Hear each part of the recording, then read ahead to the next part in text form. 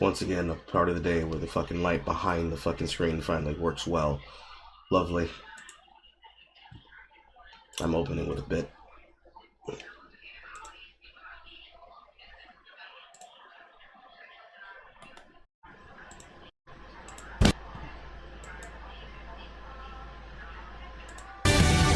That might be too loud. Too loud. That's about right. Wait until there's more people inside before I begin, because it'd be funnier that way.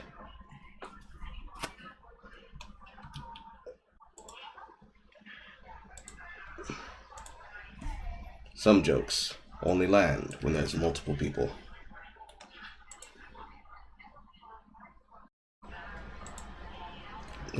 Just be tripping, on the bottom, just eat it out of the bed. When mama see you, because you're tripping. I want you to see it goes again, and you know it's gonna go right. Tripping, because I wanna hear it to get it tripping. Because I wanna lean up to get it dripping.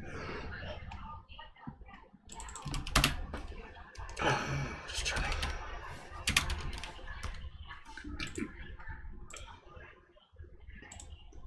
Also just chilling. And this. How's everybody doing today, by the way? I hope you are enjoying your second day inside of Trump's America. Or is it the third day? I've lost track. That's how great it's been. Joking. Joking, joking, joking, joking.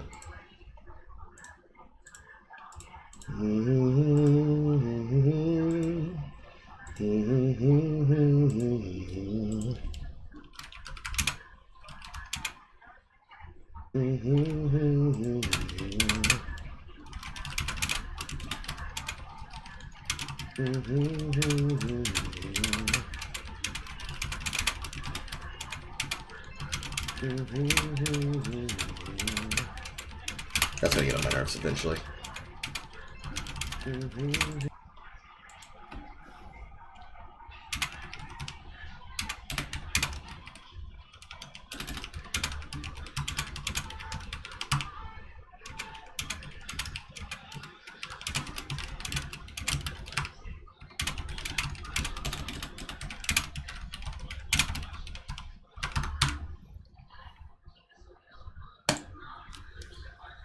That post goes out.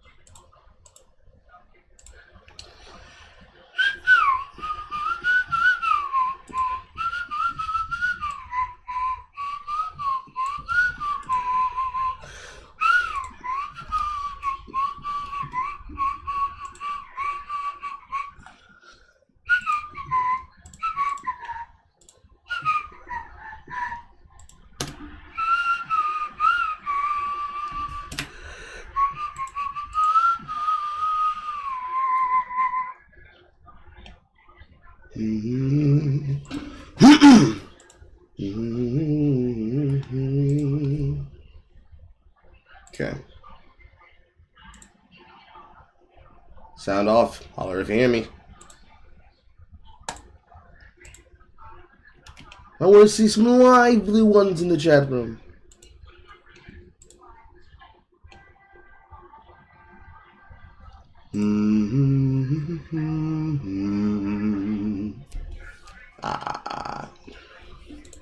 I started focusing on the wins too much. Like, as it always happens, I swear. So while I'm focusing on exploring the new patch, being creative, having fun, trying out new builds, we skyrocketed. I started off with 1-7, but I didn't care because I focused on myself and I won. As soon as I was like, oh, we're 4 is the challenger, we're 5 is the challenger. As soon as I started doing that and I got into that mindset, I get more tilted because we're close and I feel like it's being taken away from me, and we hit like a shitty spree, right? Now I'm 6 wins away. But today I'm resetting. We're focusing on our damn selves. Yeah, it's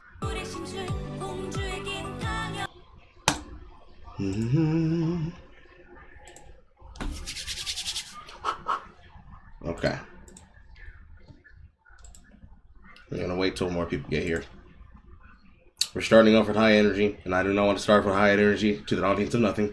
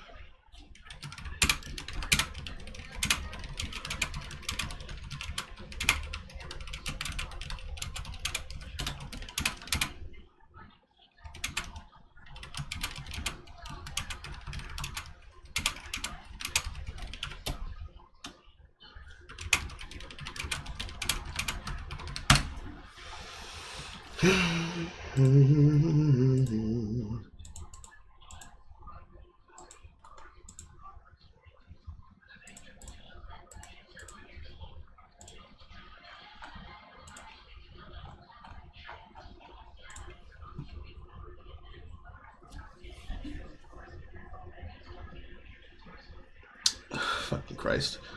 Kingdom Come Deliverance 2 reveals post-launch content roadmap. Follow down and below. Please spare me this goddamn shit. I swear to God, just spare me.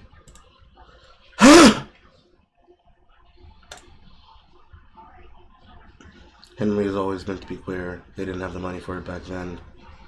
Can you stop complaining now?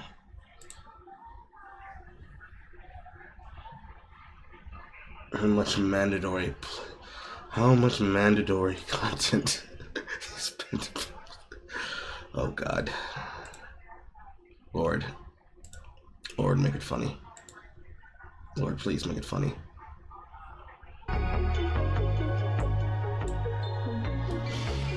Lord, please make it funny. It's not funny. Make it funny, please, Lord. I'm begging you. Make it funny, Lord, please. I can't. My brain cells can't take it. This shit is so fucking painfully shit.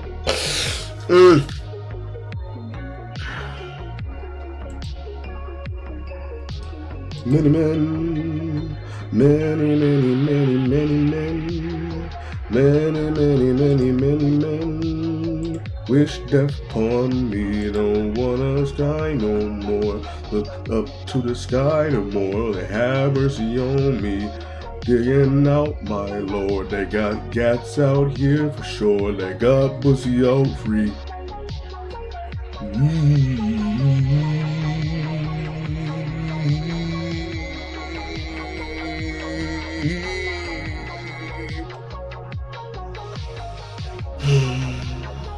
Why didn't I become a scat singer? I would have had a lot more fun than this shit. Anyways. Hello. Wonderful. Horrors in the chat room. Get inside the live chat. If you have time to. I'm assuming that you're at work, so you probably can't.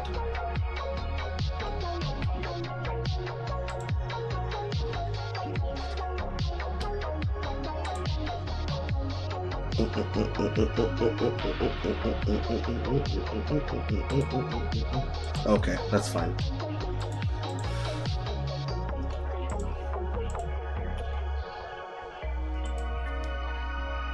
It would have been funnier if you were able to be in here, but that's fine. I'm a comedian at heart. I can do it live. I can do it live! What the fuck? There's a football mode for Marvel Rivals. Lord, please. Please, I'm begging you, Lord. Let these people stop having game ideas that are so goddamn dog shit.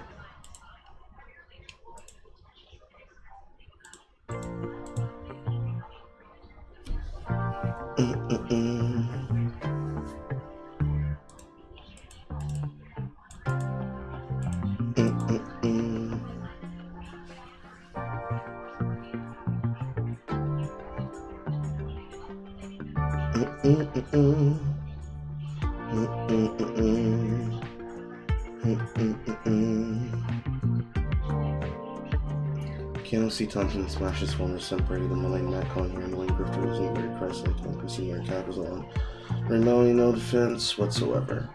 Feeling immersed in the flames and watch her content.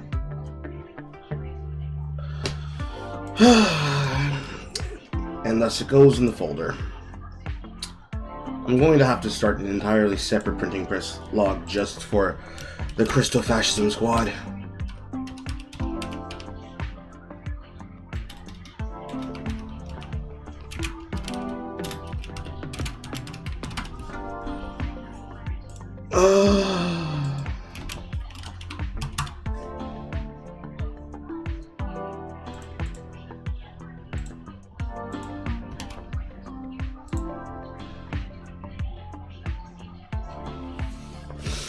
Oh, okay.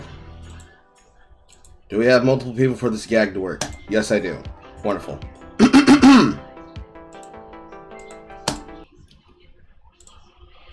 You're screaming it out how Bug wasn't on the time. We're gonna get there. Don't bust that nut yet. Don't bust that nut yet.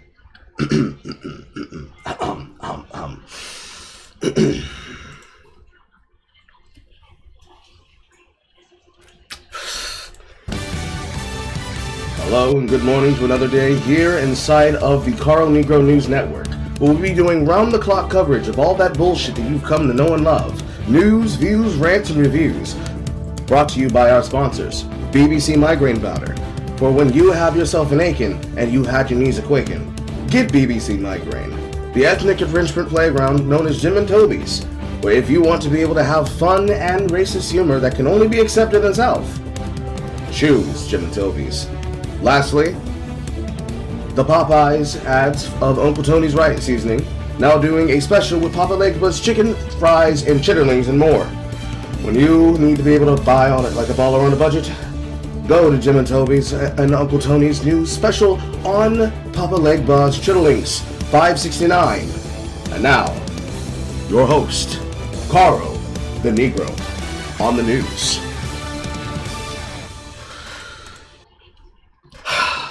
Later in the streets, ladies and gentlemen, we have been brought with some hilarious cringe from none other than the members of the Christo-Fascism Squad. We now go live to the fucking site of the goddamn tragedy that is this man out here posting his gut out wide for the Whistler. Because it appears that one John Del Arroz is a furry. We go live to Carl on the street. Carl, what does it look like down there in the street? Boy, I've got to tell you people, it's looking hilariously cringe every single bit of these angles. It looks like a man has something to hide. Who would have known that John Del Arroz would be a religious Christo-Fascism brony? I don't know why he's out here tapping on the pats with these things for these children, but this has been uncovered by some of the best investigative terrorists that we've known. They are just outright making all of us look at this, and now you as a CNN watcher now must see it yourself. Have some pony ass at mamatas. You get angry when you're hungry. Now, John Del Arroz, is this what Christ would want? Was Christ too a clopper? If you aren't convinced, chat, we have more of this for you. Feast your eyes and stand in fear. As one of the Salt Watchers herself, Madam Savvy is the one who has found this material for us to see. Have you accepted Lucario into your black hole, chat? Please be like Christ, turn over the table, and bend out that gat for the Rizzler. Because this man loves himself some furry porn! It is with great pain and a wide grin that I read the terroristic threats to you. On the 19th of March in 2019. With such a precious flower, how could he not accept Lucario into his black hole? Upon which, being read, they've changed their mind. The comic book war campaign is awesome.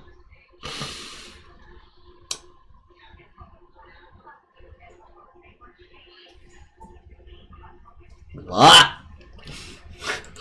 Don't let your kids watch it. Don't let your kids watch it. Because according to John Delaraz, Grums, and more, people like myself, Savvy, and others that have noticed is we are just plants and grifts that are allowing this man to do whatever they want, despite them having the affectation of Coochie Pootie while they're trying to go out here looking for the Pony Pooter. I don't know why this man is out here doing this, but as you can see from posts mentioned from suspended accounts, he was both a Gamergate and war campaign leader. Therefore, this, truthfully, is a biblical treasure trove that we all get to enjoy. I say to you, please do not scroll it. Do not watch it. Don't let your kids watch it. But know that this is what a man believes he has the room to say. Next on the Christo-Fascism Watch from the Christo-Fascist Squad, we have clips directly about your girl, Melanie Mack, being flamed on Simpcast. We go live to the news coverage. I feel like I'm going to burst into flames when I watch her content. Keanu C. Thompson smashes former Simpcast regular Melanie Mack, calling her an annoying grifter who isn't very Christ-like, while Chrissy Mayer cackles along, offering Melanie Mack no defense whatsoever. Let's watch. Like that. She's a lady that found the Lord, and she is like... There are things.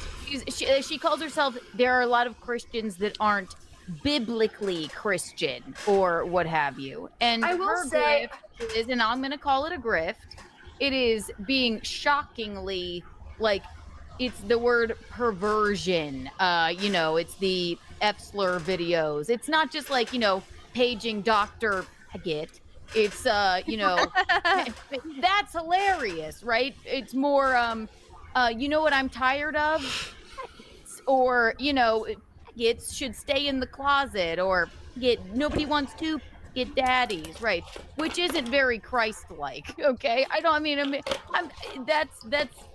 right. So people and I get think like, people can right, also it's change just their a minds grip, too. It's a grip. It's annoying to me, at least. But you think it's a grift, the grift? Yeah, absolutely. Do you think Jesus would be like, nobody wants to get daddies?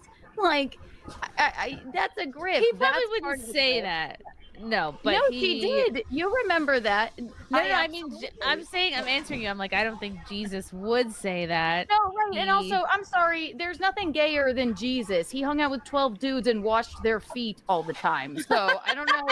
Like, excuse me, but there's nothing gayer than Jesus. I just gotta tell Melanie. After that video, I had to unfollow her like a couple of months ago because I'm tired of feeling like I'm gonna burst into flames. Me and my loved ones are every time I look at her Twitter. I respect what she's doing. Do I really? You know what? No, I don't. I will say, look, like no, all right, you want to bitch about the video games and call like it a perversion? Sorry, girlfriend.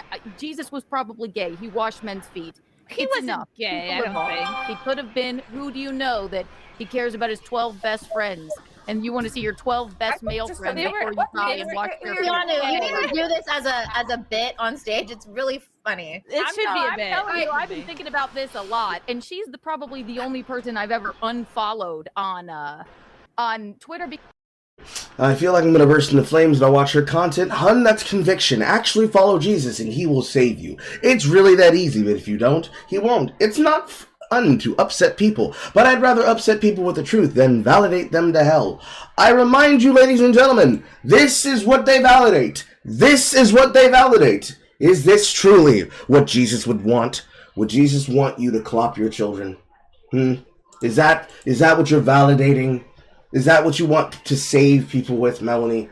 Truthfully, honestly, considerably, it is very, very, very, very, very, very, very, very, very, very, very, very, very, very, very, very, very, very stupid, very dumb. I think, She's a lady possibly, that found if her- these things upset you, Melody, maybe you should stop doing them. Unfortunately, down in the comment section, we actually have people that you'd consider to have good heads on their shoulders being fucking simps. First up, think before you sleep. Imagine getting canceled for saying, how about they just make games that are good instead of constantly using porn brain adult fan service to make up for boring design? This thread is probably the saddest shit you've probably ever fucking said. Because it's just sad. It's possibly looking like Melanie Mac will turn out to be Alyssa Mercante 2.0, just with a religious twist. Someone get her some firecracker makeup, send her to the boys, she can be a stunt double. Besides that, the watch continues. Lord have mercy, it's dog shit, and it's bad as fucking hell.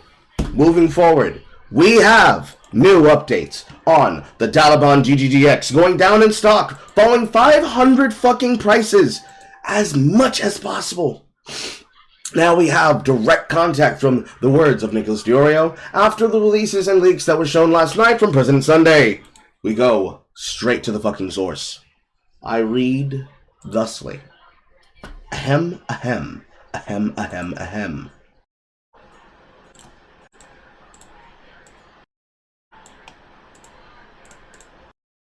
I only ever looked into the leaks and reached out to Pixie because I was concerned for her well-being. After I spoke with Pixie in person, she made clear her desire for me to bridge the gap between her and Steven and her desire for as little attention on the leaks or anything identifying her as possible.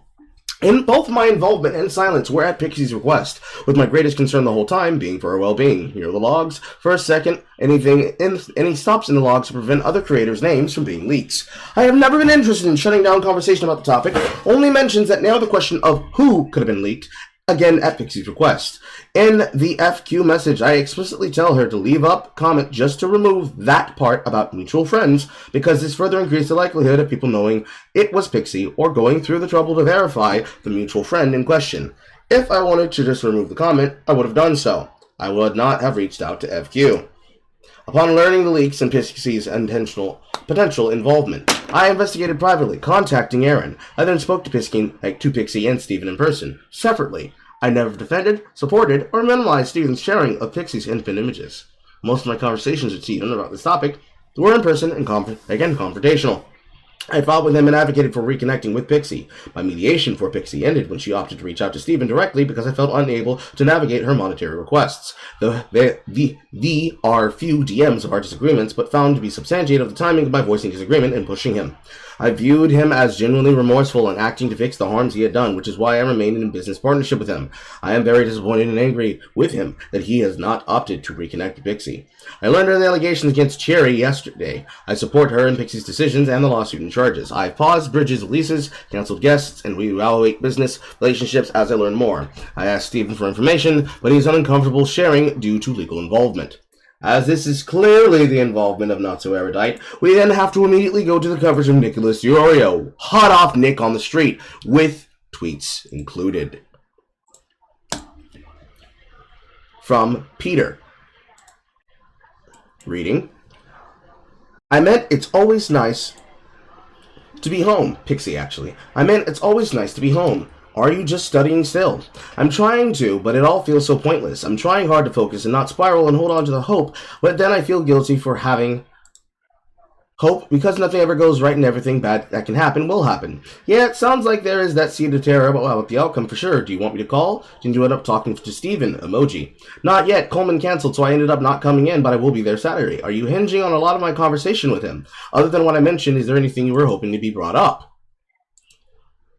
As a reply to Not Yet Coleman, I think I'm going to decide my next progression on what to do with myself and get him based on how the conversation goes. Unless you decide you don't want to talk to him today, that's okay too. Basically, I have my plans and course of action paused and will choose something depending on if he agrees he has to make up and repent for his actions and wants to work with me to find a way to do that, or if he doesn't feel that way. I don't want to talk to him myself because I feel I tried explaining what I was feeling and he didn't really understand. Also, I have little hey, I have a little anxious voice in my brain telling me to prepare for the worst because he probably won't care or doesn't care enough to willingly try to make up for his mistakes, and that means that I'll have to start thinking of more extreme/nuclear options to deal with, but I'm trying to avoid spiraling down that line of thought because I'm hoping to hold out for hope. And not to scare you, I'm 100% not going to do anything myself no matter what he says during holiday season because I don't want to traumatize my friends during a time that's supposed to be happy. And even if he responds negatively, it doesn't mean that I'll auto-kill myself. I'm trying to contemplate all different courses of actions, including going public, and then if I can't take the amount of humiliation, then Xing myself versus my plan before scheduling a note for after I expire. I am also still looking into lawyers, but I want to see what he says before deciding to do any nuclear option. Can I share this with Steven? He communicated to me he knows that he fucked up and there's no excuse at all and doesn't know what he can do to make up for it. I am trying to bridge to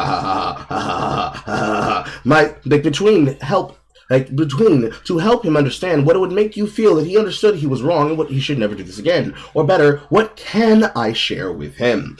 You can share this and anything else you want with him. I feel like when you talked, you really understood where I was coming from and that I can hopefully explain this better than I can. Gotcha. Thanks for not sugarcoating anything about where you're at. I think what we talked about as what you needed, helping to remove the video from online, getting the guy who hacked charge, giving a sense that Steven understands how in the wrong he was and a plan to prevent this from ever happening again. Is this what you feel that you need? Yeah. The only problem is with number 3, even with the removal of the video and getting that guy who hacked charge, Steven has to face consequences proportional to his actions. I want this to be the most expensive mistake of his life. I'm essentially asking him to self-punish himself, self-flagellate, in a way that I don't think he ever will like to or agree to without having the law involved. I don't want to have a dollar amount from the top of my head. It just has to be enough that for the rest of his life, if he thinks about the word nude, he associates it with the amount of money that he lost. Obviously, I don't want to make him destitute, but I think it should be large enough that he does feel upset about it and it's not easily recoverable. Okay, so that is what you want to pursue. It wasn't clear to me before that this is what you wanted specifically. My understanding is that it's more of a sense of rehabilitation and justice. But if you have a specific thing you want, which is for him to lose a certain amount of money, it is that. I don't think that Steven faces consequences that he will change and will do this again. If he wants to, he can donate money to some charity or some organization. I just think that other than jail, or even more than jail from the studies that I read, money is the strongest reinforcer and losing it is the strongest punishment. I do not believe he will stop his actions unless he faces some level of punishment. Gotcha. I think I need to think about that because I am happy to communicate what you broadly as a sense of justice, but I'm not sure about the physics of the money and the punishment in this case. I'm not saying they're wrong. It's just the tone that has changed from our previous conversation. As I said, you will change how you feel by day, and I understand that. But I'm a bit uncertain as to what caused the change in your thinking, and so I wouldn't want to speak to Steven about this on your behalf because I'm not totally certain what led to the certainty on this course of action. Yeah, I'm not even sure about the specifics regarding money and or punishment. I believe in rehabilitation, but part of rehabilitation is penance. The person who understands what they did is wrong takes corrective course of action and actions to help pay penance to the victims and do right by them. I want to know that if Steven agrees to this and is willing to figure out what this means for both of us in a manner that makes sense for both of us. I don't want to cause unnecessary harm or suffering to Steven. I want to know that he will never do this again and that it would be the most effective method of doing so, or jail, but I don't want Steven to go through criminal court because 1, our justice system is horrible at getting people to change their behavior. There's that libtard shit that we were looking at when we were looking at the conversation between her and her father with Destiny. 2, I feel like it would be overkill on my part. But I totally understand if you don't want to talk to Steven about this. I have just been putting it off because the answer is either 1, yes, I agree with this course of action, let's talk about what this would look like in a way that makes sense for both of us. 2, I don't agree, and I don't want to do that, in which it becomes, okay, now I have to go to court and figure this out. I'm sorry for using you as an intermediary. I can send these messages and conversations to him too myself. I just feel like if he tells me to directly, it'll be emotionally harder to handle than if I heard it from you. But totally understand if that's not something you're comfortable with, and I'm sorry if I put you in an uncomfortable position. He's also alluded to financial compensation, but I don't think he really understood the concept of proportionality or of the action since he asked if there were any bills that he could pay for me. The part that here about figuring out what it looks like for you two to fix it with you and show proper penitence is super fair, and I'm totally asking him for that. And my read from your guys' DMs and what he said to me briefly is that he's very open to figuring out what that looks like. Probably framed in a way from punishment is off because it isn't about punishment, it's about making sure that he genuinely is remorseful and changing his behavior is my understanding, yes.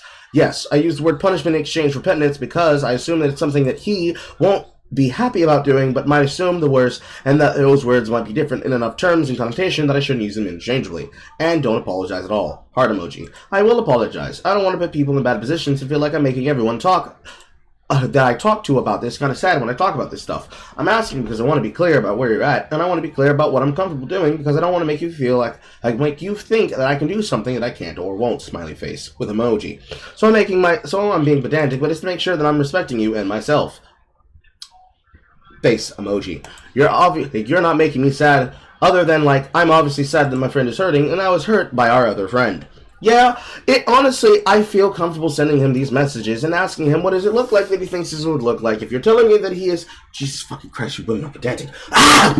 If you're telling me he is comfortable, he is comfortable with the idea of proportional penitence and how that would look like. I just felt like he didn't understand when he said that he would pay for some bills for me, because it makes me feel like he's telling me, oh, I'm sorry that happened, here's $200, hope you feel better, which I feel is really underestimates the gravitas of the situation, to put it lightly, and somehow makes me feel like a cheap prostitute, ? Or it makes me feel that that's how he serves and perceives his actions to be, lol. But yeah, obviously do whatever is most respectful towards you. You do you think it would be okay if I send these messages to him, / is that something that you're comfortable with? I think he was worried that you would feel that he's paying for your silence, but did want to help, but didn't want to overstep. I think he's offering a lot more than how you read it, but I totally understand why you read it that way. Heart emoji. Okay, that makes me feel a lot better, / I'm ready to reach out to him using this conversation as a starting point, if you're okay with that. I'll send him the conversation / text so we can see where I'm coming from. Sure, but what I'd like to outline isn't a clear ask, but the question that you feel that you need from him, and I'm willing to give what he's willing to give, I guess. Yeah, that makes sense. I really hope we can figure out a compromise about what both works for us. Can you tell Steven to add me as a friend on Discord? I blocked him for a bit to stop myself from sending suicidal messages to him, and now I realize that I can't send him messages until he adds me back as a friend. Because they have that choice option that says you can't DM people unless you share a server with them or they are a personal friend on your friends list. I can already tell you off the top of my head, this is probably the gayest shit of all the things we've looked at, of which there is already other gayer things which have to be broken down. Of course, these are text messages that have to be necessarily shared because of the fact that the people in the situation that are manipulating individuals and talking about this as the ones that are next up or the ones from President Sunday, if these aren't also President Sundays. I'm a bit confused on that, but... this goes directly contrary to the efforts of what Pixie has set out to do, as was communicated before, and as has been explained and shown with people's behaviors with how this has been disseminated and discussed. From my understanding, from what we watched last night with President Sunday and what has been communicated by multiple parties on the matter of these details, it appears to me that all of the Daliban hinges on the interpretation of these messages from people involved in the situation, and that the reason most of this is difficult to understand and get across is because of these individuals in the situation communicating the way that they have been and or are. It is very gay, it is very lame, it is very cringe, it is apropos and due to nothing that implodes further the Daliban connections because we cannot be capable of understanding and trusting what the fuck any of this is. Now, actually, it is indeed erudite, because this is following off the message that I read earlier, which came also from Nicholas Diorio. However, furthermore, on these DMs, or rather, in this screenshot of this DM,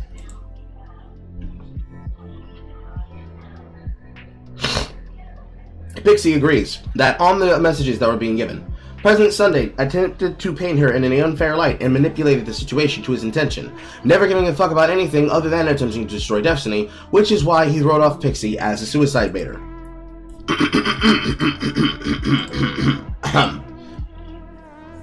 Hey, I'm still worried for you. Are you okay? No matter what, please hesitate to reach out. Hi, Kala. I'm sorry I'm not getting back to you earlier as I've been really overwhelmed with the situation. I did not consent to President Sunday receiving those messages at all, and I feel like they have painted both of us in a really bad / untrue light.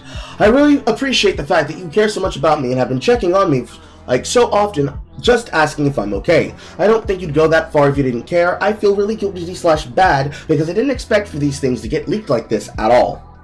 Here's my read based on what we now have from this information that has been provided. Kyla is fucking fighting for her goddamn life.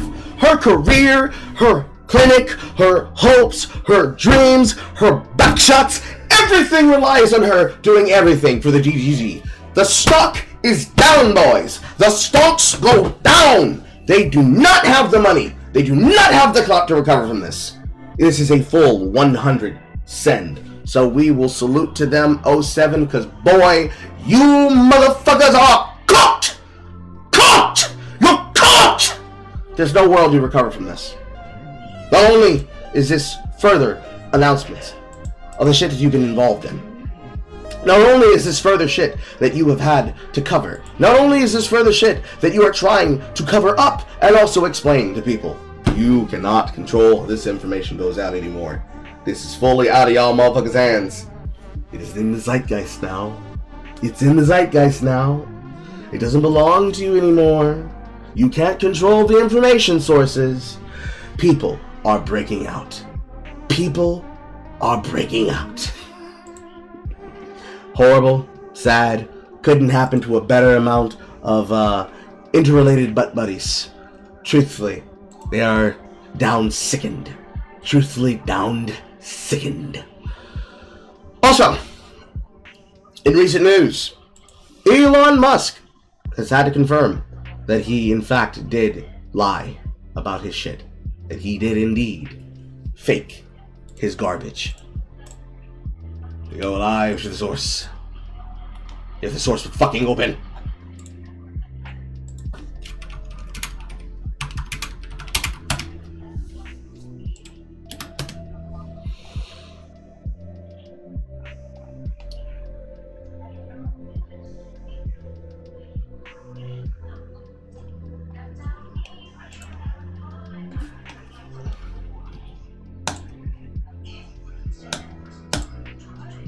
Live on the timeline.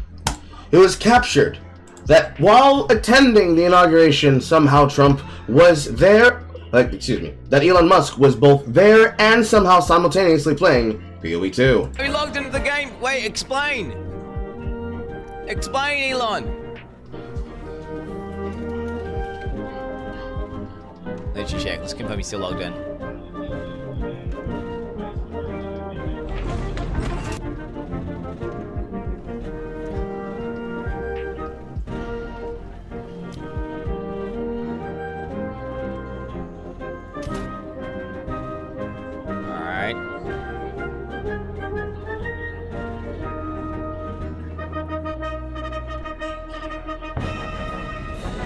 Man, the average age in this room is fucking... It's crazy, actually. How do I get the friends list? What's the friends list button? I don't have friends! Elon! How are you there? Wait, how are you in the Sulfurix cabins right now, Elon? Nah, Elon, seriously, bro, come on. How? Bro, stop. This mod, dude. What are you doing? Elon, you're in a map right now, level 96, but I can see you there.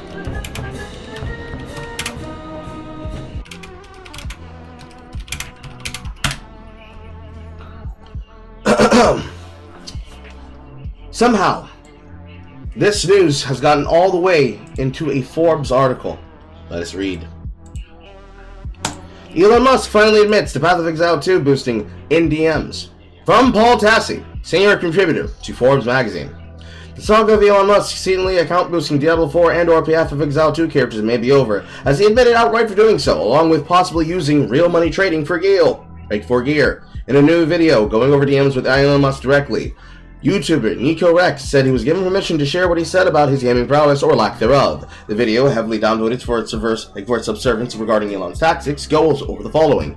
Had you ever level boosted and had someone else play your accounts and or purchase gear or resources for PoE 2 or Diablo 4? 100 emoji. It's impossible to beat players in Asia if you don't. Regarding Path of Exile 2, what is it your intention to take full credit for leveling your hardcore characters? No, never claimed that. The top accounts in Diablo PoE require multiple people playing the account to win a leveling race.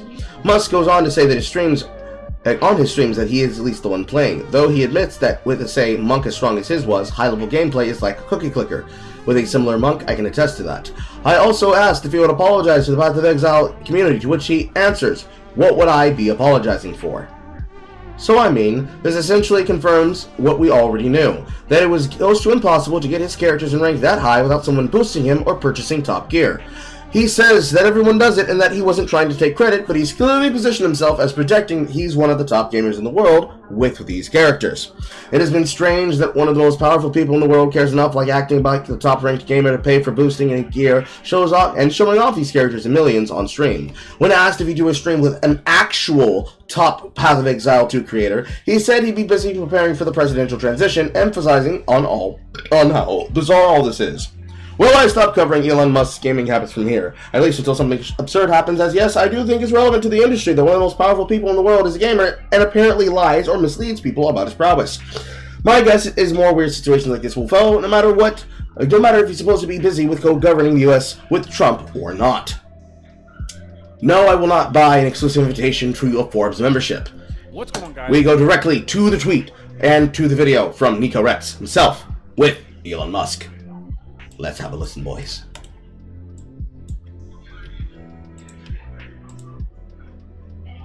Welcome back to the channel, and today we have quite the unusual video for you guys, and I know a lot of you probably believe that the title is clickbait considering the size of my channel, but yes, we will be addressing all of the recent drama regarding Quinn69's video on Elon Musk piloting his PoE2 account with actual answers from Elon Musk himself. Now, before we get started, I did want to go ahead and mention a couple things. I have no plans on plugging anything whatsoever on this video, and I am going to be uploading this video in its entirety without monetization or any ads whatsoever. And to any fellow content creator out there, both small and large, feel free to take this video in its entirety and upload it to your channel, and you do not have to give me credit whatsoever for it. I am not making this video to gain a bunch of subscribers or to have a bunch of people react to it. I am just simply trying to bring clarity to a situation that I actually know about, and I do know that the internet will be the internet and people will react to the video. However, if you subscribe to my channel or you follow me after I make this video, do not think that I am a drama channel that gets into a bunch of nonsense. I typically make build guides and different guides for the video games I play, the main one being Diablo 4 right now, but I am having a blast playing PoE 2 as well, and I will probably be making content for that game in the near future. Lastly, in an attempt to be completely honest and forthcoming with you guys, I personally do like Elon Musk and I do consider him a friend. And with that being said, and I would do this for anybody who I consider a friend, I did get his permission before making this video, and I think that's pretty obvious, as there's no way that I would have been able to go through a list of questions with him had he not known in the first place. I also want to say that this video is not to be supportive of those players who choose to RMT or pilot their accounts, and in fact I personally choose to play hardcore in Diablo 4 and hardcore solo self-found almost exclusively in PoE 2. However, and this is just my personal opinion, I honestly do not feel like it's that big of a deal, as I really just enjoy playing video games, and it is not my job to dictate how someone else chooses to engage with the video games that they enjoy playing. But I will say that if you do have strong feelings towards players who engage in those practices, I completely understand, and your opinion is just as valid as mine is. So now that we've gotten all of that out of the way, let's go ahead and get right into the video. So as you guys can see here, we're over here on my private messages inside of X, and the only person you see up here is Elon Musk. Now, that is not because that is the only person I talk to. I just simply closed out the other message threads to give privacy to those people who I do talk to, as this video does not have anything to do with them and I do not have their express permission to have them in it. Now, for those of you who may be skeptical and think that I could be faking this entire thing, I will go ahead and click on his name here, And as you can see, this is the real Elon Musk. He follows me and he has 213 million followers. Now, this is either true that this is the real Elon Musk, or I am part of the most elaborate practical joke that anyone has ever been a part of. However, I don't think this video is going to be that interesting. So let's go ahead and go back. And again, Elon Musk. So as you can see here, guys, I opened up regarding PoE 2 and to a lesser degree Diablo 4, because those are the two things that were in question. And I'm just going to go down the thread, and I'm going to try not to edit this video too much. However, I do still suck at talking to a camera in a room all by myself. So anyway, as you guys can see, Elon did go ahead and link his max roll leaderboard from Season 2 in Diablo 4, and this was regarding the Abattoir Observer, and he did manage to get to rank 20 in the world, which was no easy task, believe me, and that is not because Diablo 4 is a difficult game, because it's not. However, when you do start trying to push into high tier pits, or in this case in the Abattoir Observer, and you are racing other content creators who are actually trying to compete for those top spots, it actually does create its own level of difficulty for the game. And in fact, I would say that's really where the only difficulty is in Diablo 4, is the difficulty that is created by other players on unofficial leaderboards who are racing for those #1 spots. So it is actually quite difficult to reach that. And in my opinion, and I know there'll be plenty of people who may not like this, but Elon Musk is actually a pretty good gamer. And I don't believe that. And the reason I don't believe that is that if he was a pretty good gamer, he would be able to do everything that he paid for himself. Because in the history, in the entire fucking elongated track record of the legacy of the company of Grinding Gear Games, which has been running concurrently alongside them for 13 fucking years straight, we have never, ever seen it necessary that multiple people need to be logged into a person's account in order for them to be able to compete for a top spot in a leveling race. It has never been seen, it has never been done. When it had been done for the purposes of experimentation to show theoretically what it would look like and be possible for, it was an arranged project that had nothing to do with logging into someone's account, real world money trading them, and being able to fake it while claiming the rewards that should come to them for doing so, but instead was that person going out and demonstrating their desire to get across how difficult it would be and can be and is to get it off the ground to start with, and also be able to get it across the board as worth and valuable. Full stop. This is bullshit. It is bullshit.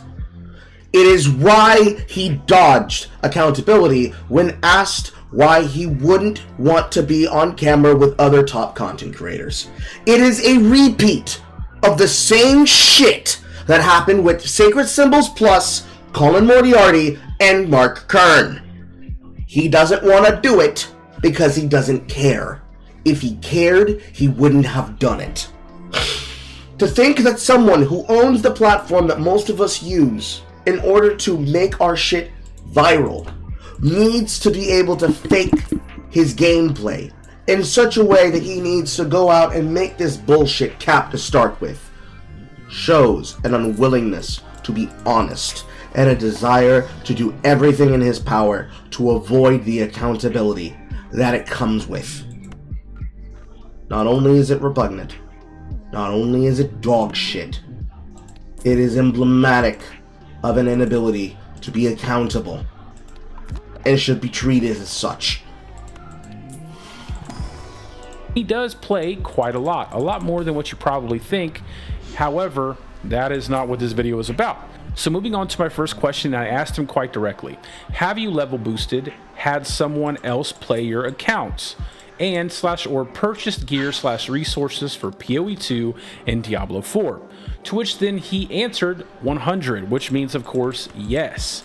And as you can see here, he also stated, I've also been on multiple streams with both Rob and Ace. Both of those players are notable Diablo 4 players and content creators, and this is also true, he definitely has. And then he goes further and expands on that, and he says, but when I post a video of a game or am streaming, that's 100% me, which of course it is 100% him playing that account. And then here, Well, see, the problem there is that even if he plays the account after having gotten ill-gotten gains, that only justifies more of the reason why people are calling him on this bullshit. We don't care that he plays the account and that he does so while having already said that he's this or that or this and the third.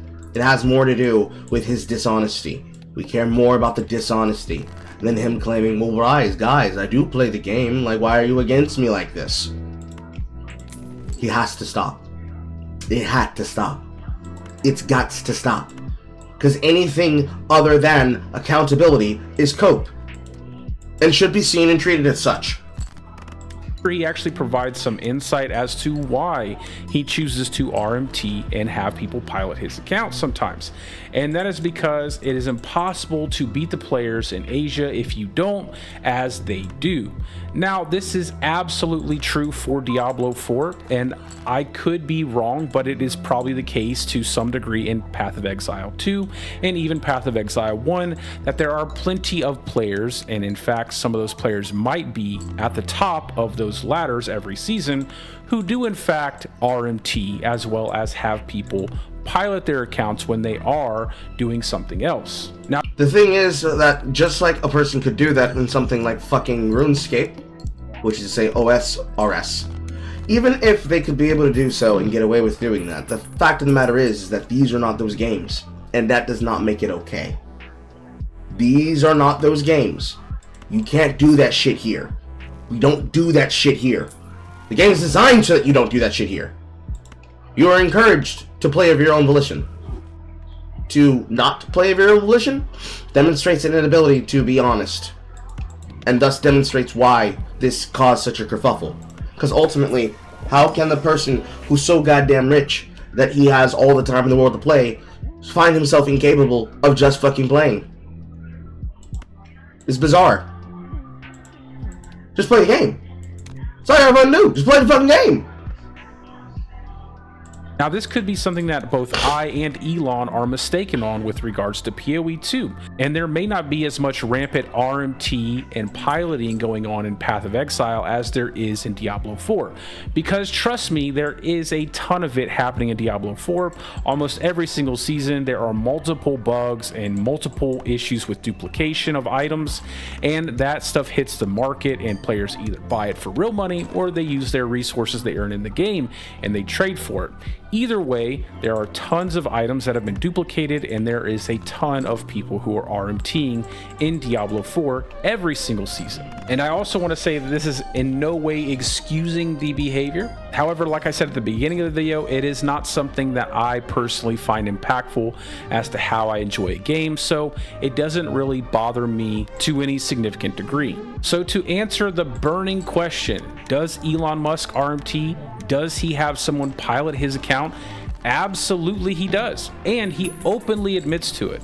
And in fact, I will give you my own personal anecdotal experience with this. So one of the first times I actually spoke with Elon while playing D4 was when he asked me to help him possibly tweak his build a little bit for a previous season to help him push into a higher pit tier. And while we were talking, I remarked about how crazy his gear was at the time, to which he himself immediately told me that he had purchased some of that gear. And I can honestly say, with me at least, that he has been openly honest about RMTing in Diablo 4 as well as PoE 2. Now again, this is not condoning the practice. I am just simply trying to bring some clarity to the situation. There are a lot of assumptions that Elon had plans or was going to take credit for all of these things and that he was intentionally deceiving people. Well, in my opinion, that's just simply not the case. And from my own personal experience, that's just simply not the case. Now, I'm not going to try to persuade you otherwise. I am just simply giving you my own personal experience as well as his open admission to RMTing as well as piloting his account in PoE 2 and to a lesser degree in Diablo 4. Now, moving on to the second question I asked Elon, I said, regarding PoE 2, was it your intention to take full credit for leveling your hardcore character? To which he then replied, no, never claimed that, and the top accounts accounts in Diablo or PoE require multiple people playing the account to win a leveling race. Now, I believe I've already shared my opinion as to how I feel about the second portion of his answer here with my response to the first question. However, just to reiterate, it is my opinion that there are plenty of players who are probably participating in RMT as well as piloting practices on the PoE 2 ladders on any given league. However, that is not to condone those practices, and whether it is his intention to do so or not, he will inevitably displace another player who may not be participating in those practices just by him boosting his account. Now again, I personally do not have strong feelings towards this because it does not impact how much I enjoy playing a game or the way I choose to engage with a game. However, if you do have those feelings, that is perfectly fine, and I'm not trying to downplay the situation whatsoever. And then to the first part of his Pause. But you are, though! Nigga, you should be furious! You should be furious. And the reason why you should be furious is because of the sheer fact of the sheer chutzpah. The sheer chutzpah of the dishonesty. And the intention of believing that something that he thinks is not that big a deal should just simply be, hear me out, hear me out, hear me out. No, I do not want to hear you out. I want your account deleted. Real money trading not only is against the spirit of the game and the integrity of the game, but is actively a demonstration of a perversion of the game. The fact that you cheated inside of a market system that was designed around gear mattering means that you have done the same thing that would be explicitly wrong to have done in the time and heyday of Diablo 3, when you could actively buy the gear off the market. It's unacceptable because it completely invalidates the game loop, the experience, the intention. You can't do this. It is wrong. It should always be seen and treated as wrong.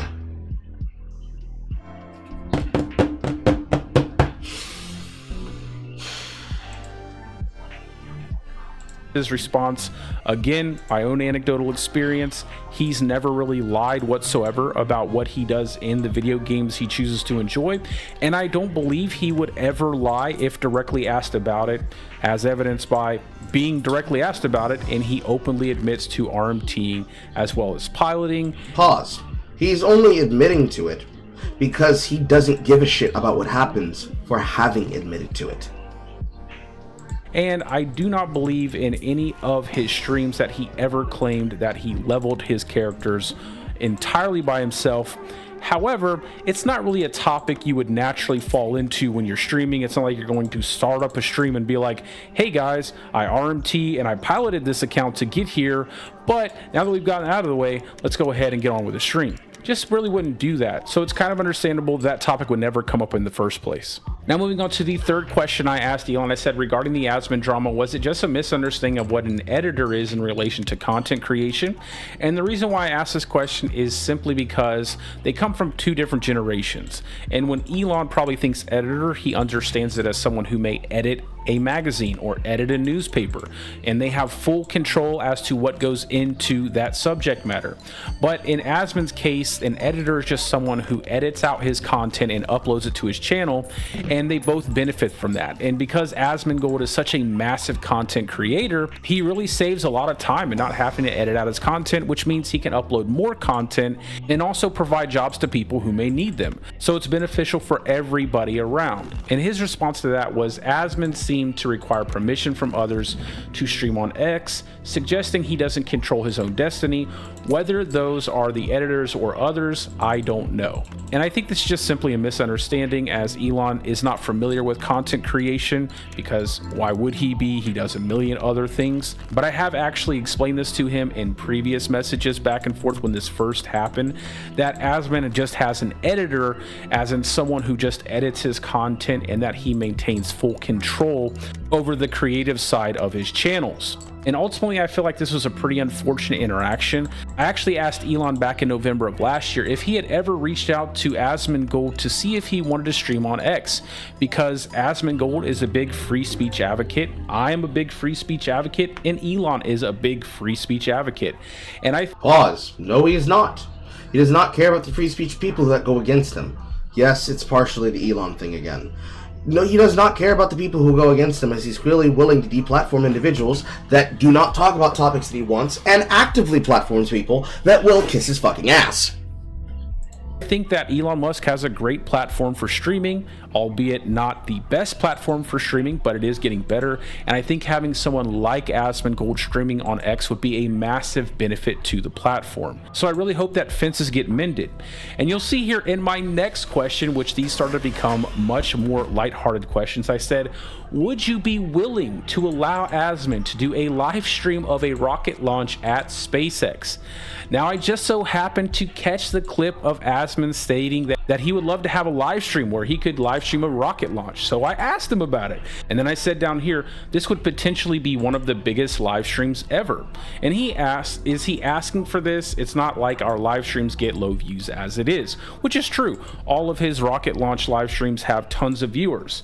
And I said, I'm not gonna lie, he asked for this and I honestly think it would make his dream come true. And I'm not trying to be weird about that, but I do think it would honestly be something that's really memorable for someone or anyone to get an opportunity to go live stream a rocket launch at SpaceX with Elon Musk. I mean, that is pretty awesome and definitely something you could check off your bucket list. And I said right here, I said it would be badass. And he said right here, okay, sure, but he has to admit that I am a living god of video games, with obviously a bunch of laughing emojis. So clearly he's joking here. But I just want to say, Asmon, reach out to him. I think this would be an awesome stream where you have the opportunity to go to SpaceX and live stream a rocket launch with Elon Musk there.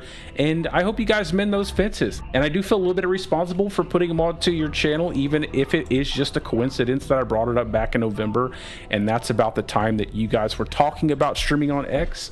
And I think this would be a really cool live stream to have. So Asmon, if you do react to this and you do have a chance to go and live stream a rocket launch at SpaceX, just know that I put in the good words, okay? I put in the good word, and I think that would be an awesome stream and something that would be really cool to see you and Elon collaborate on something that big. I think that would be an awesome stream to have. And then going back up here just to go over the information that I scrolled past, and this is regarding the top accounts in Diablo or PoE 2 require multiple people playing the account to win a leveling race. Just kind of expands on that. However, very few Diablo players achieve a sub 3-minute T51 clear, and that was in season 6, despite being at max level. And I'll also add in with maxed out gear. And I haven't seen anyone else post a sub 2-minute clear apart from Resistance, and this is actually true. No matter how you cut it, a sub 2-minute clear of the hardest level in Diablo 4 is very fast. My run is posted to X and very few mistakes were made.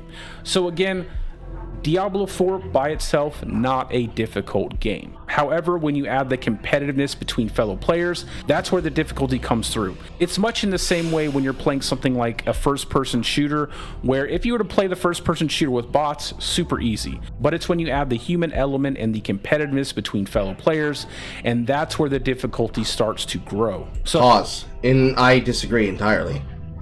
Diablo 4 is simple because all of it is hold down button clear screen, the same way that it is in Exile 1. Exile 2 is not comparative to Exile 1 or to Diablo 4. Simply because we're looking at a game that is unfinished.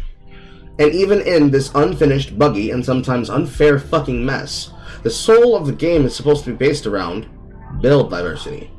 Right now, some characters and classes do not have any real diversity, but we only have 6 classes out of the total of 12. Currency, and the ability to manipulate your items to create better items off of the ground, let alone with any level of investment of meta crafting, doesn't exist. The marketplace for items is shit across the board. Making a character in Melee might as well be roll a monk, pick one of the 2 monk classes, have fun, because you might as well avoid playing Melee if you're choosing to use a warrior, because if it's not some form of a titan that's using slams plus or minus ignite, you have a non-functional character. Period. He went out and bragged that he was #1 at a character class that is probably one of the more premier ones, then demonstrated 4 violations of the terms of service of grinding your games. He needs to be permanently banned from the game. He clearly doesn't have remorse for his actions. He clearly doesn't get it, and you coping for him and sweeping for him even if you do not approve of his behavior and agree with it, but are simply explaining it, is demonstrable of the reason why Elon Musk deserved to get clowned on for this. If you compare this to any other in any other sense where you have money interchangeable hands, this would be an outright permanent banning of the person in question and permanent prevention of them ever making content about the game again. There's no other way to design it. There's no other way to talk about it. There's no other way to define it. There's no other way to fucking look at it. He just has to go.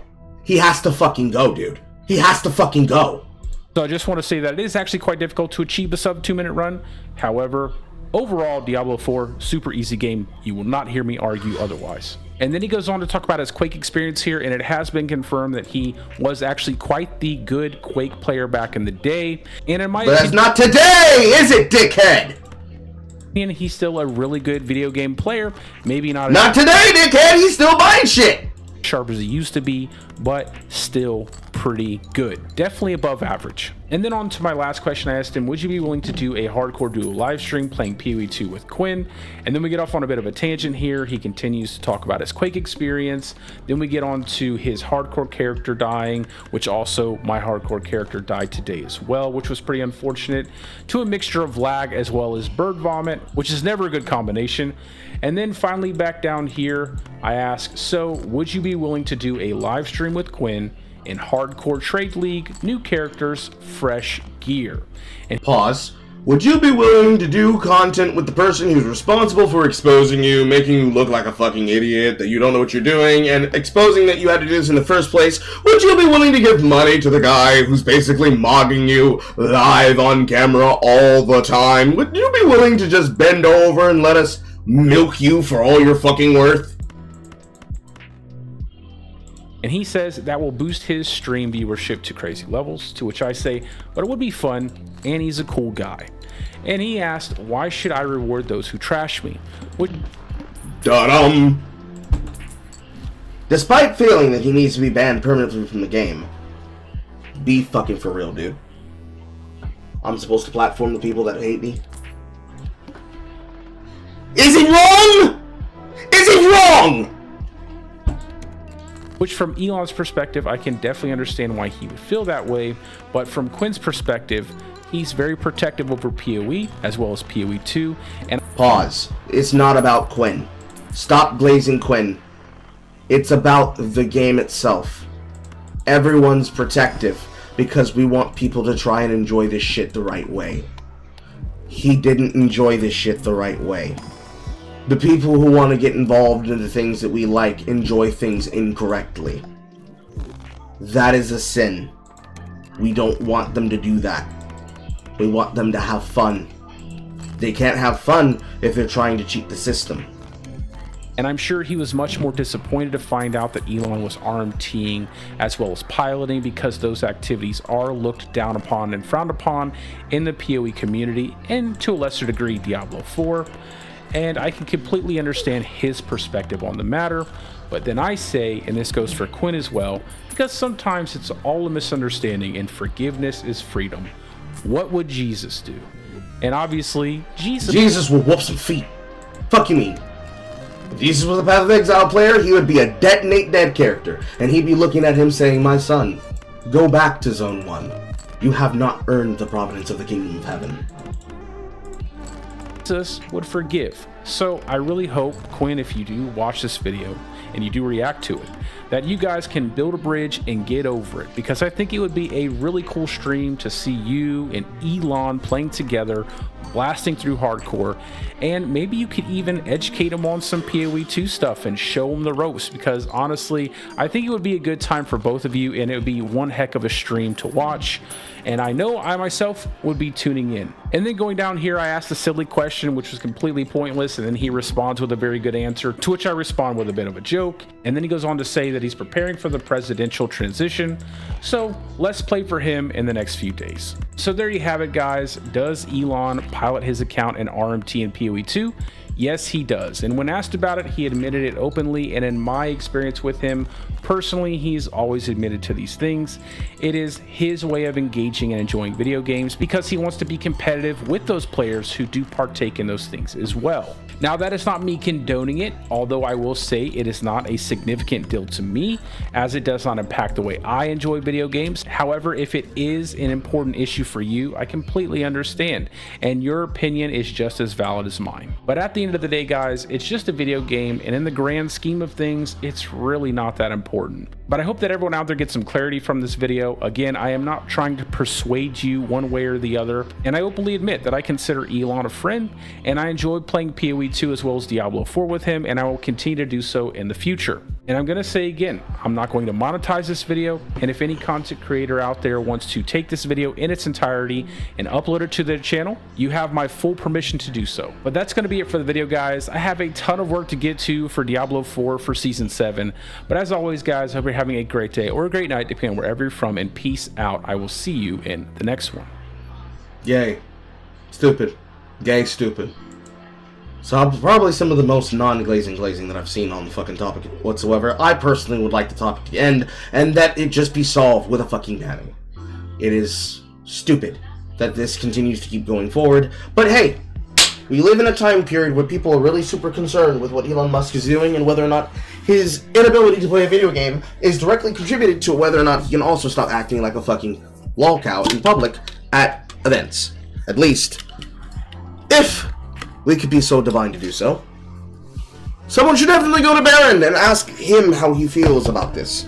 More than likely, that kid is playing these same video games and probably thinks all of this shit will be emblematic of what Elon Musk represents, both to his father's campaign and possibly to his future presidency.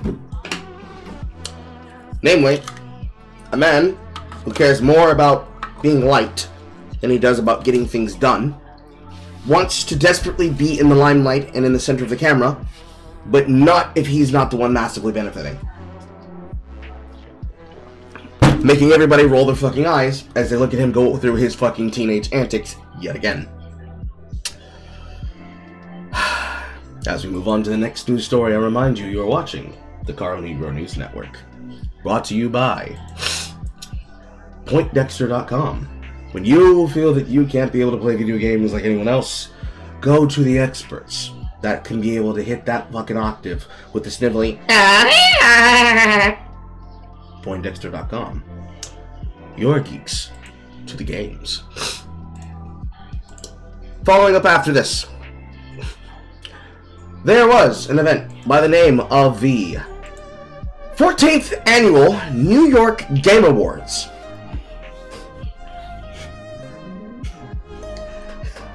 With 100 people watching in attendance, let us see what is supposed to be considered a wonderful piece of media to consume. Let's watch.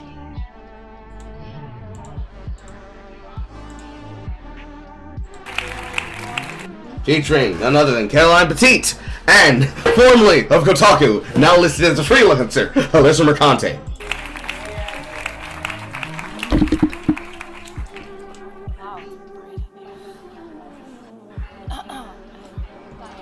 Holy fucking shit, you don't know how to dress yourself, Alyssa. What is this hair? What is this dress? Where are you people? This looks like a community theater! It probably is, actually. 8:45 p.m. And their audio is dog shit. Holy fuck. Oh my god. The engineering on this is embarrassing. Volume at 300%. Headphone warning. Headphone warning. Headphone warning. Headphone warning. You're about to hear shrill white woman like you've never heard it before. Wow, it's bright up here. Diane.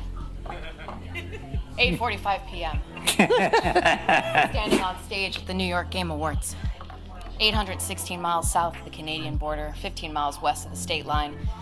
I've never seen so many pizza shops in my whole life. As W.C. Fields would say, I'd rather be here than Philadelphia. As you have no doubt surmised, I am helping to present the award for best writing in a game. Certainly ain't got best writing in fucking speech, bitch. Boo! Boo, nigga, boo! Good writing, Diane. It's a lot like a great cup of coffee. When it... God damn it. The nasal. The fucking nasal. It might look like a woman, but it sounds like a man. Good writing, Diane. It's a lot like a great cup of coffee. When it's made right, it just warms you from the inside out. It injects you with energy. It gets your fingers tingling and your toes tapping. I wish you could inject some fucking energy in your goddamn speech, bitch! It opens up new pathways for your mind to traverse. I'm traversing my mind into the fucking garbage. The only thing that's keeping me sane is the fact that I have an image of myself with my woman on repeat. I will not describe what I'm doing. I am in my happy place. The bad women cannot touch me. I am unfazed by the cringe I am witnessing. I remiss you to look at the fact that during this, she is pretending that this shit is funny. But other than the people in the audience that are giving them passes, I'm not laughing.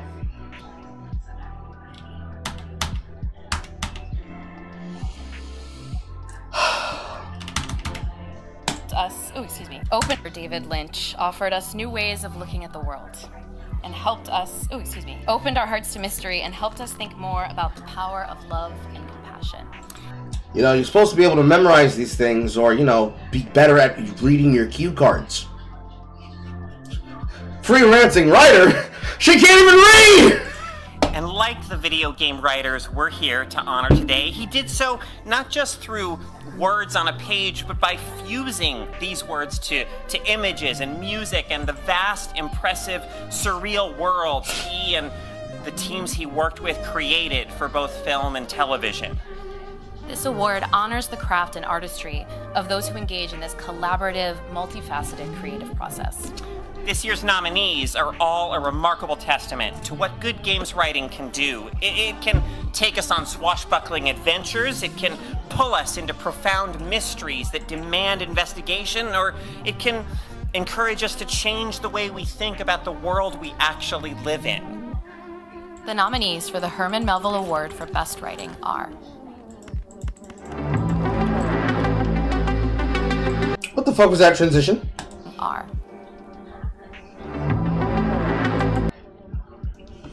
We're gonna bring down the house lights. It's like the movie's about to start. We're gonna bring down the house lights. We don't have a person on transition ready for the fucking budget prop.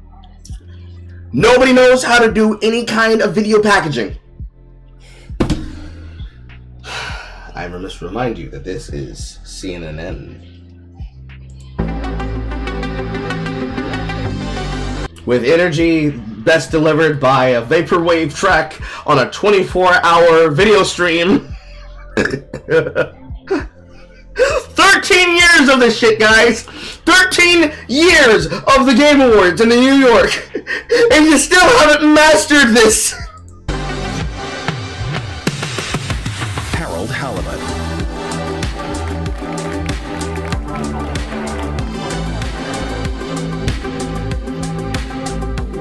Metaphor, Refantasio.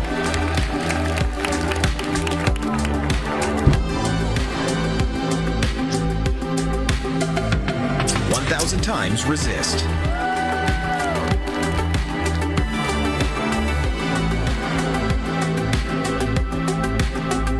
Life is strange. Double exposure.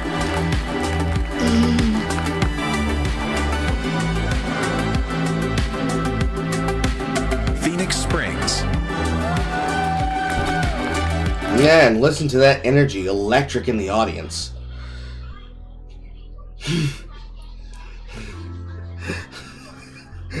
You can make me want to drive an ice pick into my ears. No, Fatal, this is not a parody. This is a fucking award that they apparently have been done for 13 years. That Alyssa and Caroline wanted to go be a part of.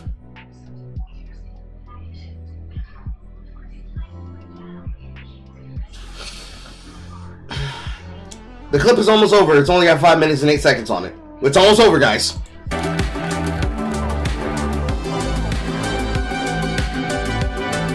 Indiana Jones and the Great Circle.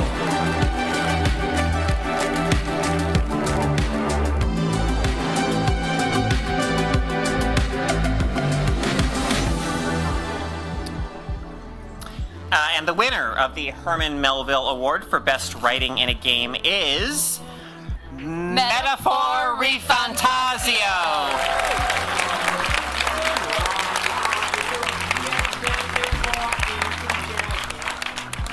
Hello, New York Game Awards. I swear I could hear somebody singing something retarded in the background there.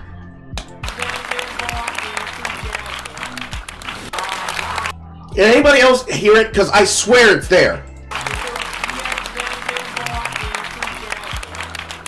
It's like an echo in the background. Someone's saying something to the effect of walking together.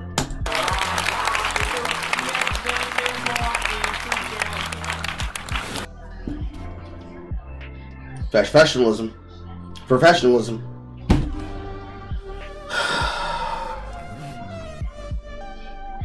Theater kids. Not even once, ain't that right, horror?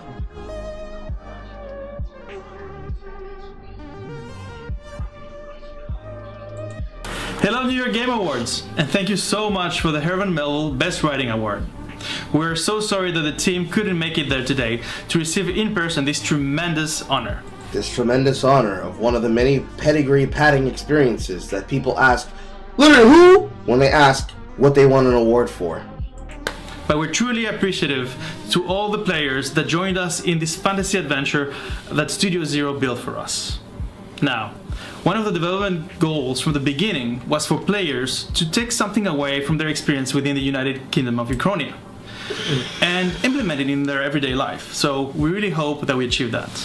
As storytellers, there is no higher honor than being recognized for writing that resonates with players like you. You motherfuckers don't play games though, what do you mean? Even as a JRPG, all they gotta do is press a button and move a directional pad. And they can't be remiss to do that while on live stream. On behalf of the Metaphor development team in Japan and the localization teams around the world, thank you. And may fantasy give you strength.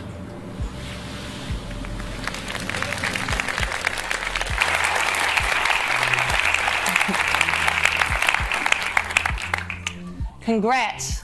The writing in Metaphor Refantasio was witty, wild, political, poetic, and... We are not going to make jokes. We are not going to make jokes. We will not make jokes. We will not make jokes. Reggie, why are you there? We will not make jokes. We will not make jokes. We will not make jokes. We will not make jokes.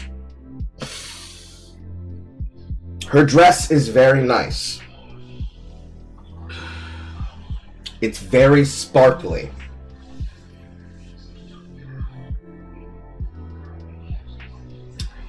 Definitely do not look at the fupa. massively operatic. I spent hours upon hours wrapped in a compelling story about magical election and cat people. You know, our awards community is this is a community event. And yes, we've got some celebrities, writers, game developers, but as a nonprofit, we include students and donors, politicians, and community activists. They're all here. Thanks, Reggie. From this, I can tell you 3 things. 1, this, when I talk about games and events,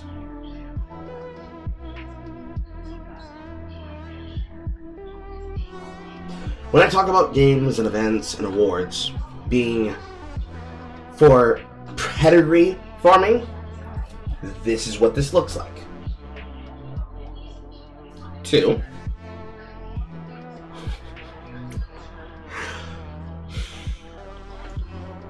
when we demonstrate the inability of the games journalists to get across what is on the pulse of consumers, it is because they are not making people and they are not making games that can touch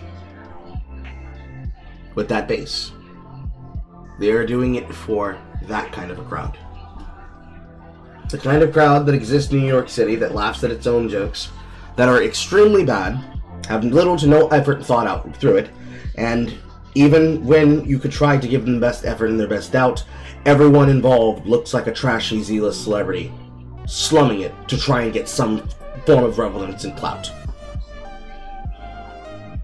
And thirdly, all of this went without being announced at all in any relevant fucking fashion. I am remiss to go find the rest of the footage of this event. But I ask you this question, chat. Put up your ones and twos. 1 for yes, 2 for no. Did you know that this event existed before I showed you footage of it?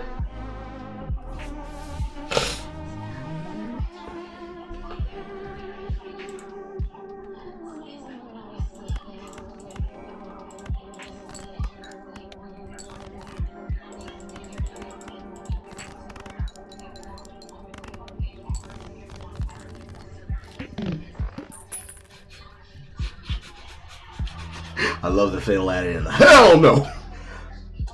And there belies my point. What the fuck use is a award and the announcement of a award being had by a non-profit if the non-profit has absolutely no recognition to the industry? Just like how Variety Magazine has no place at a fucking Game Awards show. Why would you want Hollywood to have a bird's eye view of the gaming scene? Unless the intention was never for it to be for the gamers, but instead as another lobbying event for bringing people together to make money, not involving the consumer base. Now, the whack-ass award can be a whack-ass reward by itself, but the point is, by bringing this to your attention, you can now see a little bit closer to the other side, and how they're gay as fuck and they don't know how to do anything right at all, and it's so sad. It's so sad that for all the fucking things that they chose to do, ironically enough, Ace just mentioned it myself, that they chose to butcher fucking dialogue from Twin Peaks while fucking corpsing through a presentation. Professionalism is not the word I use to describe it. It's just fucking goobers. The absolute fucking goobers. Soon, but not too soon. And then, of course, more news and more topics from Kingdom Come Deliverance. And more importantly, somebody who won't shut the fuck up about him! Once again, you're watching the Carl Negro News Network. Here, only on Carl 2 Network. Where'd my cursor go? We started working... There we go. Kingdom Come Deliverance 2 has revealed in its post-launch content roadmap, with information to be found below. From Niche Gamer. Boop, bop. Drag over a little bit. From Niche Gamer. Publisher, Deep Silver, and the developer Warhorse Studios shares the content roadmap for Kingdom Come Deliverance 2, the new open-world action RPG sequel. As published by Brendan Orselli, on January 1st, 2025 at 11:06 a.m. Eastern Standard. From horse racing and hardcore mode to mastering blacksmithing and exploring, compelling new quests, there is plenty for players to look forward to as they continue their adventure with Henry. Enjoy a selection of updates, free for everyone, including a barber's feature to customize your look, a hardcore mode for those seeking a greater challenge, and horse racing, wherein you can hone your mounted skills and uncover hidden surprises. Brushes with Death. Embark on a chilling quest as Henry aids an enigmatic artist with a shadowy past, journeying across the lands of Kingdom Come Deliverance 2, facing perilous encounters and unraveling a web of dangerous schemes. Legacy of the Forge. Dive into Henry's roots by exploring the legacy of Martin, his adoptive father. Work to restore a once renowned forge and improve your skills in the art of blacksmithing as you uncover forgotten tales of the past. And Mystery Ecolacia. Enter the Sedlic Monastery, where intrigue runs deep. Task with a covert mission. Henry must navigate the complex dynamics of this region, discovering hidden truths and navigating a maze of conflicting interests.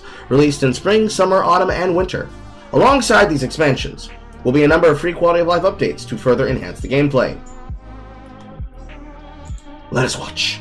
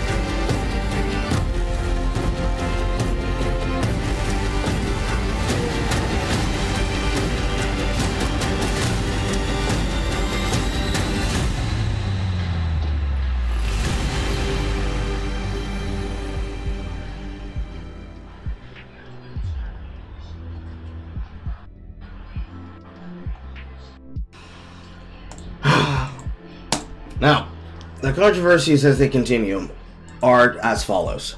1. Kingdom Come Deliverance has had non-stop drama brought about it because of both Smash TT and everyone's favorite Asian VTuber, Mark Kern, constantly prognosticating about choices and options in content that is either confirmed, unconfirmed, or now are on the fence about being worthy about whether the game is woke or unwoke. Earlier, on Monday, you heard me read the story directly contributed to either the developers or the PR team behind the game, that they have had to come forward with the details that exist about that content that is effectively, no, the things they said are not true, please stop listening to these people, they are fucking stupid, dumb dumb dumb, dumb dumb dumb dumb dumb dumb dumb.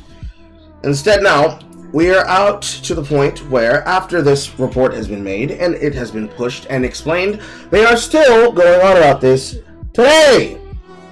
On screen, from Grums, the final results are in. Pretty much an even split. Kingdom Come Deliverance 2. People are very divided, and it's okay to be divided on an opinion of a game here and there. Don't let the left gaslight you into canceling each other and splitting up the cause. That's what they want. Of course, final judgment can only be made after the game is out. I can judge how they are treating everyone, trying to defend them, and how they are treating supporters today. I don't need the game for that. I am on the side of being non-binary, on the fact that I do not like and do not want to play the game. Simply because I do not like the coverage and those who are trying to prognosticate about the story, removing any interest that I would have in it because they are more focused on the things that haven't happened yet because it's not out, rather than worrying about the material directly in front of them and how they choose to report about the stories. My direct reaction from seeing this from him, as it's been throughout most of the week, was, your audience is not a barometer of the wider player base. Stop trying to elongate this news cycle. It is trash and you're off base.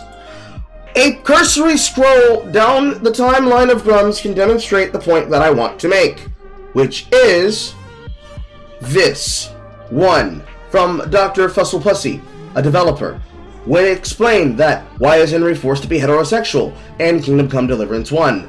Budget constraints. Henry was always meant to be queer. They didn't just have the money for it back then. Can you stop complaining now? You know what? That's it. I'm out. A pinned tweet from him 8 hours ago.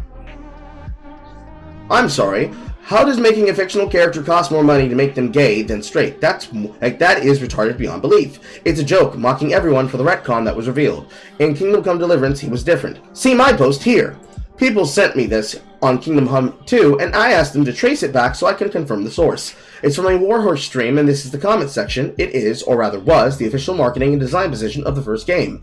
From this, it is clear that Daniel and Warhorse changed the mind from Henry is Henry and definitely not you to now Henry is you with your own choices in the sequel. This is both a lore and design philosophy change. I understand what players of the first game invested in Henry as a character would be upset. I think a lot of this could have been avoided by as much... I can't speak.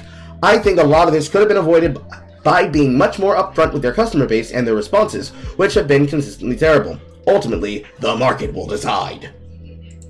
This, and posts like this that can be found on the timeline, with him talking about any video game, as he starts talking more about Wu-Chang Fallen Feathers, is that this has been the repeat of all the news he's had on the entire topic, non-stop, no matter fucking what he says and does.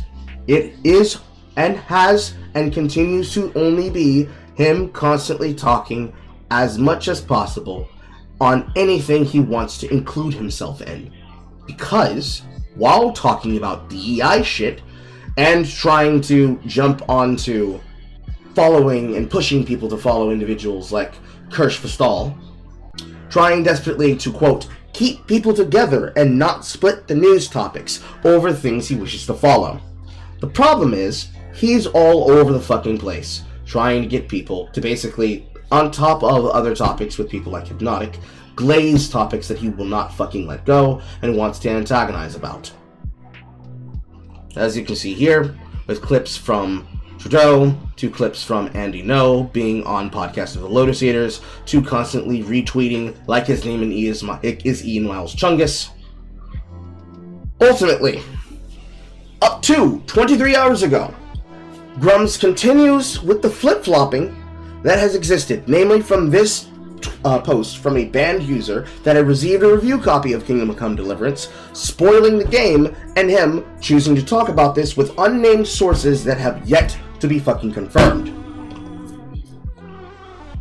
Quote, another rumored gay scene in Kingdom Come Deliverance. I refer back to the post I showed you the other day, based on this news source that came from the official team. Namely,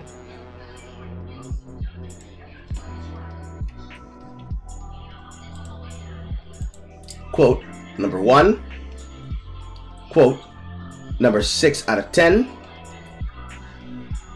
and quote, number 4, as well as quote, number 3. If not obvious enough, my point is that Grums consistently wants there to be a fucking house fire about this. He keeps kicking up dust, trying to get people to care about something that they're not concerned about, was never an issue, was never a problem, and that ultimately for the people who truly care about the game, not for the news cycle around the game, they would have already known these things that they, quote, claim that they don't already know about and don't already see. I want to stop having to cover this shit, because every single time I see somebody attempt to talk about this, they talk about this in a way in which they act as though this is not his intention and is not the point he's going about.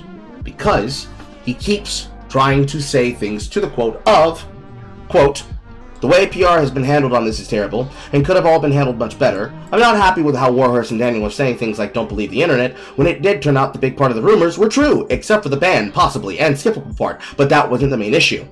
But that's news that you reported that they had to demonstrate with things that they specifically needed to do that were based on, quote, a screenshot in a poorly translated tweet. Spoiler alert, containing spoilers about the game for KCD.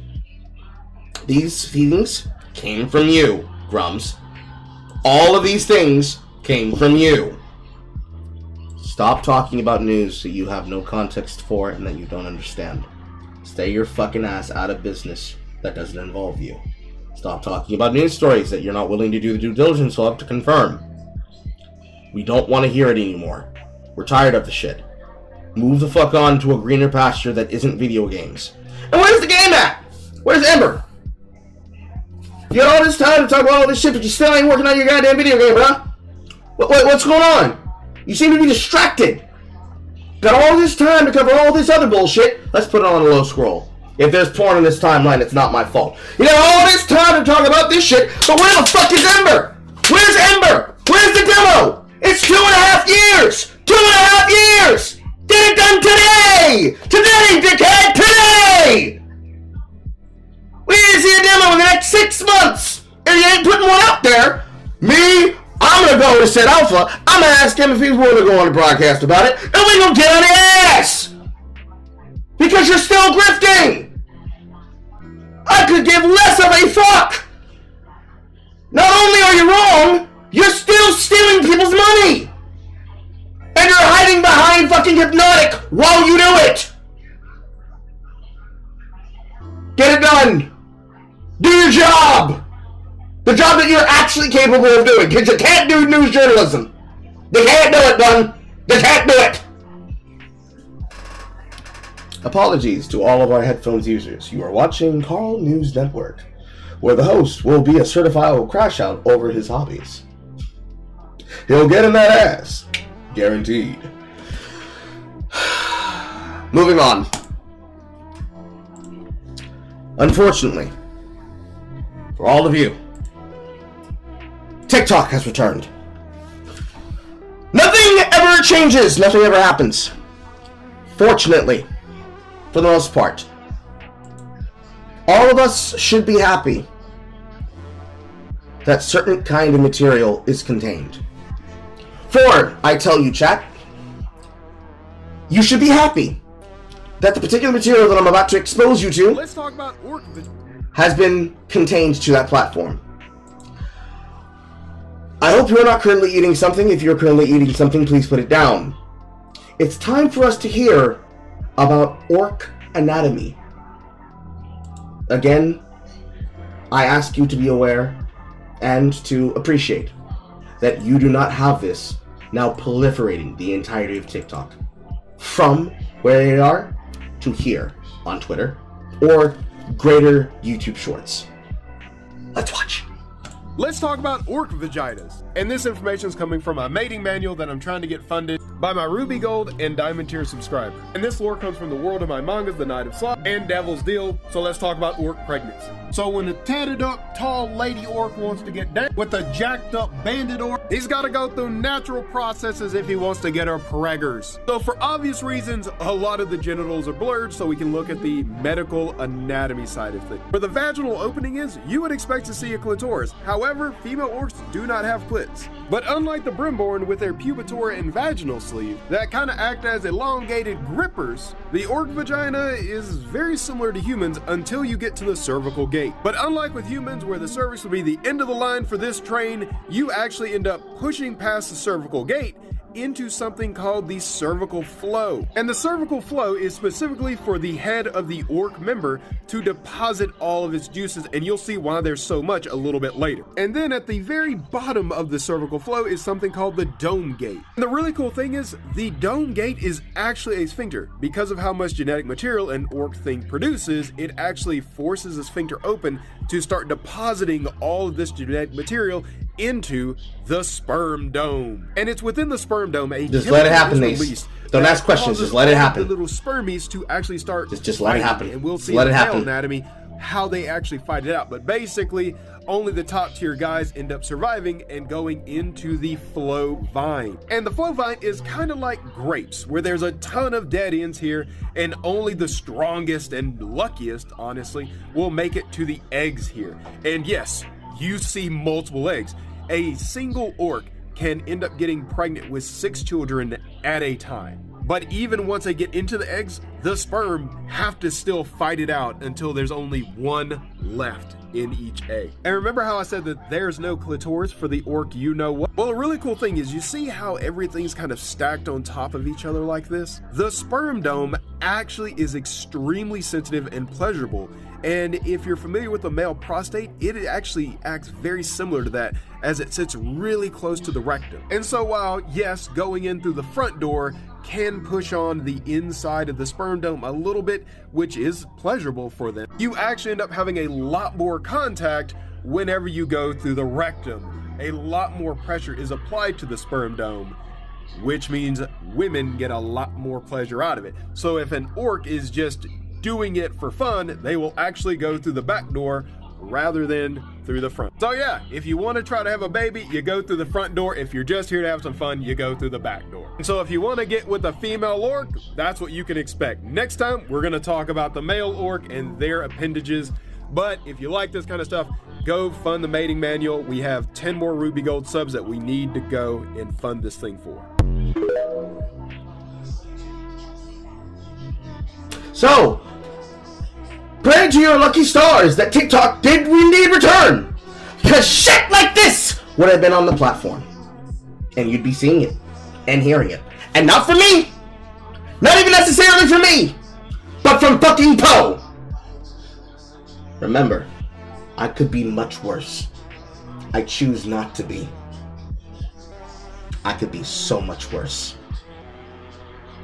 You are watching Carl Negro News Network.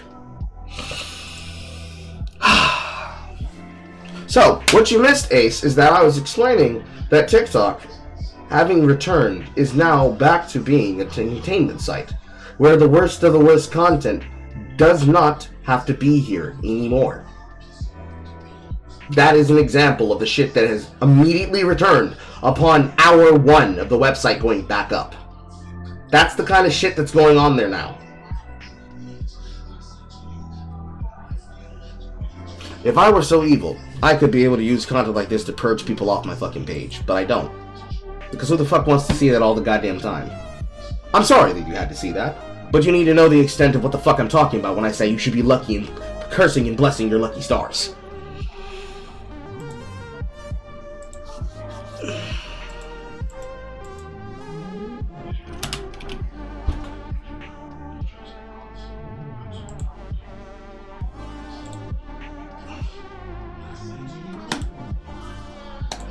Also, directly hot off the presses, thank you, Hor. Directly hot off the presses from r/Destiny, from Hobbit Follower. All X/Twitter links are now added to the domain blacklist. Pretty simple. We're going to rip the band-aid off this and not allow links to tweets anymore. I'll be updating the rules in the morning to reflect this, but we will now continue to allow screenshots if you are posting a weird Twitter screenshot using the social media tag. If you're posting a satirical Doctor screenshot, please use the satire fake news. We've tried to find ways to make social media posting work here, and it's just a step towards not supporting the bile that we tried to avoid. The news portion of the social media rule will remain how it is. Twitter breaking news posts will continue to be will continue to be removed. Please continue to post news from reputable sources. Any attempt to circumvent this rule will lead you to your post being removed. Thanks at Destiny Sucks at League for the info. I feel like this should be followed up with a push for people to move to Blue Sky. It is a far better platform for X. For those of you interested, here's the DGG Starter Pack. For those of you wanting a break from the DGG universe right now, here's a general political influencer starter pack with libs only, of course. They are so bitch made, so upset and so mad that they are getting their shit pushed in on the stock price, crashing down into the goddamn stock price as it continues to fall for GGX. The Destiny GG Stock Exchange is going down another 5,000 points for this. They are down horrendous. How bad is it going to get worse for Destiny? How many more people are going to be losing stock investments in their DGGX stock options? Who knows? We'll find out later throughout the day. You're watching Carl Negro News Network. Also, now let us immediately cut to a recording of Now Recording, with them being light about Cataclysm.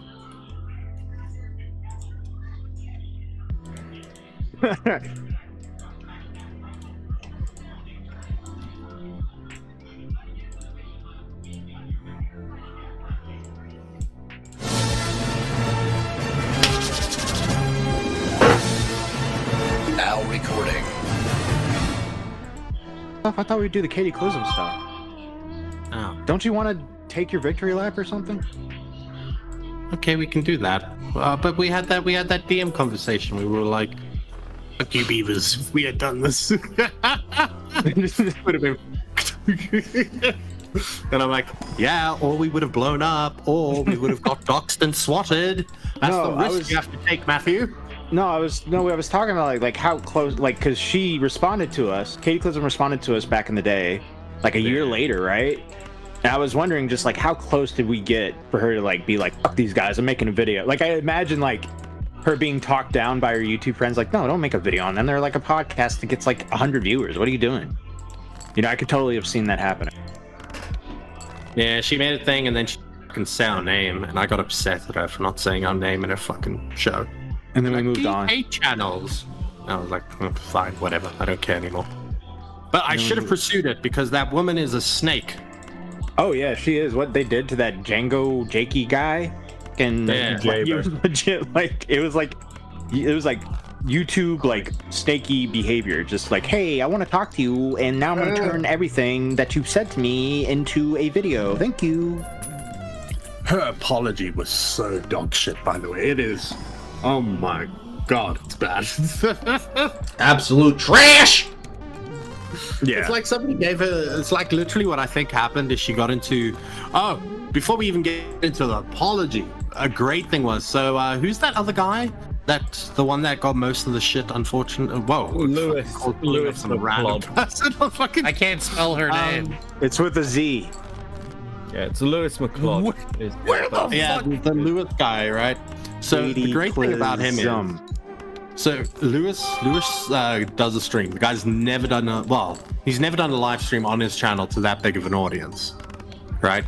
I can say that comfortably. Anyway, so he starts up this live stream, and you can just. He hasn't watched the whole video through. Some people say he did watch it beforehand. I don't think he did, because if he did, I don't think he would have gone live. No way he would have gone fucking live. Right? No I think way. what he did, I think what he did is he watched like the first couple of minutes of it, and he was like, I see 1 or 2 points in this that are like, I can own him on this. Let me just go live. Right? And like he didn't. There's that one part in it where the guy shows like his intros, and it's like, she was R-worded. It's like, he's like, how can he do this if he's not gonna? How can this janky whatever guy do these types of subject if he's not gonna respect the woman? And then it's just he shows, yeah, buddy, she was R-worded. my favorite part was them shitting on him because he was using the I'm Alex thumbnails, and they were thinking like he was like a protege that was like doing the thumbnails because that's what I'm Alex taught him to do. And then you look at like Katie Clism's thumbnails, exactly like the same. That was probably one of the biggest fucking things that were annoying about the both of them, in comparison to all 3 of them being in the same sphere of content. The fact that they would try to attack him over something that they all collectively do, and then act as though that shit is not going to reflect poorly on them. What the fuck was wrong with them? Honestly, truthfully, it was a great watch. Lewis's aren't like a fucking mile away. They're like really similar. They all use yellow tags, and they all do the same shit. The faces, right? Yeah. And you know what the difference is? And this was my point that, okay, dragging up the drama from beforehand, right? All of these people, okay? I haven't even watched fucking. So I am making a blanket statement here, but I'm pretty confident in the statement, right? The Lewises. The fucking Katie Clisms, probably that, whatever the fuck his name is, the victim in all of this, right? Probably him too. What they do is they pretend to fucking care about these people, right? Like they dress it up like they fucking care about what's happening to these people and the people that are being exploited by like these pedos and fucking TikTok. Thank God it's going away. But like on TikTok, unfortunately, it didn't. Wah wah wah wah wah. And shit, and then. All that they're doing is they show clips of these people behaving in a cringy manner. And they go, haha, look at this fucking weirdo, right? And then they go, well, I'm morally superior, so I'm allowed to do this, right? I'm allowed to make these videos, but I'm doing it for a good reason. I'm a good person. I'm trying to help these victims. And all these fucking middle-aged women and teenage girls are like, oh my god, you're so fucking great. And I look at it like, bitch, you're the same as us. Yeah. The only difference between me and you is I don't pretend to care about them at all. I'm here to laugh at people. That's the fakery of the situation, right? Look, the thing is, like, everybody behind the scenes are pretty much the same. They tell edgy jokes. They say crazy stuff. They have like obnoxious senses of humor. They're all kind of like that. And then you have these people that like hide that away. And then they go and they like have this front where they're like these self-righteous, virtue signaling people that are trying to like morally grandstand on every single topic. And then so what happens is they point out the wrong guy and then everything melts because it turns out that like eventually people start seeing how fake you are in these situations. And I think Katie's like that. I think the McClung guy is like that. Like these people actually don't care. They're just doing this for money. No, You know? they're just milking it. Yeah. All they do is they milk the shit. It's disgusting. And it's not, let me correct myself, it's not disgusting that they're doing it. Right? Like, by all means, make fun of the fucking creep on TikTok. But don't pretend to care that you're actually, like, you know, doing something or you're actually helping the They situation. do it the way what's his name? Kiwi Tapes, and what's the other guy that did it? The locale guy? I can't remember his fucking name. He's really good. Chris and Ark. Who's the one with the Kiwi guy and stuff like that, they actually do it, right? Yeah, like they that's how they will go into the fucked up shit that these people have done and like point out why they are fucked, and then also make a couple of jokes at the person's expense. Yeah, because they're why here to not? laugh. They're not here to morally grandstand on. But what they'll actually do is they'll actually point out the facts in the situation, right? Whereas you could start up a fucking random cataclysm video right now, and all it would be is whoever the fucking predator on her thumbnail is, it's just going to be her reacting to that person's cringy moments, right? And being like, that's not cool. I don't think this person should be on TikTok. Well, why don't you think they should be on TikTok? What have they done? Besides, what was that one that they were fucking reacting to? Yeah, Smokey MC's the guy's name. What was that fucking, who was that person that they were reacting? Alba or Elaba or some shit when we were looking at it, right? I don't think it was that person. But anyway, they were just going over it and they're just like, this guy's like, hey, my sweethearts, right? And it's like this fucking fat, like white dude, right? That's balding. And she's going, I'm sorry for, oh yeah, they were like, hey, my sweetie, I don't know, Tina, right? And then she's like, I'm sorry if you're Tina. God, I'm like, but Tina's probably an underage girl. What the fuck are you doing? Fucking disgusting pieces of shit. I hate her so much. Thank you, Teddy, for the $4.99. You guys just hate nuance in women. True. True. You know what the worst thing is? I too am a woman hater. We all know that Carl hates women. I hate women so much. They hate women so much that they just can't be able to bother themselves. I hate women so much that I please that woman. Because you know what women hate more than men? Being pleased by a man and not having things to complain about them with. Truly, I am a big hater of those women. You want me to check those updates on podcast ideas? Talking to Erudite about the Destiny allegations. That will be next, probably.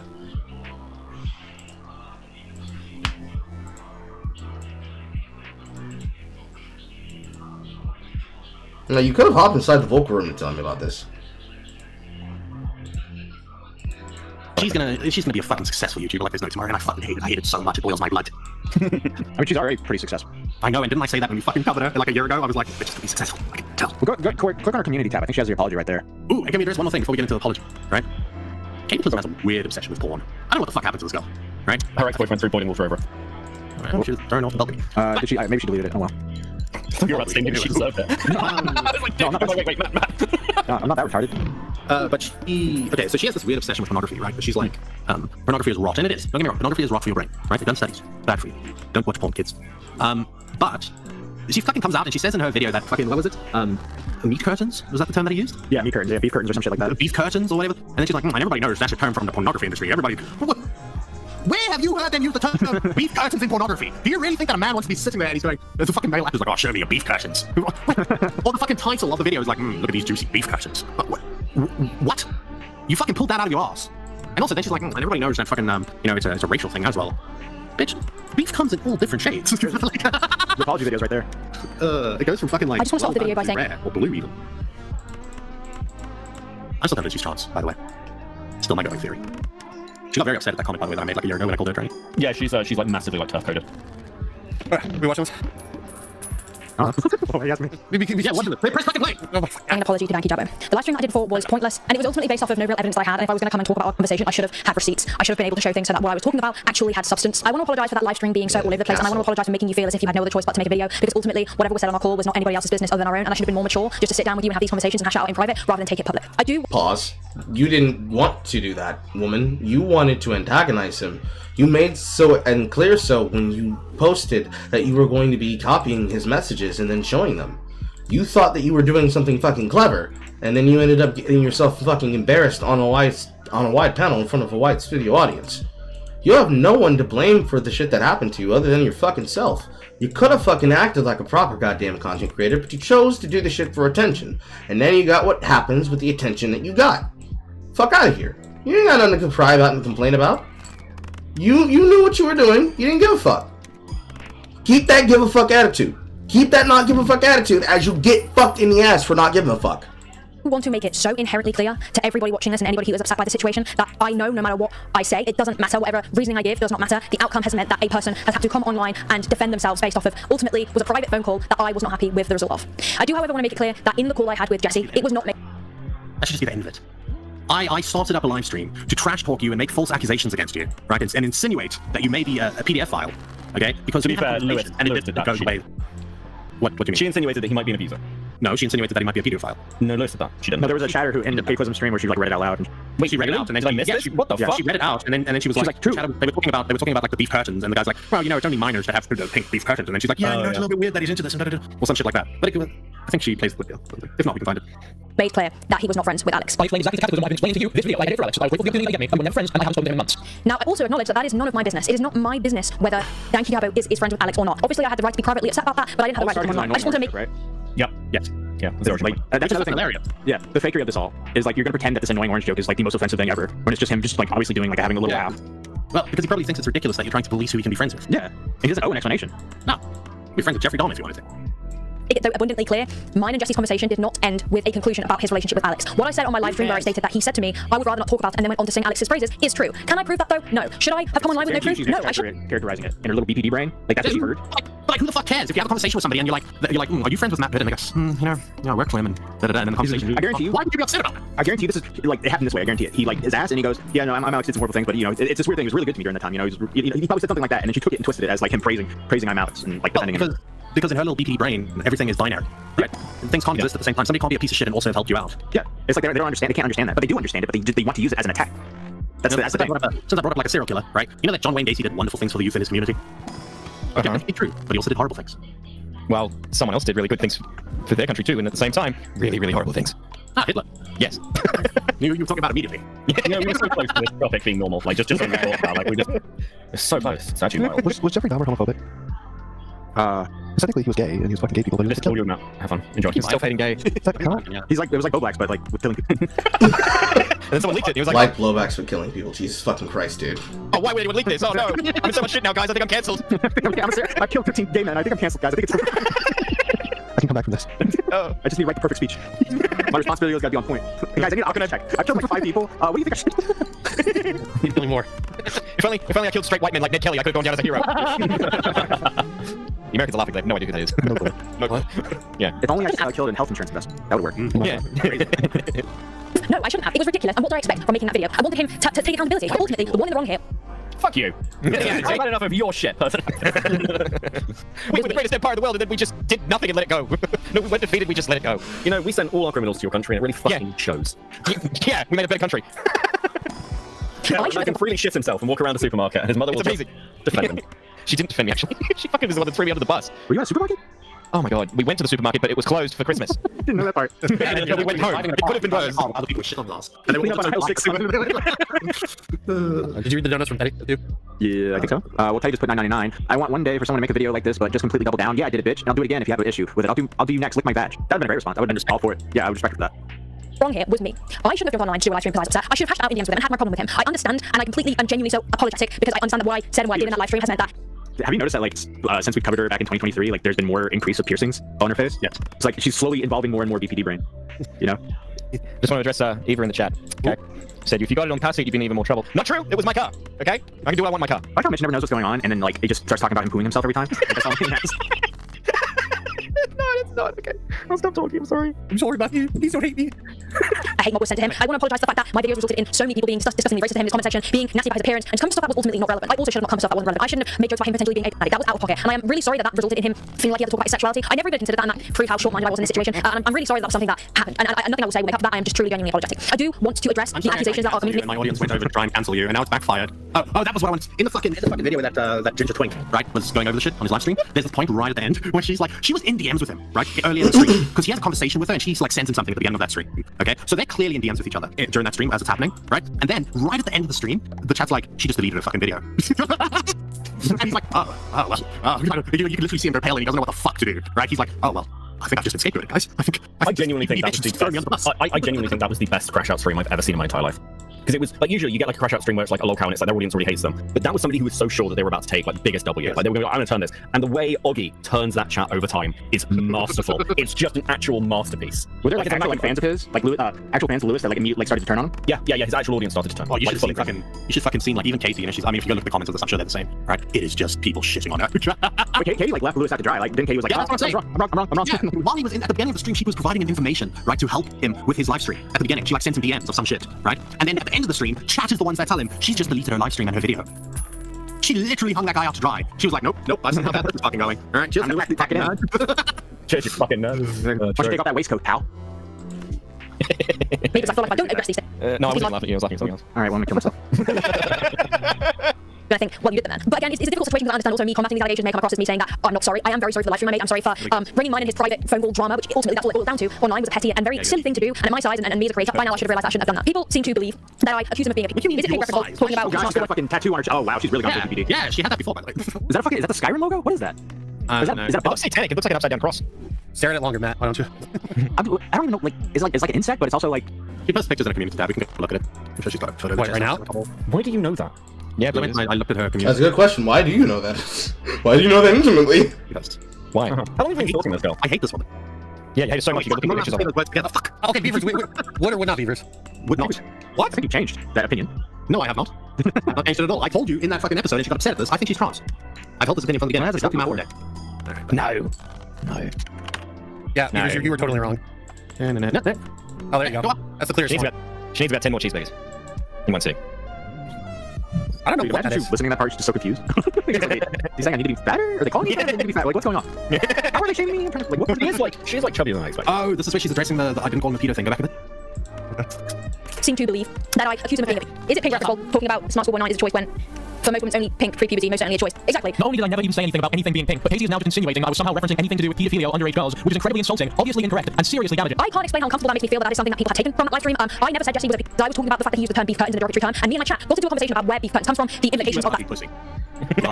That's why she hears beef curtains and she's like, that's that's what she's happening. By the way, I like the Beaver's take on this is like, she thinks Danky Jawbo's misogynistic. I'll show you what fucking misogynistic is. It's like she's dealt with us before. She should know how like we roll, I guess. When was that? We did a whole episode on her like a year and a half ago. We were in on it for like 5 minutes. Yes. This is why I hate this fucking podcast.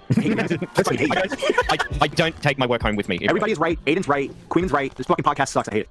Yeah, well, they suck, so whatever. Can you elaborate what that means? Means you suck a cock. No, I'm talking to Matt. Thank you. Shit nuts. Phrase I said that the term beef curtains is rooted in racism and misogyny. I shouldn't have gone on a side rant about rooted in racism, you dumb. The roots of a word that I was accidentally used. I don't know how she's going like Katie Clism, Beaver. I know, but she annoys me so much that she talks out her fucking arse, bro. In what way is that a racist term? Why don't you show them how it's done, Beavers? I was younger when people like used the term beef curtains, right? Or like an Arby's fucking sandwich and shit like that. You know, like Eddie 2000s humor, right? Nobody was going like, we're gonna go to the ghetto and go say this because then it'll be extra fun, right? What? It's a general insult for a woman. It's kind of like the same way that a woman will be like, oh, you have a micro penis, right? It's the same fucking thing, you dumb. So they can make fun of Mitch's micro penis all day long, but the moment Mitch mentions her beef curtains, it's too far. Hey, don't make me prove you wrong. I will, I'll do it. I'm like at the point in life where I don't care anymore. I'm gonna do it. I will do it. And then the worst thing is, by the way, the worst thing about her whole racism comment, right, about this guy saying the beef curtains is a racist statement. He's fucking Egyptian. He's from Africa. The guy's colored. What's your problem? Beavers is South African, and in South Africa you can use the word colored. It's like a normal thing, guys. Calm down. You can't do that. You can't do that, America. Not in America. No, not in America. That's very. She's very dated term. But how come they say people of color? That doesn't mean. Oh, you just can't end it with the word ed. You can't say colored. You gotta finish it off. You say color, not colored. Yeah. Well, you guys are fucking dumb. It's the same word. Yeah, but it's just like something you don't use in America anymore. All right, glad I knew that. Come on, guys, go deeper. Go deeper. Go deeper. My favorite colored person. They don't go deeper. I've always wanted to come to a colored neighborhood. Oh wow! Coloreds don't really know how to cut a rug. Yeah. I admire your bonfires that you have in the middle of the road. It's very very cultural. Sorry. Because of course people are going to think that implies that I'm saying he is said thing. Right? Is this guy is dark skinned? Okay. You're not even allowed to say that, you little piece of shit. Anyway, this guy's dark skinned and you're talking to him about using a fucking racist term? Like what? Literally the whitest woman in this whole situation. Like the two white people on top of that. Yeah. How about you return all those fucking artifacts you stole from Egypt? Hey. They can have them back when they can take care of them. I don't want to hear shit. Listen, we returned your countries. Not mine, I fought you and I won. To be fair, if England wasn't looking after the artifacts, ISIS would have burned them down. Exactly, thank you, Mitch. Mitch is my favorite. That is literally the argument that they keep making. I was just saying this the other day, right? That's legitimately one of the arguments that they made. I think it was the Brits, right? I think it was the Brits and the Americans. They were like, we should be able to go to all of these countries and take all of their artifacts because otherwise the terrorists are going to blow them up. They're not interested in them. Do you know what the Rosetta Stone, the thing that allowed us to translate hieroglyphics, you know what it's being used for? Fucking building material. Like, they had no interest. We rescued all this shit. Egyptians said. I don't give a shit. Shit like this is why we're keeping them. Okay? Statements like that. The fucking Egyptians were good at anything. They would have survived longer. Their civilization fell. They're not than any other civilization in history. Okay, then I went to the Vatican, right? The Vatican is this giant museum. Fancy. When I went to the Vatican. No, this is a story. It's a fucking story. I'm gonna make the same. Fuck you. Right? I went to the Vatican. I noticed there weren't that many colors around. That's true. There wasn't. That was 10 years ago now. That's probably changed. I went to the Vatican and I spoke to one of the Catholic priests about my coprophilia, my attraction to fat women. Anyway, you know what? The story's gone. We're no longer talking about artifacts anymore. Like the story's just gone. She really liked cheeseburgers, your father. There's probably good things. I was gonna say some horrible things about Aboriginal people. Why? No, because in the Vatican, right, this giant museum, they had a section that was just Australian themed, and there they had all these Aboriginal artifacts that were gifted to them 100 years ago by the white people. And I live in Australia, and I've never in my life seen so many Aboriginal artifacts. And they not gifted them to the Vatican. What? Walking Dead? Yeah, I'm watching the chat. Like, Corey's like doing Easy Street songs. Like, bro, you binging some season 6 Walking Dead, bro? Yes, I am actually. Daryl's losing his mind in the closet. Yes. And then when they do get given things, right, and this is where it's gonna take a turn here, so cut me off, please. When they do get gifted things, they were given a bowling club, right, in my area, like 5 years ago, because they claimed it was their land. And so like, all right, well, the seller's telling like, all right, this bowling club now belongs to you. It's like a sports bar. It is now fucking derelict. There is nothing happening there. It is all fallen apart and shit's gone to hell. So yes, in short, the Britons were right in taking all the stuff. They should come take them. I'm just imagining like a safari of Catholic priests going to hunt Aboriginals. Oh, thank God you said that, because now he's taking all the... They dress up in their collars, they're carrying their rifles. But all they're finding is a bunch of emus. Like, I came here to hunt real game. Thank God Beavis took all the heat off. They literally did that, okay? That is me bringing light to a horrible thing that happened in history. Wait, what? Hang on. They actually hunted Aboriginals like a safari? Yes. No? Where? In Australia. Jesus. Okay. No wonder when I get a circular key and the Aboriginal people are there busking and they don't want to talk to me. They just... Bit dry now. Let's switch over. Because I'm just sitting here with nothing to be able to fucking say, dude. Who are these guys and this chick, and why do they all annoy me? You probably were not there when we covered the Cataclysm content. Cataclysm is one of 2 people inside of the Lewis McClung / Danky Javo allegation back and forth that were responsible for trying to bury his channel because they did not like him and were more than likely, in my estimations, jealous of him and wanted to stop him from being able to make content.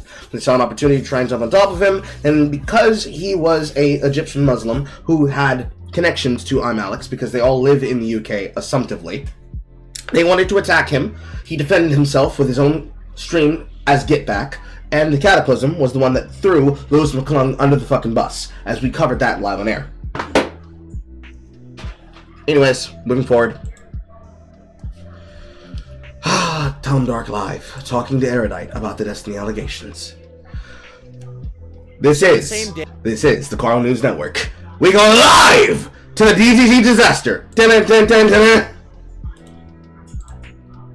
Day that the Destiny allegations stuff initially went public, I got reached out to by Erudite, Not So Erudite, or Kyla. She's Destiny's co-host of the Bridges podcast. She has a business with him, and she also was seen in the DMs interacting with Pixie, the alleged victim of the allegations, and basically she wanted to talk to me about her position based on the fact that there had been a lot of DMs leaked where it looked like she was kind of trying to, at least from my perspective, initially cover for Destiny and maybe help him out and quell the situation from going public. So she wanted to talk to me about that. And this video is that interview where we talk about it. We go into the DMs, we talk about her perspective and her intentions, and I questioned her a little bit on a variety of things regarding the situation. So I think the interview will mostly speak for itself as far as whatever people want to come to conclusions on. But yeah, without further ado, this is the Erudite's interview. She personally said, "Hey, I saw a video where you said Destiny Erudite. I can understand how you came to that conclusion from the information that's available and the framing that's going on. If you're open to hearing me out, I'm down to talk to you about it in private. I'm also comfortable with you recording it, using that for content. I like you, and I think you're one of the few unbiased and responsible commentary YouTubers. So I feel like you might be open to getting my side with extra context and information. So we're going to be doing that. No word from no word from Big D, but this is, I guess, the best we're gonna get for now. I think he said he wouldn't be talking about this stuff pending certain legal action, so we'll talk to her about it. We'll see what she has to say. Maybe it'll be good, maybe it'll be bad. Hello? Hey, how's it going? Doing all right. How are you? Been a day, been a long day. Yeah, just to let you know, I'm recording already, in case there was any question, just so it's totally clear. So, yeah. This is now jacked up to 290, now 300%. Headphone warning. Did you wanna talk about the Steve stuff that's going on? Yeah, I figured I wanted to reach out to you, as I said, just because I think you're probably going to be the most fair, but it also seems like, so I'm only really going to speak probably to my side, and then if you have questions, I'll answer what I can. And I guess like the main thing for me is it's when people are looking at the texts that I'm sending back and forth with Pixie, they're getting like a very clip-chimped version of the exchange. Just so you are aware, I've talked to Pixie about an hour and let her know that I was talking to you just to get consent. So I asked her basically if I could give you DMs to basically be like, the way I'm getting painted here is like really, really far from the truth, and I don't really know why. You look like Ghislaine Maxwell. I know. Yeah. And so I guess I'll maybe start with like the first. So I called Pixie and she immediately was like, I'm so sorry. And just so it's clear, you can text her as well if you want, like on Discord, and confirm like everything you want with her. Like I'm not like, she's totally fine with it. She mostly just feels really bad about this. So this was the text that she sent me today, just so you have an idea of like where I'm coming from and that she is like agreeing. She knows that I'm sending you these texts. The only thing is that if there's receipts that you want to ask for, I'm happy to give them. I just want to make sure that I send them to her as well, because I feel like it's like the one thing that hasn't happened in this whole situation is like her consent being included. So yeah, it's her story, of course. Yeah. Yeah. So I just want you to be clear that like I'm being very intentional about that, and if there's things that I don't answer, I apologize. There's just so I can show this text you're sending. Yes. Okay. Yes. Let me see here. So this says, let's see here. Hey, I'm still worried for you. Are you okay no matter what? Please never hesitate to reach out. She says, hi, Kyla. I'm sorry for not getting back to you earlier. I've just been really overwhelmed with the situation. I didn't consent to President Sunday receiving those messages at all. I feel like they painted both of us in a really bad and untrue light. I really appreciate that you care so much about me and have been checking on me so often, just asking if I'm okay. I don't think you'd go that far if you didn't care. I feel really guilty and bad because I didn't expect things to get leaked like this at all. Okay. So, I guess you're just showing here that you guys are on good terms, basically. Okay. Yep. Well, I guess the biggest question for me would be from the DMs, and I did prepare. I pulled up a bunch of them, so we can kind of, if you don't mind, we can go through them. Yeah, in a moment here, that'll be perfect. I can kind of show you the context around the DMs that you have as well. Okay, perfect. So the biggest thing for me is that it looks like you're essentially playing mediator for Destiny so that he doesn't have to directly talk to the alleged victim. It looks like that's what's happening here. You're playing mediator, you're trying to diminish consequences for him, and diminish sort of culpability for him by not having him have to admit anything outright in a DM in regards to what happened in the situation. The situation being that it seems to be the case, at least, that he essentially got an explicit video of them together and then sent that to someone without her consent. To your knowledge, is that true? Did he do that? So, I'm also, just to be clear, I already told Destiny that this is what I was going to say to you as well, so everyone's just like fully consented, and I can again show you all the DMs of me letting him know that this was what I was going to be saying. When I confronted him in Miami in like early December, when I went down in person, because I wanted to talk to him in person, and I was like, what the fuck is this? And I asked him, did she know you were recording, and did she consent to it?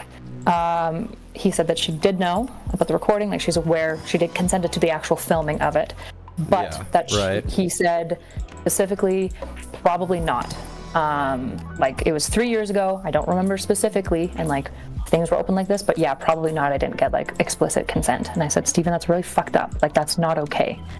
And so just to be clear, he would say, I didn't completely say, but I read that very strongly as him acknowledging that he did not have consent to give it. Right. Okay.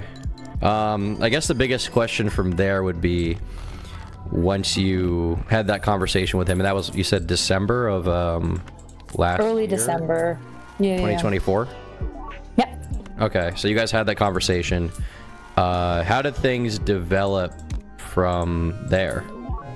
Yeah, so I was notified. So when the leaks happened, I was having like a community event. So I wasn't actually aware of the leaks until I think just like honestly like a random person messaged me being like, have you seen this?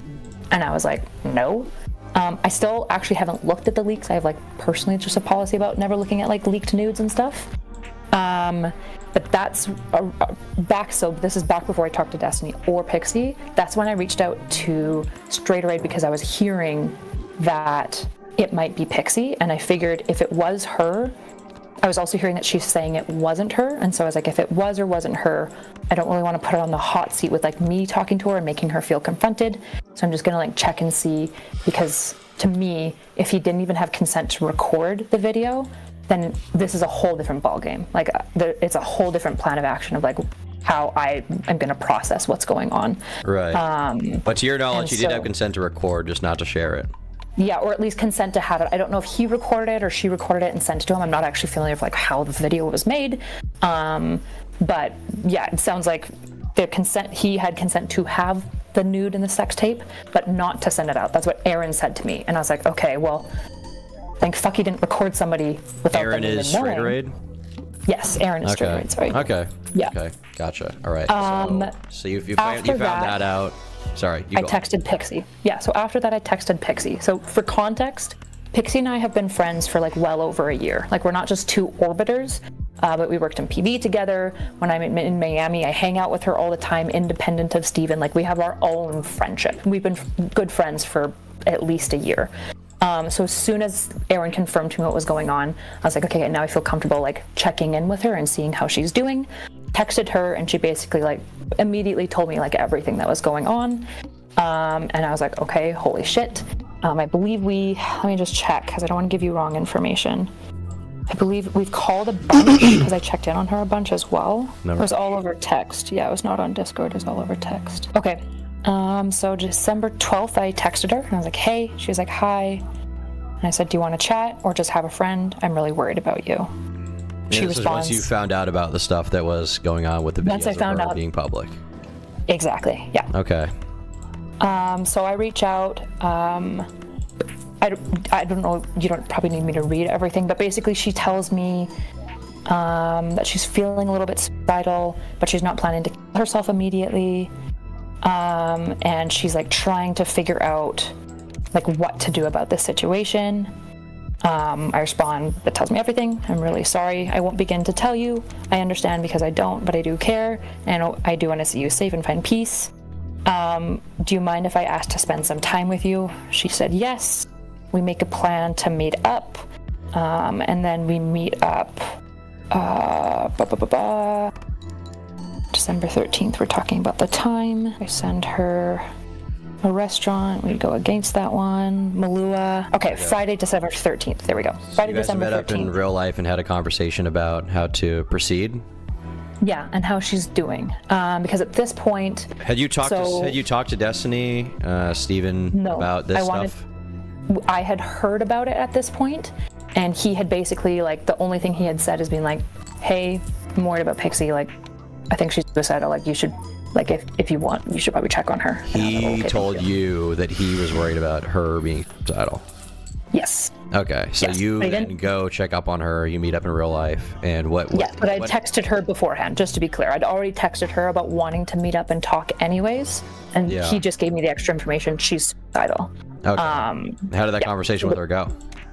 It went honestly really, really well. I will say, so like part of when I went into it was I was trying to evaluate like how suicidal, how serious the risk was, and like where she was at, just because I don't know if you're familiar with my background, but I've obviously had a lot of experience with suicidal people, and so like the first goal for me was to be like, are you like an acute risk to yourself? Like, what needs to happen. If not, what can we do instead to kind of help you get out of like this place. In that conversation, basically she kind of told me about how she's been suicidal like most of her life, how she's been struggling a lot, but the concerning part to me in that conversation, I guess, like what more specifically was pertinent, was she was actively cutting off friends so that to prepare for suicide. So she was cutting off friends so that if she did and opted to kill herself, it would hurt them less. So at this point she had broken up with a couple of friends and stopped responding, and a couple of friends were trying to hang out with her and she wasn't responding to them. I don't think she probably wants any of the names of the friends leaked. At least she said, like, please don't give any of the names out. So you can check with her separately if she wants to give you names. But yeah, just different friends in Miami. Yeah, that's fine. I believe that she was suicidal over having her news leaked. And before that point in time, that's fair. Okay, so yeah. So importantly though, she had a stockpile of pills. So I asked her straight out. I was like, okay, so I need to know, like, do you have means? Like, how would you do, like, if you're planning to do it, do you have a plan? She's like, yes, probably pills. And I was like, do you have the pills right now? And she was like, yes, I do. And I was like, okay, that's pretty serious. So we continued talking, and basically I shifted into, like, I'm not gonna lie, like a bit of that intervention conversation where basically you talk with your friend, you figure out how things are going on, you understand them, and you try to find things that they feel tether them to life, right? And so one thing that she really cared about, she does care about her friends. She doesn't want to hurt them. Another thing she cares about is she does want to see, like, some level of, like, justice for the situation. She thinks what he did was wrong. And to be clear, I agree with her. I've told Steven that. I've told her that. Like, I've never minced words about being like, yeah, he did something really wrong here. To be clear, going into that conversation, you didn't know that the video was shared unconsensually? No, because Aaron had already told me like a week before, so I was already aware. Yeah, I wanted to talk to Pixie, and then I wanted to talk to Steven to see how he would respond afterwards. Okay, so during the conversation with Pixie, did she, because you talked about her suicidality, did you guys talk about other stuff in terms of, like, how she was feeling about it, or her recourse? I mean, you said she wanted to seek justice. Was she thinking about a lawsuit at that point in time? So we talked about a bunch of her options. She was like, she had looked into a lawsuit at that point. I don't know how much I can say about her lawsuit, but basically it wasn't something she wanted to consider for a couple of legal reasons that I probably would let her describe. But one reason I think can be fully public would be that she didn't want her name out there. I think she said that in DMs to Steven as well. Okay. That got leaked today. So she was very worried about if she does a civil suit, her name will have to be publicly attached to the civil suit. And so she was like, I really don't want to consider a lawsuit. And I said, like, I guess I'll show you text as well where I reiterate this, but the entire time with Pixie, my entire approach has been, you get to steer the boat. Like, you get to decide how you want to respond, and you can decide that you don't want a lawsuit today, and you can change your mind a week from now, and all of that's okay. Like, all of that's okay. Okay. I would argue that that's probably not okay, considering that if she's going to go through all this emotional labor to make people terrified about what's going to happen to her, she kind of has a responsibility to herself, not necessarily a fiduciary duty, but more an I don't even want to use the word moral. She has a emotional duty, and she has a responsibility to her family and friends that she not kill herself over a zealous celebrity putting her shit on the internet, exposing her to people going off on her, and then to herself to fucking live past this. I need to pee. But ultimately, all of the responsibility for anything that she does is fully onto her, because she's putting all the responsibility of what happens after she's gone onto everyone else fucking around her. And it's so goddamn irritating and annoying, because no one's expecting her to be Machiavellian, and nobody wants her necessarily to be Machiavellian. Alright, I need to pee now.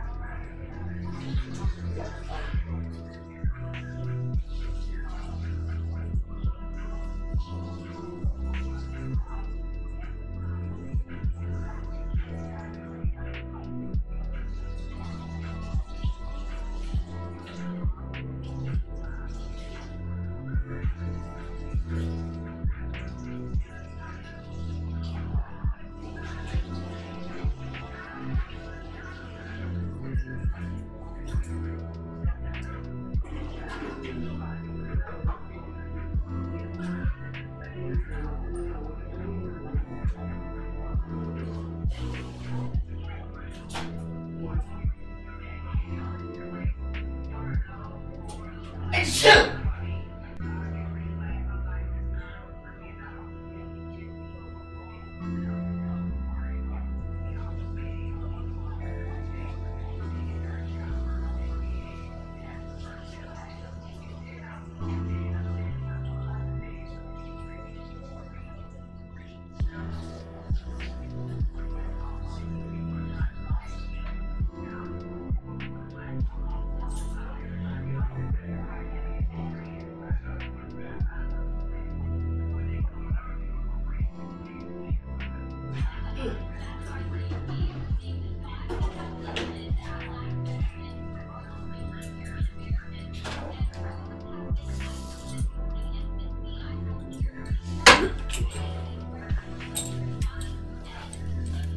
Carl, the missing important reason for that because her reputation in being the girl who didn't fuck Destiny. I didn't miss it. I was going to mention it when I came back from peeing.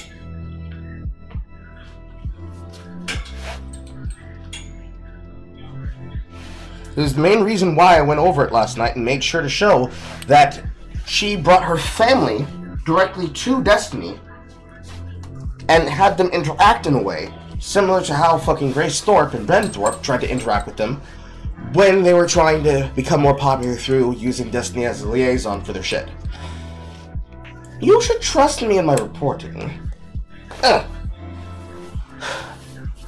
problem that comes with all of it is that even with Pixie wanting to feature herself as the girl that didn't fuck Destiny, ultimately, she did indeed have sex with Destiny. But it wasn't about building her stream off of having interacted with Destiny, but more specifically, the girl that is in the orbit and she doesn't seem to have any sexual interest with him. She can disagree with him on shit, but ultimately, the reason why that wouldn't work out is because Destiny likes people that he's intellectually attracted to.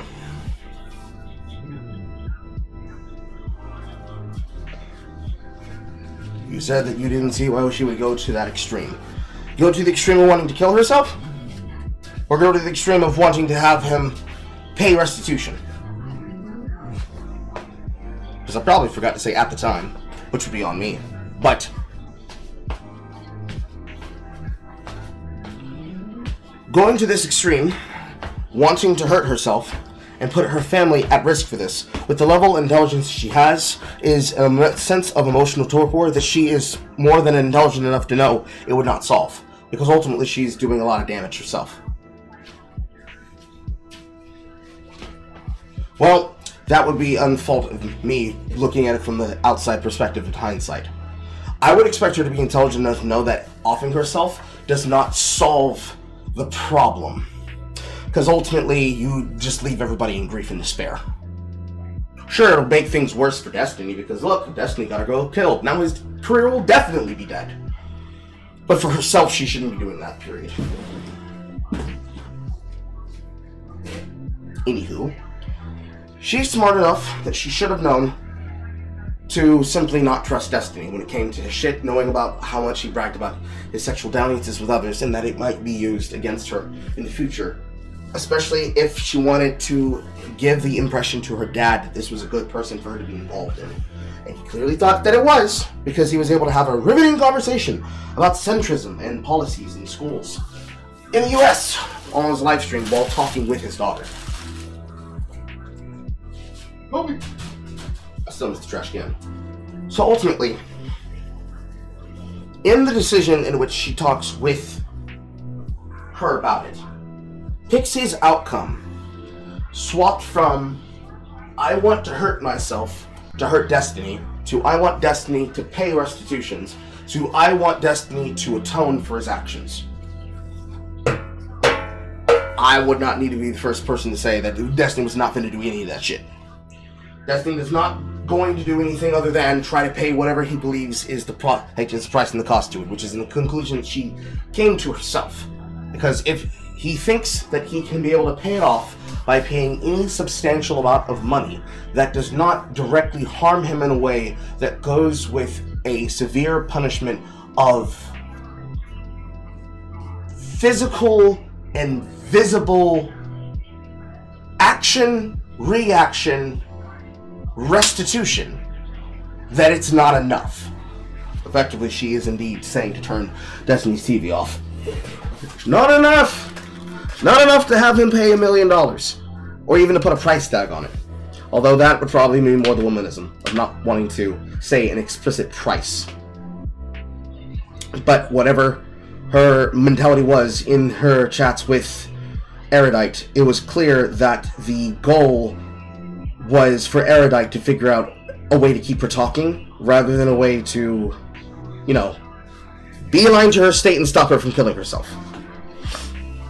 That's at least the intonation that I'm getting from her words and her actions now that she's vocalized this to Tom Dark. We talked about how she could maybe talk to him like privately, but she was really nervous to.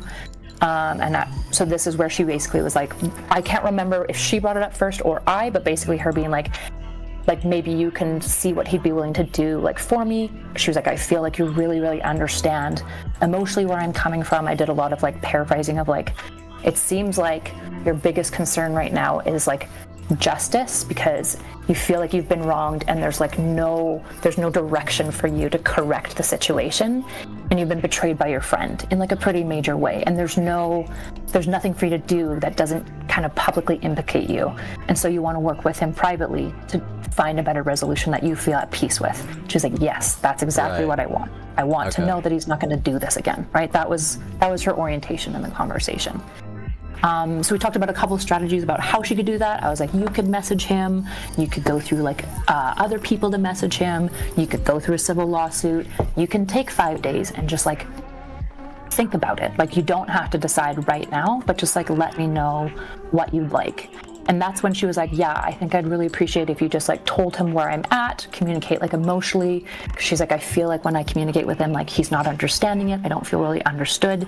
And I feel like you do understand me. And I said, okay, yeah, I'm happy to communicate how you're feeling to him. Womanisms. Okay, so then from there, you go and talk to him. At which point you already know from based on what Strader Raid said that it seemed like it was shared unconsensually. What did he say? I think she confirmed that. So Pixie also confirmed that when we met. Okay. All right. And that's when he said to me, so when I confronted him, I said, did she agree to it? And he said, probably not. It was like 3 years ago, so I don't remember exactly, and I didn't think it would be a big deal, but yeah, probably not. So I took that as him saying no. To be clear, he never said to me, I guess, explicitly no, which is probably something that he might take contention with. I'm not sure. Okay. All right. So you guys have that conversation. So at that point, you know, Pixie wants some kind of justice, doesn't want her name out there. You know, obviously what Steve's position is. Where does it go from there? From here, you kind of start mediating conversations between them and what he wants versus what she wants. Well, at first I basically go like a big part of this was, okay, he said to me, like in my recollection and my perception of the conversation, it felt like he was saying like more or less like, I mean, yeah. And I was like, what are you doing? Like, this is a big fuck up. Like, did he recognize how bad it was? Yes. He's like, I know. And I was like, it's really bad. And he's like, I know. And he was like, he's like, okay, I don't know. I think publicly he hasn't said what he's doing like legally behind the scenes. So I like literally can't tell you that, but he told me a number of things just because like I don't want to get caught up in a lot of the lawsuits in part. And secondly, I think if some of the things get public, it could like implicate part of what's trying to be done from both sides, I think, as far as like investigation and stuff. So he basically like told me what he was doing behind the scenes as far as like what to do. And then he also, I was like sitting there being like, okay, but like what did you say? Like when she first approached you, I was like pushing him and he was like, fuck, like I don't know. He's like, if you want, you can just read our entire DMs. Like I can show you our entire DMs of like what I said to her so that you know like how I responded. And I was like, to be honest, I would appreciate that. So are these the same DMs that already got leaked, or is this a different conversation? Fuck, I would need to look. I think almost all of my exact ones that got leaked, except rather than it being like clipped up into little images, it would be like the entire thing and like their whole conversation, which has lots of extras in it, but more or less I think what's been leaked. Okay, and what was your impression of that conversation once you read that? Basically, I read that as, okay, so he knows that he's done wrong, and when she brings it to him, the first thing that he does is basically say, I'm really sorry, like there's no excuse, right? So I'm like, okay, I'm glad that at least like when she's talking to him, he's like fully acknowledging like he fucked up here. Him and I read through some of the plan. I think some of the plan is probably excluded, like what he's doing like behind the scenes and legally. And he also talked to me about the money offer, and I was like, why did you offer her money? And he was like, well, he's like, I know it looks scummy, but I also know she's like applying for LSAT, so I just figured like it's not much, but it's something I can do to help, because she's fucked, like she got fucked over, she did nothing wrong. Doesn't that kind of read as like him offering her money for some benefit in exchange for her silence? To be honest, I really didn't read it that way, particularly because it's like caveated with like, I know that this looks scummy, especially now that I have full context. I realized the idea actually came from Aaron, and then he suggested to her like, I believe within an hour, if I'm looking at the times correctly, like he immediately suggested it to her. So it's coming from somebody now I realize even that was in his mind talking to her and communicating like what she wanted. And my understanding as well is that was something that is probably the right thing to do. Like he should probably, if she's like doesn't want to go public or anything, and because of that she can't like sue him, if he's remorseful and like wants to take accountability for his actions, he should like probably pay for therapy and like probably her living. Therapy kind of doesn't undo the damage here at all. It kind of like doesn't even equate with even a dollar amount, dude. He's gonna have to do a lot more than just pay some bills. Because she's gonna be in therapy for a very long while. She's not gonna feel safe with any man or any woman or any piece of technology nearby here in the future, based on the intimacy that she had with him and how this went down because of his actions. For a while to like help her out, basically. Like that seemed like alongside the other stuff that he was doing, to be honest, like the right response, if I'm being honest. I mean, I guess the concern for me is like, Pixie, I mean, in her own statement, she said that there's, I think she said 3 people total, her and 2 other people that he's seemingly done this to. And I mean, obviously it's her decision whether or not it goes public, but, the problem with it maybe not going public at some point is, he doesn't face actual repercussions for his actions, which is like public scrutiny, right? Because, if he gets it in his head, he can just pay his way out of these situations. And to be clear, he has enough money to do that. He can pay for her law school and still be okay. It's like, what incentive is there for him to not do it again in the future if he thinks he might be able to get away with it? Yeah, this is why when I talked to Pixie, I told her like if you want to sue him, I like support you in doing that. I've never said anything different with her. I think that's like fully within her right. I just know for her, I guess to be specific, she explicitly told me that if this stuff became more public, that was the thing that made her want to kill herself. She was terrified of like family finding out. She was terrified of like friends and stuff finding out and like seeing this content. And she was like, that was the thing like driving her suicidality, was the publicity of it, which is why she didn't want to go to like civil court, right? So then I'm like, what's if the publicity part is attached to the suit, which she said she talked to lawyers, I just believed her. It sounds like that's also correct. Then it's like, what's the next best thing for her? Because I think that she deserves something. But so she what was your kind of drive that. What was your kind of goal throughout all of this? Because obviously it puts you in a very awkward position where on one hand you're trying to help out your friend, but at the same time, I mean, you're I don't know if you're employed by Destiny, but you work with him. Obviously, we co-own a business together. Yeah, right. So like what kind of position are you in at that point? Like, how are you feeling? Are you thinking like, can I continue working with this guy if he's doing this kind of stuff? Are you thinking of cutting him off? Like, what kind of position is that putting you in? I mean, before I sent the message to Aaron, I was talking to my husband, like to Nick, and I was like, if he recorded somebody without their knowledge and sent it out, like I don't think I can, like I don't know what to do. I don't think I can work with. Like that's a line I can't. I don't fuck with that shit. Like that's insane. And it's that's an entirely different tune than what you were doing beforehand. Which also, that's a really fucked up line, Erudite. I'll defend the man for saying that his fans deserve to die if they're conservative and they're at an event and they get blasted by an assassin trying to take out the president. I'll defend this man being smug on lives, talking to other people, other influencers, other content creators that are confronting him about those fucked up comments. And I'll yell at the top of my lungs while he's yelling at the top of his lungs about how cringe, stupid, dumb, retarded they are. And I'll be willing to go onto content and talk to people that are probably some of the most unscrupulous figures in the podcast world, in the influencer marketing world, and in general millionaire fucking fail sons, fail daughters, and upwards failing influencers in the world. But I draw the line at my personal friend getting fucked over by the guy that I've literally stood next to, enabling his behavior, and then defending him in front of a live studio audience alongside his autistic fans? That's your line? You can justify the murder, but you still have to... Okay! Alright! Alright then!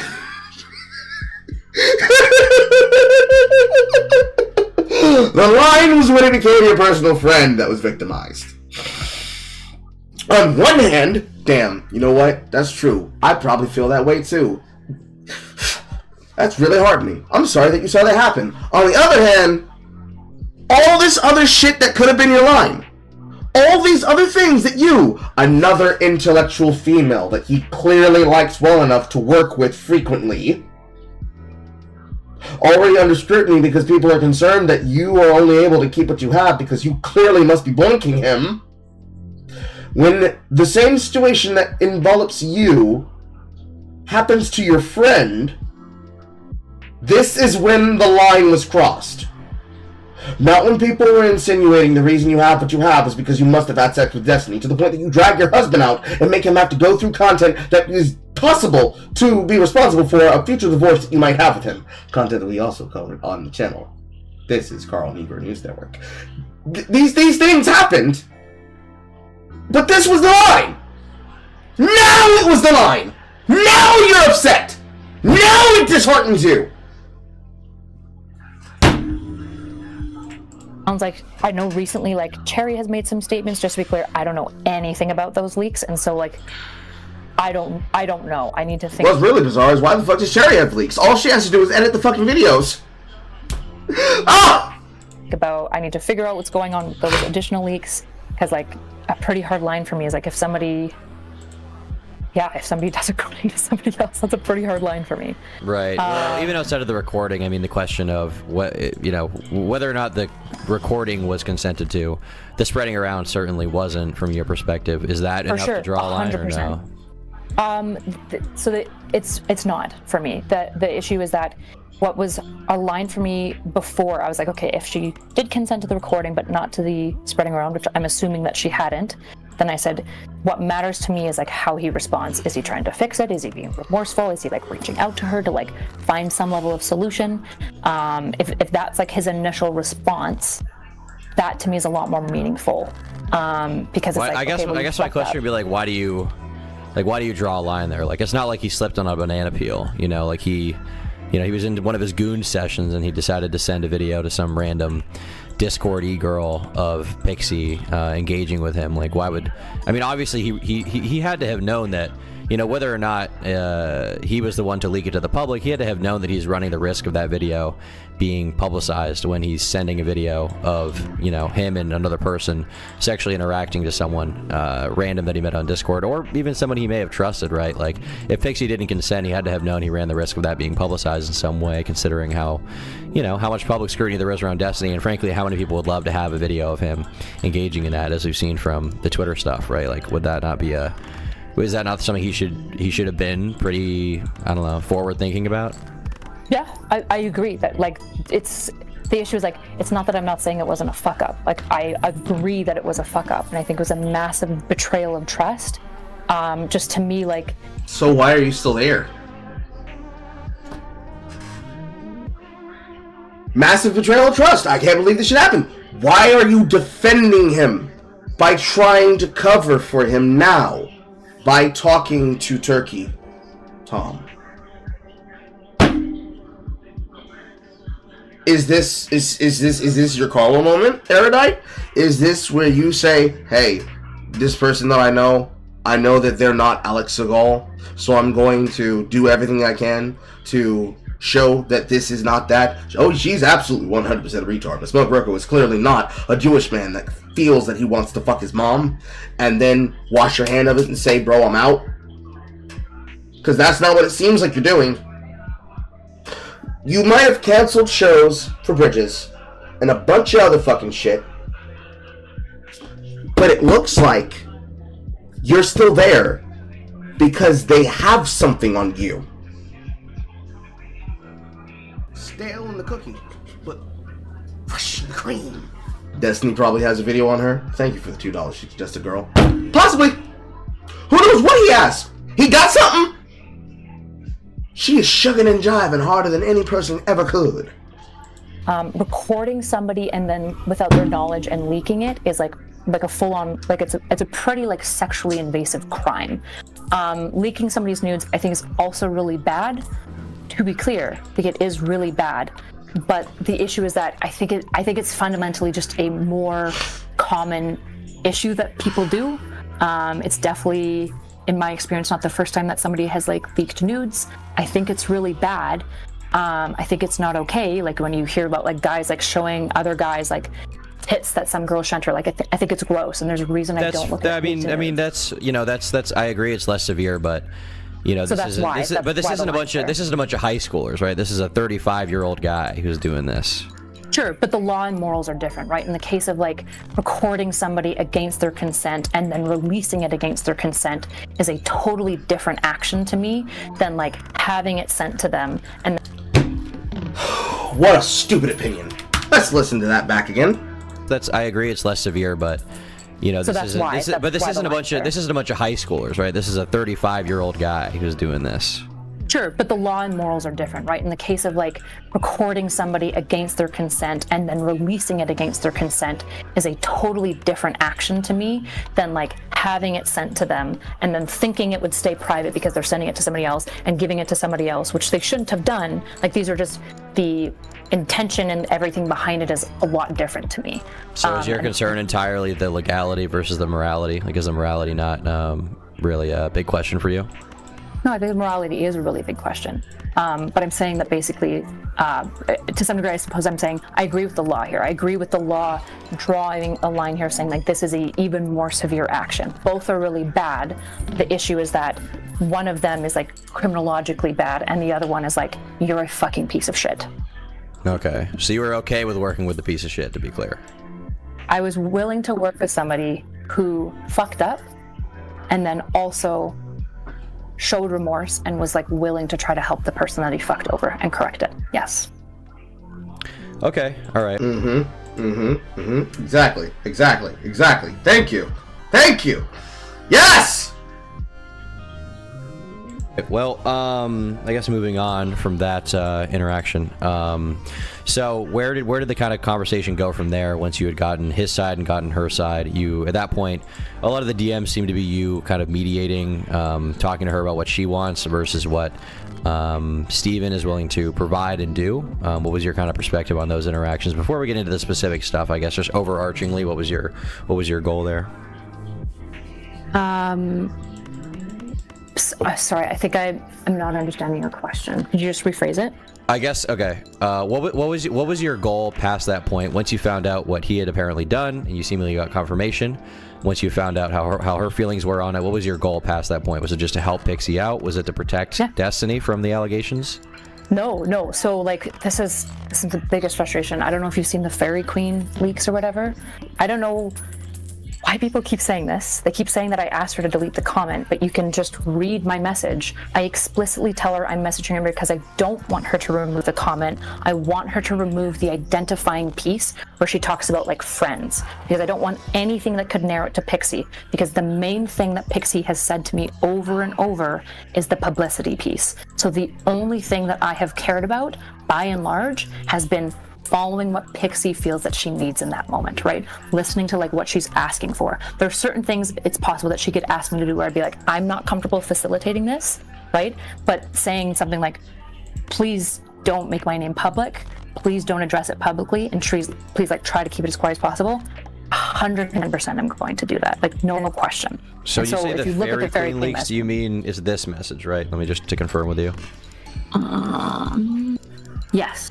So if you read, I get that you're mad, that's fair. Your comment is kind of confirming that it's them, which they're denying and drawing more attention to their. I'd really appreciate if you considered removing that part of your comment, right? Just that part. And there's a reason that I didn't just delete it immediately, because I'm fine with the discussion of it. I'm fine with people like talking about whether Destiny's a piece of shit. I think all of that is really valid, but what's not valid is like making Pixie's plight worse. That's not valid.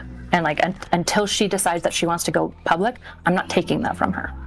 Right. So here, Fairy Queen asks, they say, do you acknowledge that Melina is claiming Steven shared these videos without her consent?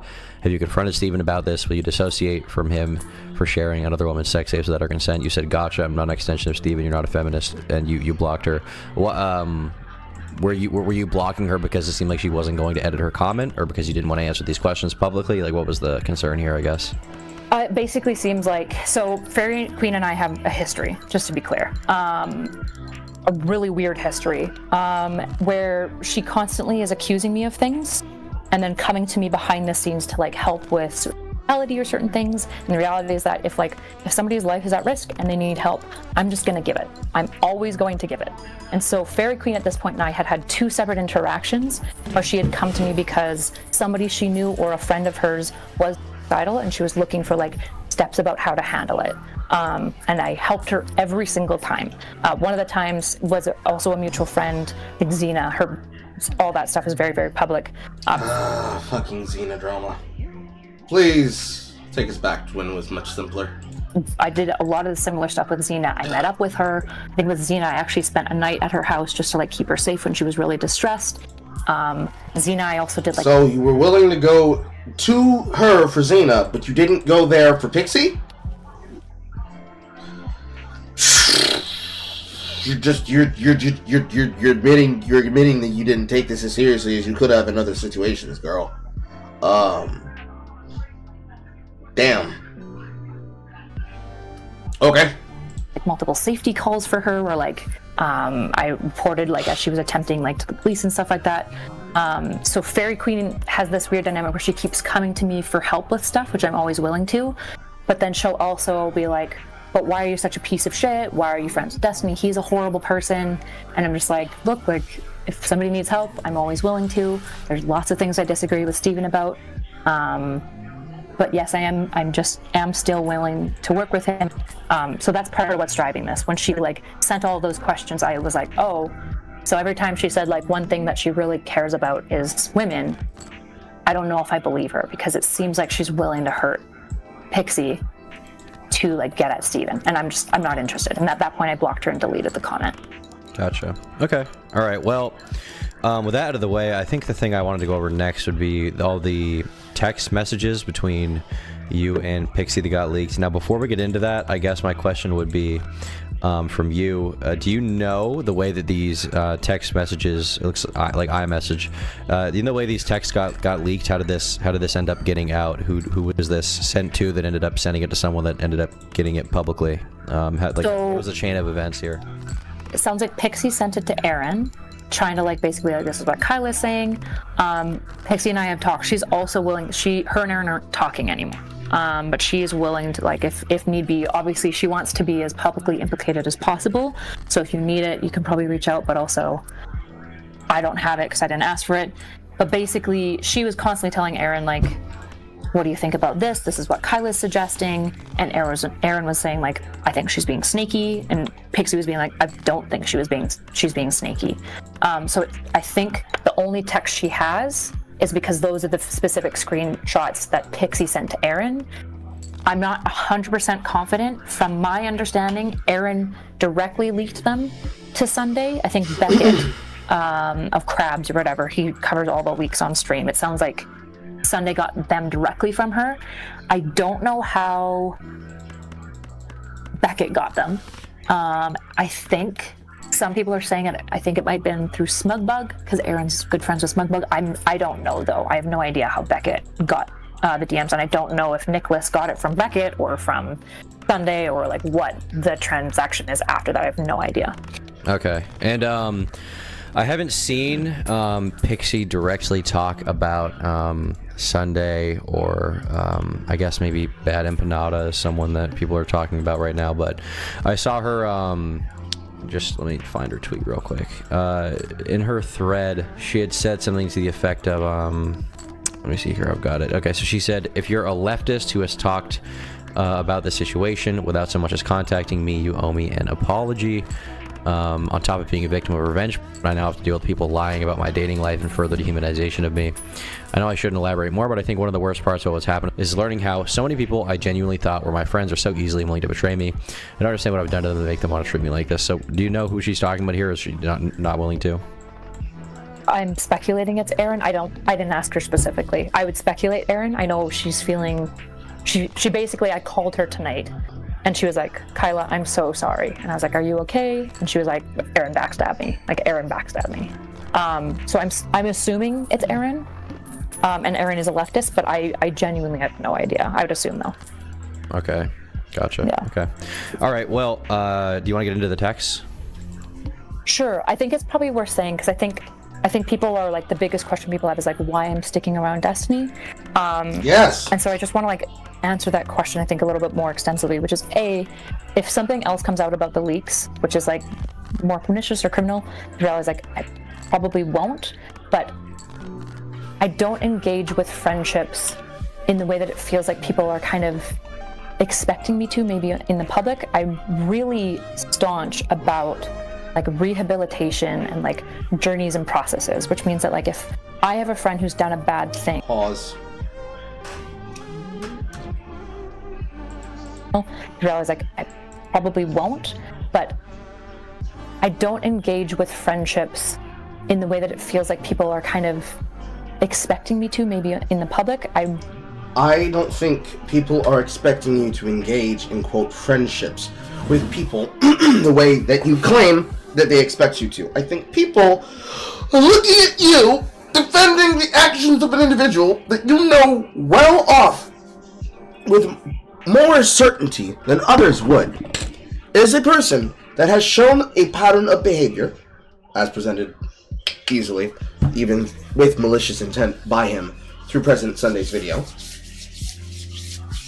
and all of the details and all of the receipts that exists in the past, from every single Honor cycle to the Lav cycle to the Mr. Girl cycle to the Twitch VOD cycle to the Keffel cycle, that every time Destiny has the ability to change his behavior, change how he approaches things, change how he talks to people, change how he acts, change how he engages in content, he is only willing to do so when he starts getting annoyed.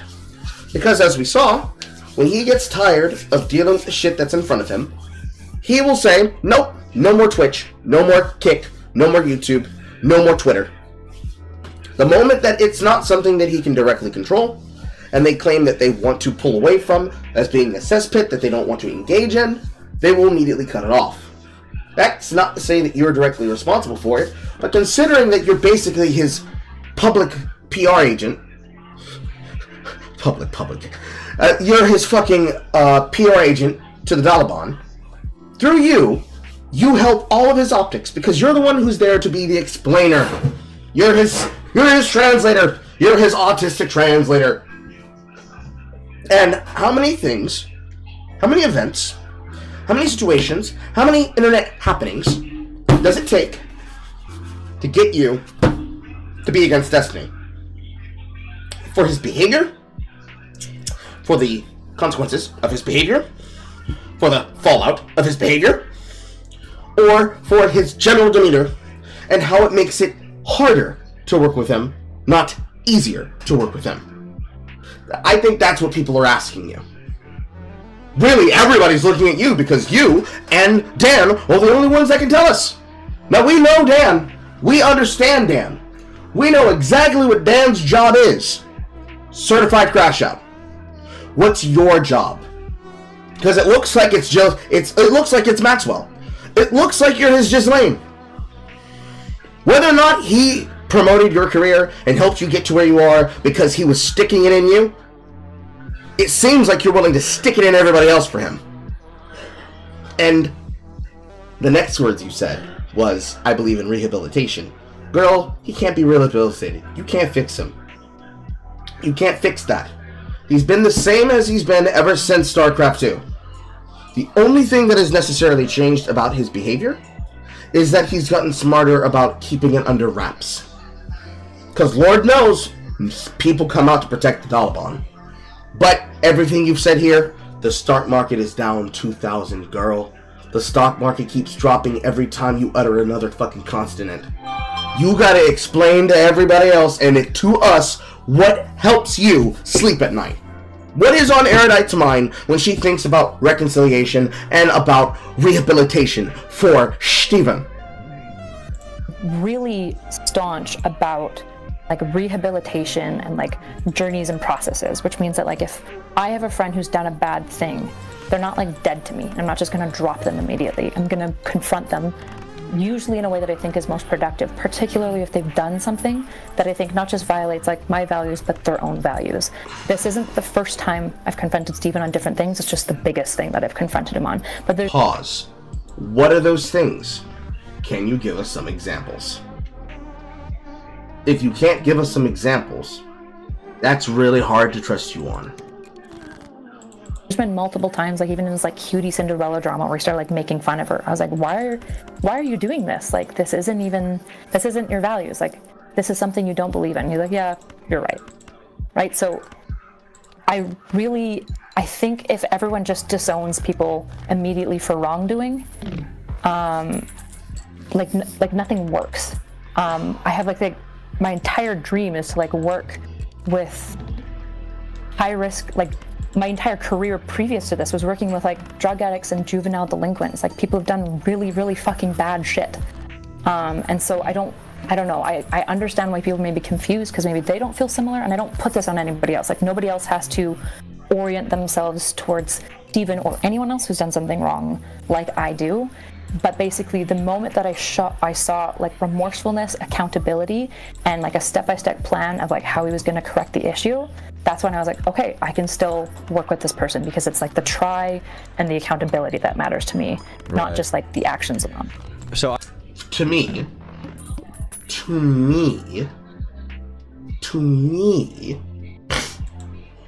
I can understand your perspective, but I don't agree with it. I understand your perspective, but I don't agree with it. And I don't agree with it because it's really hard for me to believe that you think that the best thing that you could possibly do is to give Destiny a platform upon which he can then be able to add on to the shit that he wants to do. By saying, look, he showed that he was sorry. He really cares. He really, really cares. Because it doesn't feel like Destiny cares.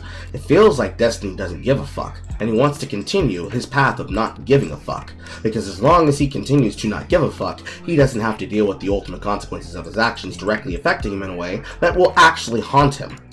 Because ultimately, if Destiny gave a shit, he would have put his actions on video. He would have talked about it on camera. What did Destiny do? He wanted to cover it on a fucking not even Twitter post, a Reddit post. It seems to me that Destiny doesn't want to take accountability for his actions. It seems to me that he really, really, really, really, really doesn't want to. I think that, that's somewhat understandable from, a friendship perspective. I think that the thing that people are going to bring up, though, is that you guys aren't just friends. You're business partners, and he's not just any business partner. He is, a massive liberal commentator who's constantly making moral judgments about other people's actions and behaviors. Meanwhile, he's got this going on. I mean, I think a big part of it is, I think this really calls into question, if he even has a right to criticize other people's character and morals when, it's one thing to be, to have everything else that he's done before, which, you know, there's a lot, let's be honest, there's a lot, but I think this rivals all of that, definitely, in terms of severity, and it calls into question, you know, his respect for other people's consent to, you know, their own news being leaked. It's like, you know, now how can anyone possibly feel bad for him for getting his news leaked when he was doing that to someone else? You know, there's a lot of questions around this, and I mean, you know, even on top of that, I mean, he's trying to be a serious political activist and commentator, and he's, you know, running around messing around with all these Discord girls, sending, and I mean, this is not, you know, to be clear, Pixie's not the only person who's been affected by this. I mean, there's been Lauren, obviously, you know, in a different way, but he was sending messages not too long ago that they had shared together, seemingly in confidence, that ended up getting leaked. There's Melina's allegation, obviously, his ex-wife, who he, you know, kind of painted as like a absolute crazy person. And there's this going on, so it's like, you know, there's like, it kind of calls into question. I mean, even people are saying like, oh, Mr. Girl was right. You know, it calls into question his entire history in a way. I mean, it's, you know, it's not just a question of you and him are just buddies, right? You're business partners. He's a public figure. He's a public commentator where he talks about other people's actions. Like, do you think that's a huge concern? Yeah, but the issue, it just is no longer like, the issue is like, this isn't a moral concern. This is now like business advice. Like, if anyone said, do you think it's bad business strat? Probably, to some degree, I suppose. Like, it's probably better that I diversify and like look elsewhere because he is a brand risk. The issue is that like, Steven does bad things. Steven was a piece of shit. He was negligent in this situation, right? In this situation? In this situation. Wasn't trying to hurt anyone, but he should have known better, and he does know better. And actions have consequences. And the reality is, like, I wanted to see this resolved in a better way for everyone, right? That's obviously like what I wanted. But when I was thinking about essentially like how I want to manage friendship versus business, I basically decided that when it comes to like business and friendship, there are certain things that I have to draw the line on because I want to run like a treatment center in the future. And I like, even friendships can't. This erudite is called a pattern of behavior. Correct, just a girl. Come before that, because that's why I'm in social media, is to like gain the money and the network necessary to fund that without having to. Let's hear that again. Say that one more fucking time. Friendships can't come before that, because that's why I'm in social media, is to like gain the money and the network necessary to fund that without having to rely on like churches, basically. You are in social media to gain money to fund your ideas without having to work with other sectors of business. I think you definitely should have not said that in front of a live studio audience. Ooh, you shouldn't have said that out loud. But I also decided that I want to act with my friends in the streaming world the way that I would act if the public eye wasn't like looking at everyone and there wasn't like optics and narratives that I had to like obsess with, because I feel like so much of relationships on the internet get monetized in a way that just like leads to this like incredible like loneliness and isolation, and I'm just not. While true, guess whose fault that is if that affects Destiny in this way, that it isolates him from other people? Is it not so erudites, or is it Destiny's? I think it's Destiny's! But maybe I'm coping. Willing to do that to my friends. And so like business strategy wise, would it be better if I like dropped Destiny or not? Like, there's probably be arguments on either side. There's probably some people would be like, actually it wouldn't because he's such a huge platform. Actually it would because he's such a brand risk. And I think all that's valid, but I think fundamentally the question that I've been operating with in this whole situation to this point has been, how do I want to conduct myself with my friends? Like how would I treat my friends if there wasn't going to be public scrutiny on top of this? Because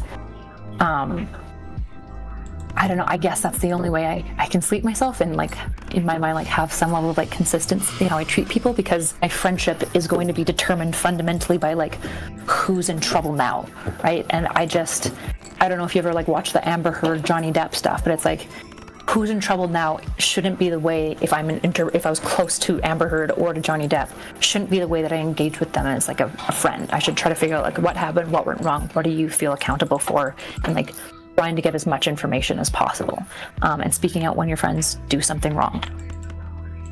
Okay.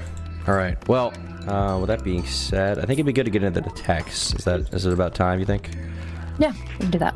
All right, so the first one we have here, I'm just going in order from the Beckett video, is this one where looks like Pixie says, did you end up talking to Steven?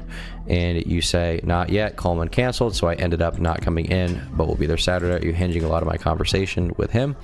Other than what I mentioned, is there anything you were hoping to be brought up? So is this prior to you, is this in between when you met with her in person and when you were going to talk to him about this stuff? There we go, okay, found it. Okay, did you end up blah blah blah? No, not yet. Let me see.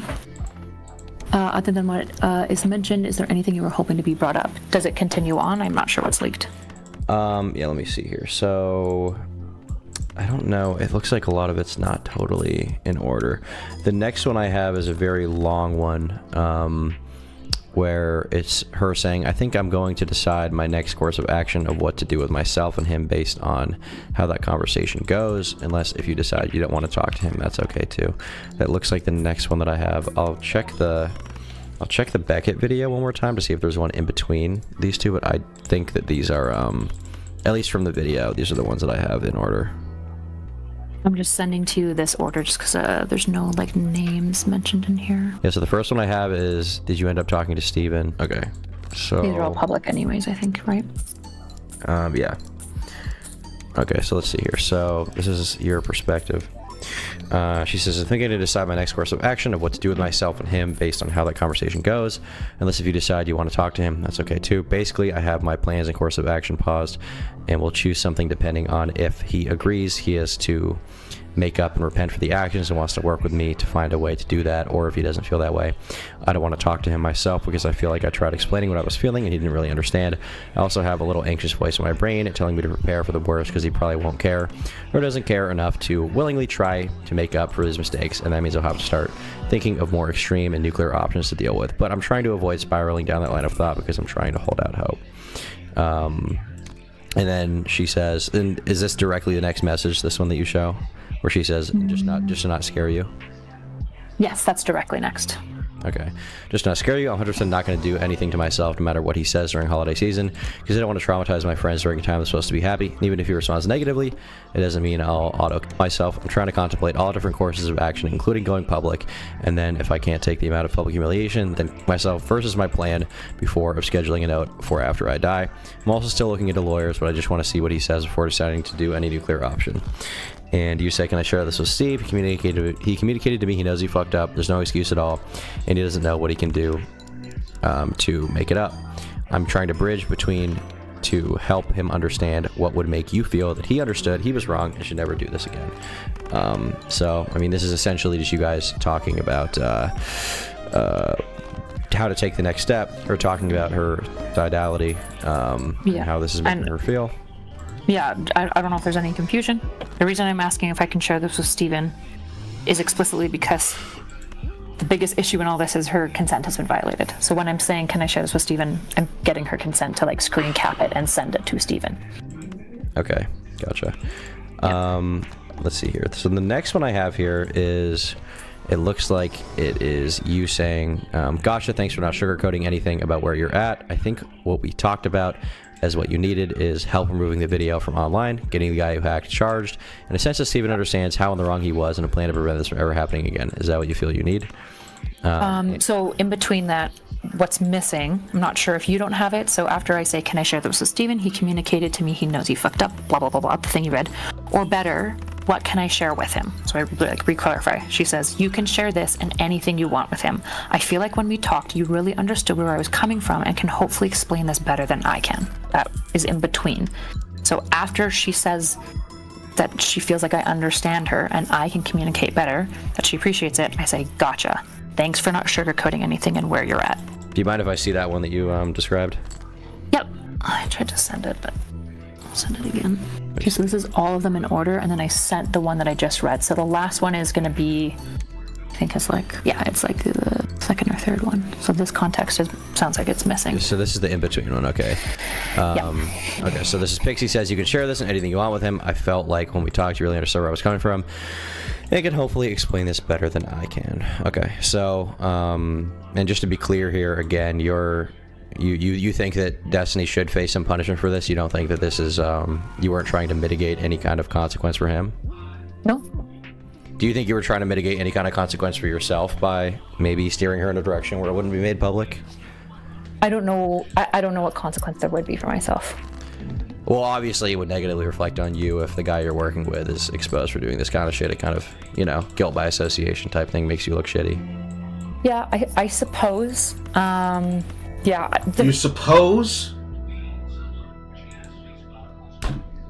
The issue is, like, I guess I'm going to say, no, I actually wasn't thinking about it that much. A lot of people asked me, which is why I spend the time thinking and, like, wrote in my journal, like, the way that I operate with people has to be about relationships and, like, the things that I value, my principles, not because of, like, business stuff, or I'm going to hate myself. Like, I don't want to do all this. Like, I don't want a treatment center that helps kids if I have to, like, buck over my friends and, like, stop caring about them to, like, do, like, that's not the point of this. But obviously, that's also my word, so I don't know if I can convince you of that. But yeah, it wasn't forefront. It was something that I just basically, I had to, like, take matters more. Like, she gets to do what she would like to do. Okay, gotcha.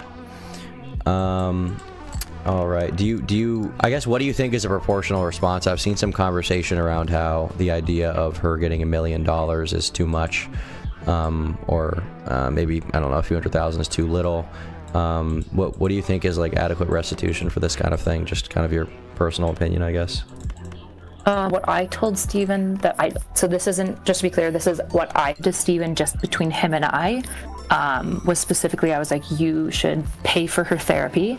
You need to cover, like, all of the expenses that are, like, investigating the leak, and if she has any expenses regarding, like, clearing her images off the internet, if she has to pay for any, like, internet scrubbers or anything like that, you need to cover all of those costs.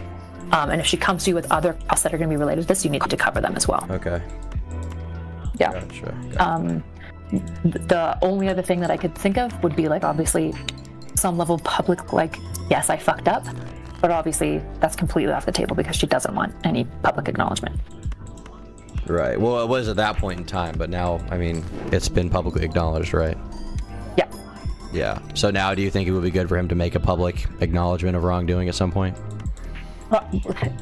If legal suits weren't going on, probably. The issue is, like, now I don't even know if he can, because his legal counsel, there's no way his legal counsel will sign off on him making a public statement like that. There's no way.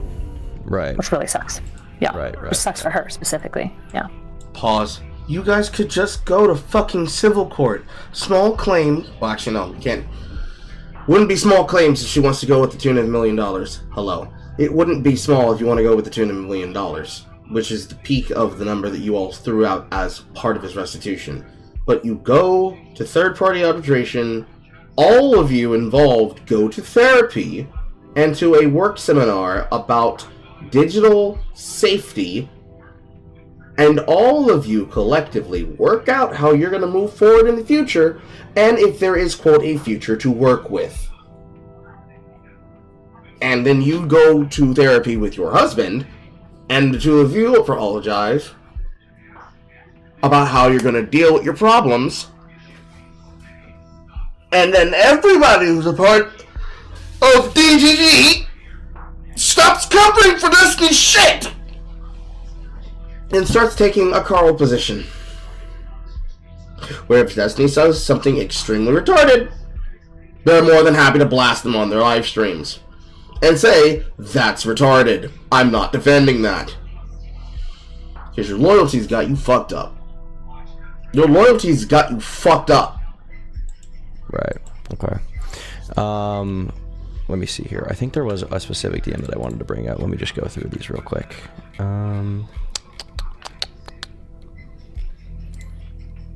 Oh, I don't know if you saw, like, one of the texts. I think this has also been included, but when she mentioned specifically the money, the reason that I clarify, I think that's, like, just a little bit down in the thread.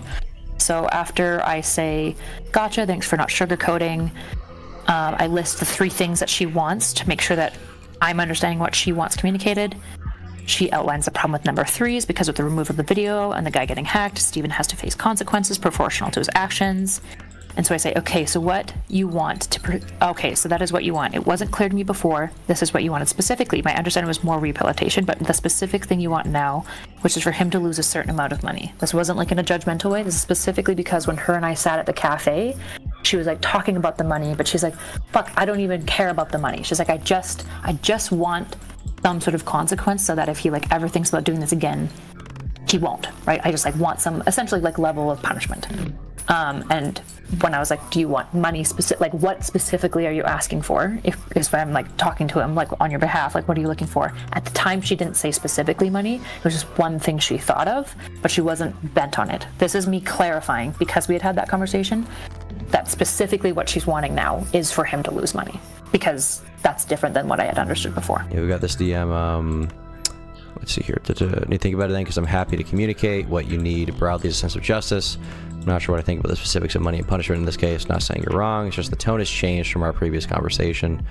So this is you just kind of dealing with her, sort of not totally knowing what she wants at the time, which I guess is fair from her. Well, specifically when I started hearing, so I think at this point we've had a phone call maybe once or twice, and I start hearing the $1 million amount, and I'm not comfortable with that. I don't think I don't think that's going to give her anything that she's looking for. I know that she's never going to receive it.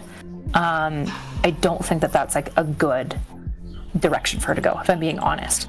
But also, if that's the direction she wants to go, she should. The main thing is I can't be I can't be the one communicating that. I can't mediate that because that's now like one of my friends asking like for $1 million from another one of my friends, and it's not something that I necessarily like feel comfortable with. So I'm saying in this specifically, like I'm not sure if I'm comfortable communicating this part because it's now different than I understood, but I was comfortable communicating everything else to him. Okay, yeah, and because she says, I'm not sure about the specifics regarding money or punishment. I believe in rehabilitation, but part of rehabilitation is penance. The person understands what they did is wrong, takes corrective course of actions, and actions to help pay penance to the victims. So, I mean, and then I think the following one here is she says, I just want to know he'll never do this again, and this is like the biggest mistake of his life, basically.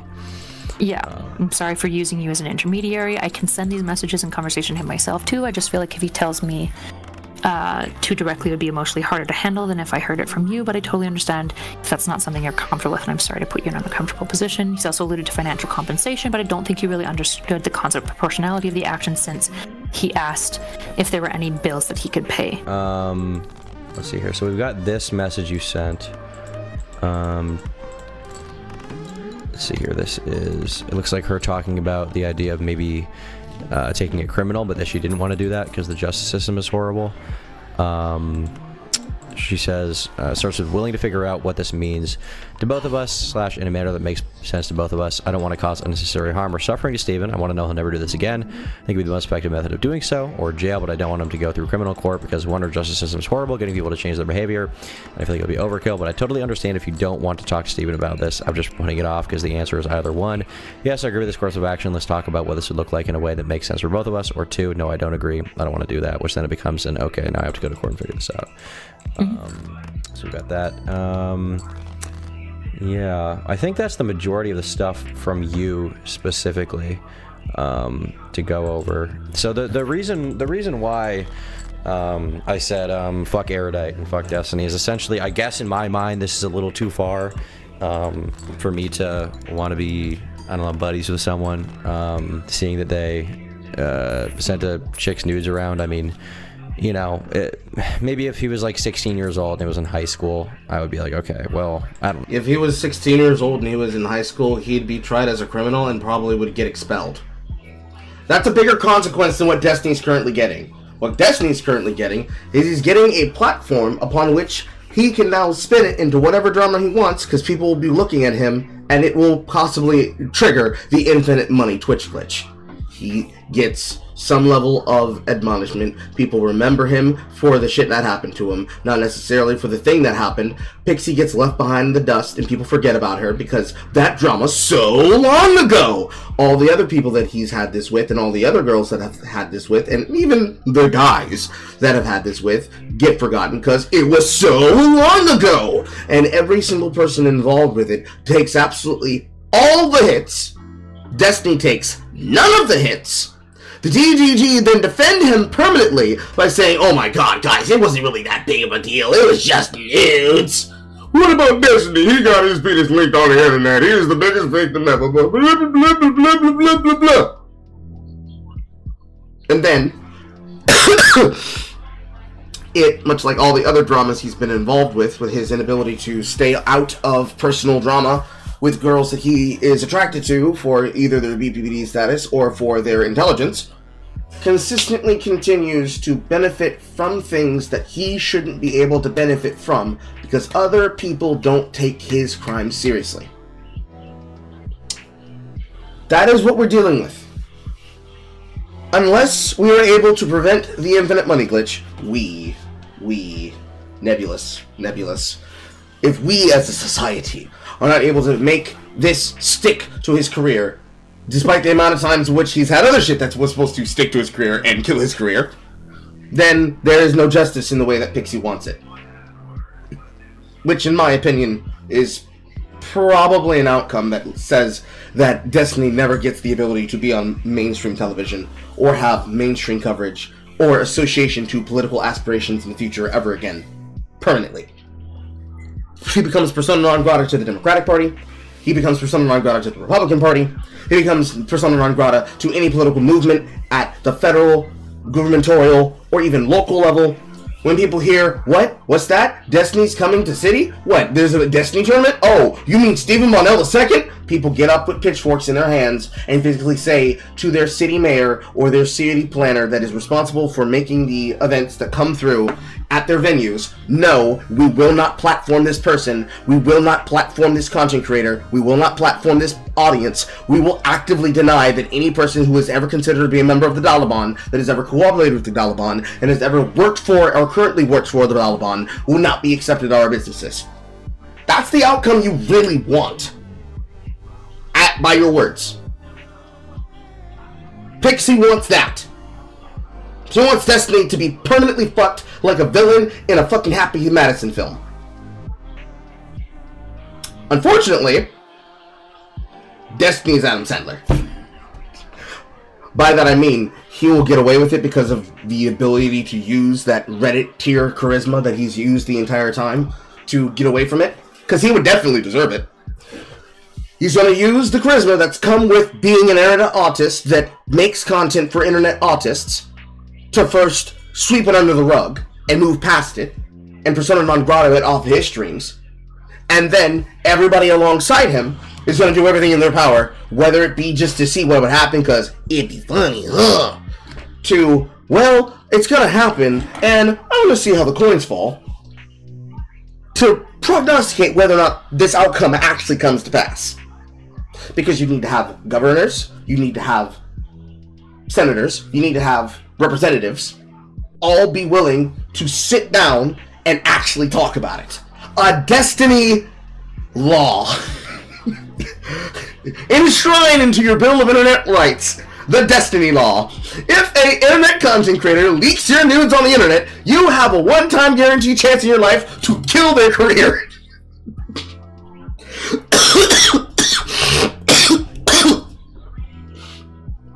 It would be funny as hell. But just like any other lawsuit that's ever done on the behalf of YouTube, the problem would then, of course, be where does the legality begin and end? Now, by the substitutes that we already led and the subsections that we already led the other day, which by the other day I mean last night, this crime, had it fallen under the statutes that were instituted in 2022, would have been illegal, and Destiny would definitely be getting fucked, impounding in the pooper prison for federal charges. It would be a done-data, but it's not, because it's happened beforehand. So, realistically, There are three things that could make this come to pass. One, the internet. We won't forget. We will remember. We will laugh at him. And it will be funny. But it's not enough. He was selling trolls with, but it's not enough. Number two, YouTube and any other social media platform that he posts on intervenes and puts a blanket ban on everything he ever posts. So, subreddit deplatforms the Destiny Reddit, bans Destiny's account, bans every person that has ever been considered to be a DGG. Maybe not necessarily by the fact that they posted there, but they're an avid person that is known to be frequently defending him. He gets deplatformed by YouTube. He gets deplatformed by Twitter. He gets deplatformed by Twitch. More than he already is. To the point where it's now you will never be able to return to Twitch. Because he keeps trying every single 2 fiscal quarters. Because that's all 2.5 fiscal quarters. He has to do it every 6 months. He retries every single time, every 6 months. Because the only reason it happened to him was that it was used against him when the zeitgeist was willing to turn against him. Because it was a question of how many people hate you at that moment to push for your ban. Every single media platform, microblogger or not, would have to actively take a stance against him the way that people performatively wanted to take a stance against fucking Nick Fuentes and the Super Pedo brothers, both Andrew and Tristan Tate, and occasionally against Pearly Things and other such content creators that have done negative bad behaviors on a platform have been exposed for doing so, and it was confirmed to be true. This would get you half of what you want. Because he could always just simply not work on the internet. Destiny could disappear to the private sector, and then the next thing you fucking know, he's using his political expediency to now have a job with the fucking with the deep web and or the dark web sector of the industrial military complex. Because Destiny has the ability to work in history. He has enough intelligence that he could be able to actually talk about the military strategy and stratagems that would be necessary to deliver to, say, the Kiev situation on Ukraine. He could be able to do it. Why? Because he has plenty of people around him who would be willing to do so. Destiny gets his name, takes everything that ever has to do with DGG, the Daliban, off of everything he ever does. He, theoretically, in a different timeline, hands it all to Dylan Burns, and all of a sudden, where's all this energy that's now funneled directly into the Hippie Jippy Championship and other such places coming from? Why is Dylan Burns got all this media access and all this media push? And then you look into it and, oh shit, it's Destiny! The same way that Tim Pool did. Hypothetically speaking, he could do that, and it would work. He could pull in Chuck Logic. He could pull in Dylan Burns. After then making another peacekeeping offering and bringing back in Loaderbox, if that were to happen, he could bring back in Loaderbox. He's already got Dan. He's already got his tech specialist. You've clearly said that you're more than happy to continue to be around him, because as long as he doesn't ever do this, meaning he doesn't expose sexual nudes again, you're willing to stand next to him. So, your line is, if Destiny never leaks nudes again, I will continue to work with him. I'll tell people that he's changed. He's reformed. He doesn't leak nudes anymore. Instead now, he bombs children in another country and then covers it with Dylan Burns as the tech guy that people keep referencing to as some other guy that's not Steven.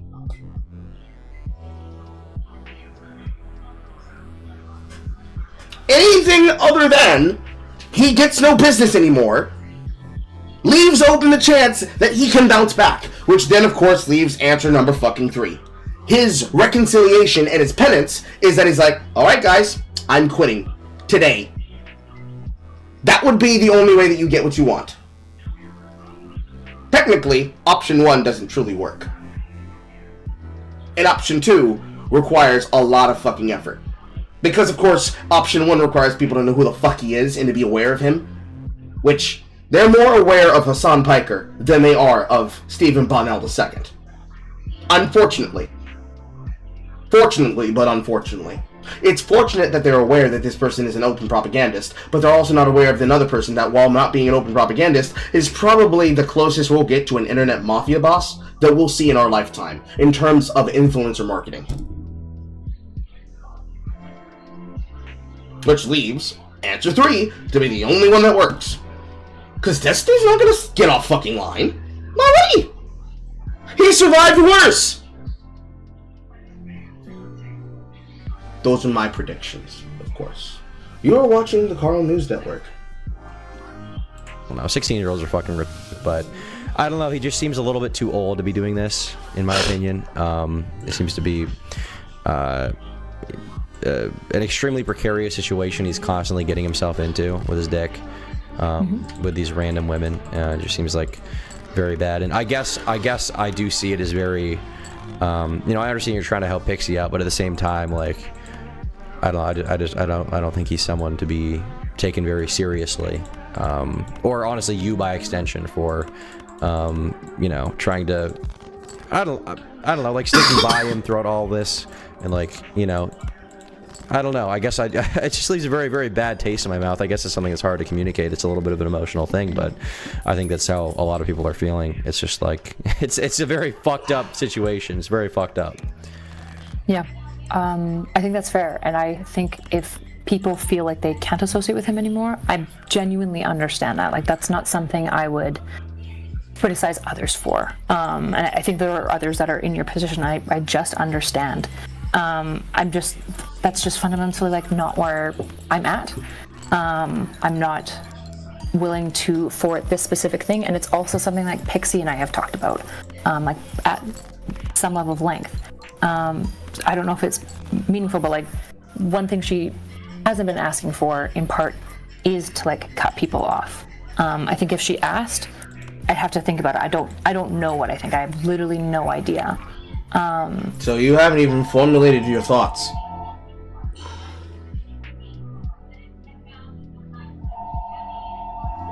Pick up the phone.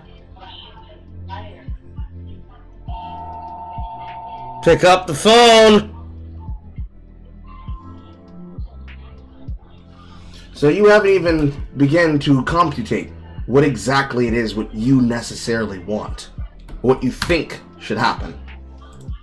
But I don't know. I guess the main thing is like, I think it's fair for you to say that you disagree with my choice to side with Steven. I think what's not fair to say, which is like spreading everywhere, is that I'm like going out of my way to like gaslight a girl, manipulate her.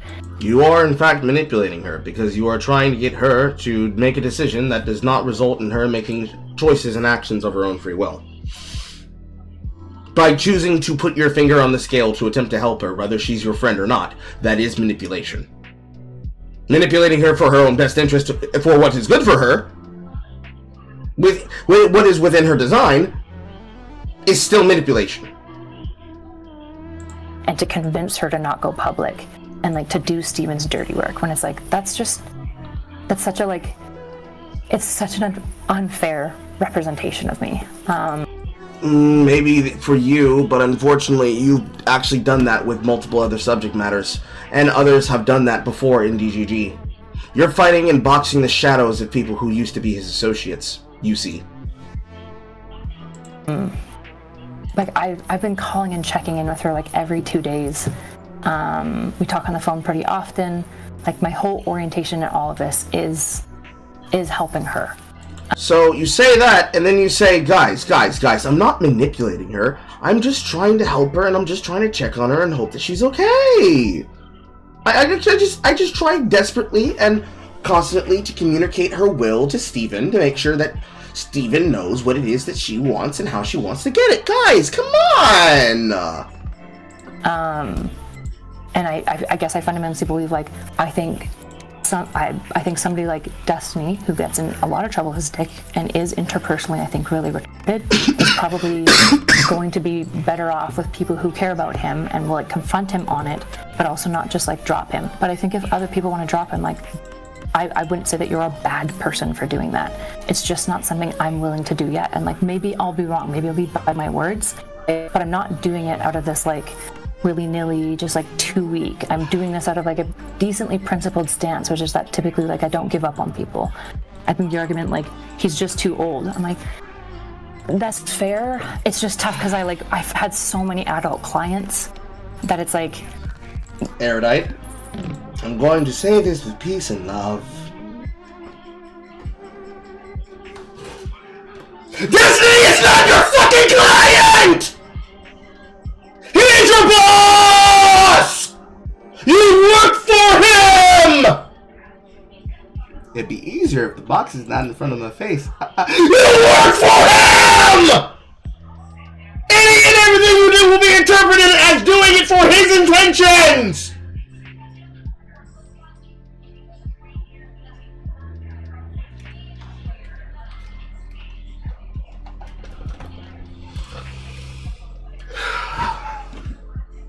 You're watching the Carl News Network. Pay no attention to the host crashing out for how retarded the person just said what they said. I don't know. Not a lot of 45-year-olds doing a lot of stupid shit. Because like, I don't know, trauma. I don't know a lot of 5-year-olds that are having sex with women and leaking this shit on the internet. But you know, if Lil Tim starts showing out Clarissa's gravy all over the internet, I think I'm gonna take him to his dad and let him know what he's doing so he can get the ass when he deserves. You're watching the Carl News Network! Trauma and like problems associated with being a fucked up person don't just like go away because you're older. They just like come out in different ways. Okay, what a wonderful interpretation! How else would you like his behavior to come out? This is not an innuendo about semen. How else do you want his behavior to manifest with this action that he consistently finds himself doing time and time and time again? Please, I am begging you, give us some fucking answer! Cause it's not good enough! It's literally not enough! He's going to keep doing this. And should he continue to do it, with almost the explicit blessing of you protecting it, because you won't cut off friends. A standard that I actually have myself, don't get me wrong, but the level at which you're willing to go to do it, I'm not employed by those people. And when I was, the exact moment that they went against my desires, my explicit advice, I didn't make the Erudite choice. I made the Carl choice. Even while removing myself and comparisons to myself and my actions from this discussion. You want something that the pattern of behavior clearly shows he is not capable of. So what do you want it to manifest as? If he comes to you with a hard dick in the middle of the night and an encyclopedia is like, Kylie, I want to count the letters inside of the dictionary, starting from the letter A. Are you going to be the one that's going to do that? Are you going to look Nick in the face and be like, Nick, you got to understand. At least he's not leaking other people's nudes. We did it in a safe room with no cameras. We started from aardvark. Is that some way you want it to manifest? Okay. Alright. Cool. So great. So wonderful. You are watching the Carl News Network. Why do you care about this guy so much when he doesn't seem to care about, I mean, anyone else, at least enough to not share their news around? Great question, Turkey! What's your answer, right?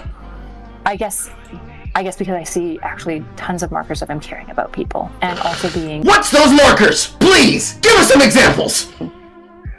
Negligent and bad when it comes to sexual relations. I see tons of evidence of him caring about people. Okay. All right. Well, I think that answers most of my questions. Is there anything else you wanted to say before I end off the recording? I guess, do you feel like it is fair in this situation, I guess? What do I do about this? What do you do about this? Time I've been reaching out to my friend. After the conversation I had with her the first time, she reconnected with the friend she had cut off and was willing to go and see her friends and start calling them more often, and basically made a commitment to like being safe. That's where we made the safety commitment as well. I'm doing my best to help my friend because I think that she was wronged here and she's done nothing wrong here. And I also confronted the friend that I think did a wrong thing. But I also am trying to like push and encourage him to change. I've disagreed with him and fought with him on a couple of things about being like, you should do this. You need to be doing this. I don't understand a world where like these actions lead to people going like, you're a bad human being, and I think the way people see it is like you're trying to mitigate the situation with Pixie because you are financially interested in continuing your relationship with Destiny for a profit, basically. I think that's the way that a lot of people see it. Because obviously you guys have a business. Yeah, but if that's the case, why did I say to Fairy Queen she could leave the comment up? I just asked her to remove the identifying part about Pixie. Like, none of my actions have been about covering for Destiny or preventing people from talking. You are directly managing things to try to ameliorate a situation so that Destiny and the people involved can be able to have a satisfying conclusion that does not lead to the worst case scenario for Destiny's career. You are, in fact, still sweeping for Destiny.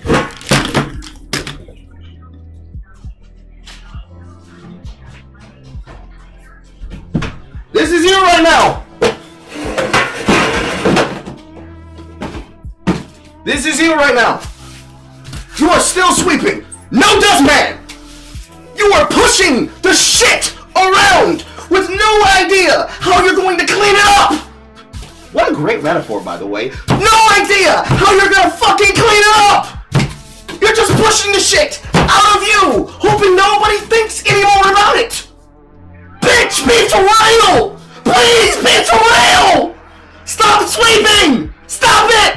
You can stop! Holy shit!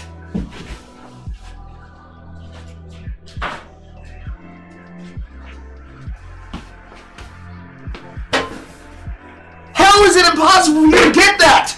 Why do you keep looping on I'm not doing what I'm currently doing? That wasn't my intention. Where are we then? It wasn't your intention, but it's the results.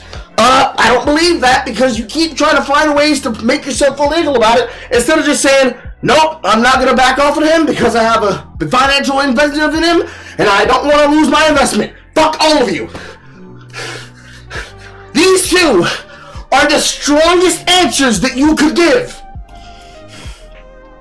They're the strongest results that you could possibly give. One's in the chat if you agree with me. Two's in the chat if you disagree with me. It is so easy. Either I'm not backing out of my friends because I don't abandon my friends no matter what fucked up thing they do, or I have a financial investment with him. I have been banking on these DGG books, and even though the stocks are down, I'm gonna fucking hold to the goddamn moon. Those are your two answers. You cannot do both.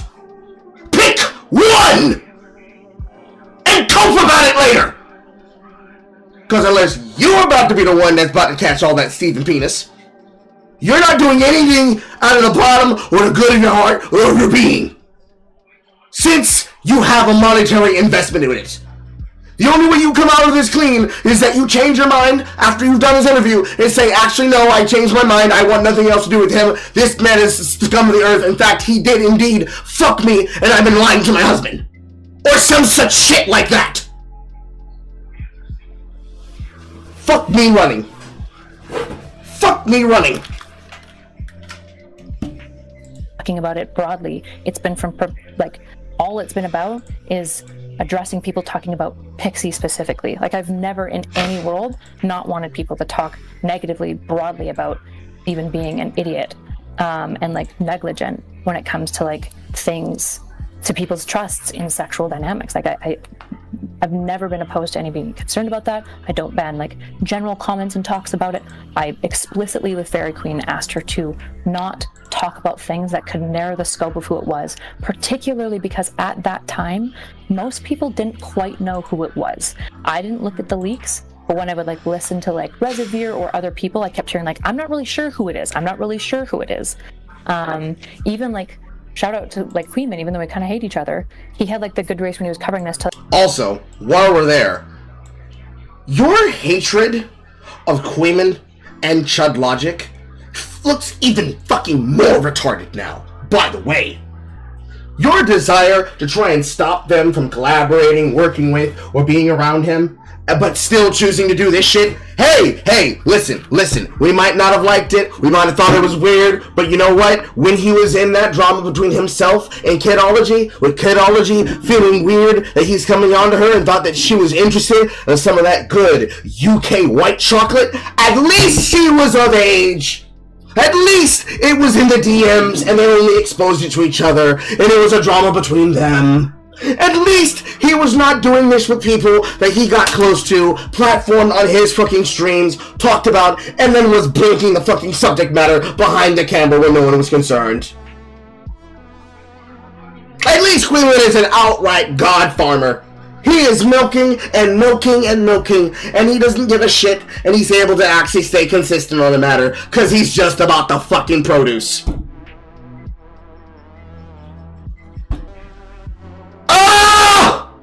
To like be pretty mindful of not making it clear who were in the leaks. Like that's been my behavior the entire time. Like nothing really differs away from that. I mean that's fair. That's why, you know, I obviously I don't know if you know this. I had heard about this stuff for a few weeks. I didn't really have any direct confirmation until a couple of days ago, but I had heard about this stuff going on, but I wasn't going to cover it. Firstly, because, you know, it was just an allegation at the time. There was no evidence of anything. But secondly, I was under the impression that Pixie didn't want it to get out. And then all of a sudden, I'm in the middle of streaming, and I see President Sunday and Cope and Teeth have dropped videos identifying Pixie.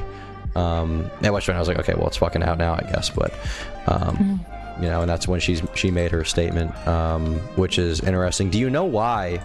I guess one question would be, Beckett had an original statement, it seems like, from Pixie, where she implicated kind of Dan Saltman and said that he had told her not to make it public. Do you know why that was in the original one, or maybe why it was removed in the final? I have no idea. I definitely don't talk to Dan about, like, I just have a very strict business relationship with Dan. Are you about to tell me that you are more serious about how you choose to keep information away from Dan than you do about the information you give and take from everybody fucking else? Somebody who you directly have to work with in the fucking Daliban? Are you fucking serious right now, Kyla? Are you fucking serious? I hope you're not. I hope you're having a laugh. I hope you're having a fucking laugh. Okay, gotcha. What you didn't talk to Pixie about maybe what she may have talked to Dan about? I didn't actually know that was in there. I haven't like gone through all the videos today. I've been traveling, as you said, and I've mostly been like trying. Like I spent the whole morning trying to be like, is she safe? She said, because she told me originally that if she went public, or if she had to go public, she was gonna kill herself. So I like spent most of the morning trying to be like, how if she potentially doesn't feel like, I didn't know if she had leaked the stuff about me, so I was like, I don't know if she feels comfortable with me, but somebody needs to check on her to like make sure that she's safe, because like Sunday painted her pretty terribly, which I think, well, she confirmed to me today, made her make the public post today to try to like clear her name a little bit. And this is like the exact thing that she said, like, if this happens, like, I am killing myself. So I spent most of the morning, to be honest, like trying to figure out if there was any mutuals that were like willing to basically just like check on her and make that she's safe, and like trying and like going back and forth with Nick about being like, should I reach out to her? Like, I'm not really sure. Like, I'm really worried about her. I don't really want to make a public statement until I've talked to her and like seen where she's at. And so I spent most of the morning doing that. There luckily was a mutual friend that was able to connect with her and communicated, basically being like, hey, just so you know, like, she didn't actually leak your stuff. She's like feeling really bad. Probably would love to hear from you, which is why I connected with her later. So I haven't spent most of the day like going through all the content on it. I asked Nick to do that. I've spent most of the day like trying to figure out where she's at, what's going on, and then something about like this cherry stuff dropped, and I've been trying to figure out like what's going on there, because it would probably change. It could change like how I feel about business going forward, depending on like what's occurred. Cherry. I actually haven't seen this Cherry thing now. Do you know what her Twitter ad is? I assume that's where she posted it. Cherry. Is it like the CHAERY Cherry or something, right? Yes. She said, these adults who are financially tied, business partners, having the audacity to involve themselves, should not be allowed to pass judgment or question the behavior of others unreciprocated. You are not naive, you're not autistic. And she's showing a DM from Straightaway which says, nice, Kyla's being snaky about this. Pixie contacted her and was kind of trying to use her as a liaison. I told her Kyla can't be trusted to help with that. Dan contacted Pixie a couple weeks ago as well. According to what she told me, he basically said, ask Steven for a reasonable amount of money and he'll probably pay it, and wanted to convince her and wanted her to convince him to not take legal actions against KF, which he's considering. That's what Straightaway said, implying Kiwi Farms there. And then includes some other clips and different screenshots as well in this thread. Do you have any comment on that Straightaway DM? It really sucks. Like, I thought I was friends with Straightaway, so super sucks to know that she's just like thinking I've been sneaky the whole time. Considering your actions and your position, you kind of still fucking are. I don't know. I don't know. It's mostly really sad. It's really sad that Straightaway sent these DMs like against Pixie's consent to like probably my biggest internet harasser. Was he considering taking legal action against Kiwi Farms? That's kind of being implied here. Pixie? Well, the DM from Straightaway says, sorry, let me just send you a screenshot of it. This is what Cherry has. I haven't seen this newest Cherry post yet. Okay, it says, according to what she told me, he basically said, ask Steven for a reasonable amount of money and he'd probably pay it, and wanted her to convince him to not take legal actions against KF, which he's considering. So this is implying Steven's considering taking legal action against Kiwi Farms. Can you talk about that at all or no? I haven't heard her mention any legal action about Kiwi Farms. I really only talked to Pixie and Steven. I think this is implying it says wanted her to convince him not to take legal action. So I think the implication is he wanted to take legal action against Kiwi Farms. Steven did? Yeah, that's what this DM would be implying. I'm not really sure. There's, to be honest, when all this stuff drops, Steven and I also have a bit of a line of like, I'm not talking to him about like a lot of the legal stuff, so I'm not sure who he's suing specifically. I'm not really sure. Okay, gotcha. Okay, I don't think there's anything new regarding you. Yeah. I guess, can I ask? From this thread. Yeah. Do you still think that I was trying to make her be quiet despite like me explicitly not shutting down conversation? I can even look through DMs. I think I say to Pixie multiple times in other DMs, like explicitly, like whatever you like whatever you would like to do. If you'd like to go public, you can go public. Like, I don't know. It's just like, I mean, I can't really read your mind. So based on the DMs, it doesn't seem that you were trying to get her to not go public or go public. But I mean, you know, obviously because of your I wasn't weighing relationship. What'd you say? Like when you have somebody who's going through trauma, and this is like what I also told her, like, if you're going through this, like, you get to steer the ship. Like, one of the biggest things of betrayal is that somebody took away consent from you. But you get to steer the ship. If you want to stay private, we stay, like, I take your lead from that. If you want to go public, I'm going to follow up with you and say, like, what do you feel comfortable with me saying? What do you want me to talk about?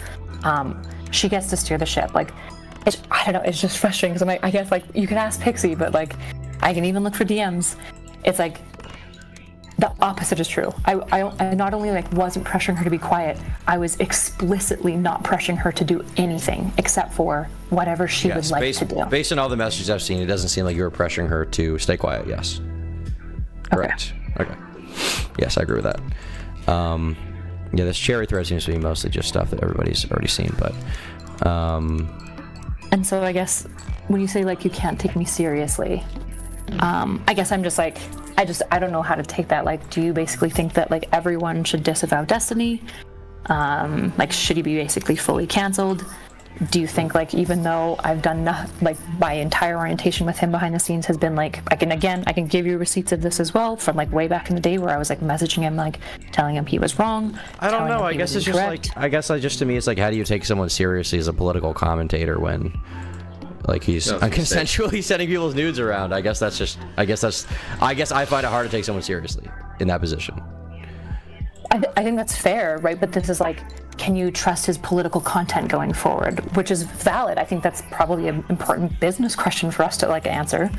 But I don't know like why that implicates my character. Well, I mean, because you're willing to keep working with him.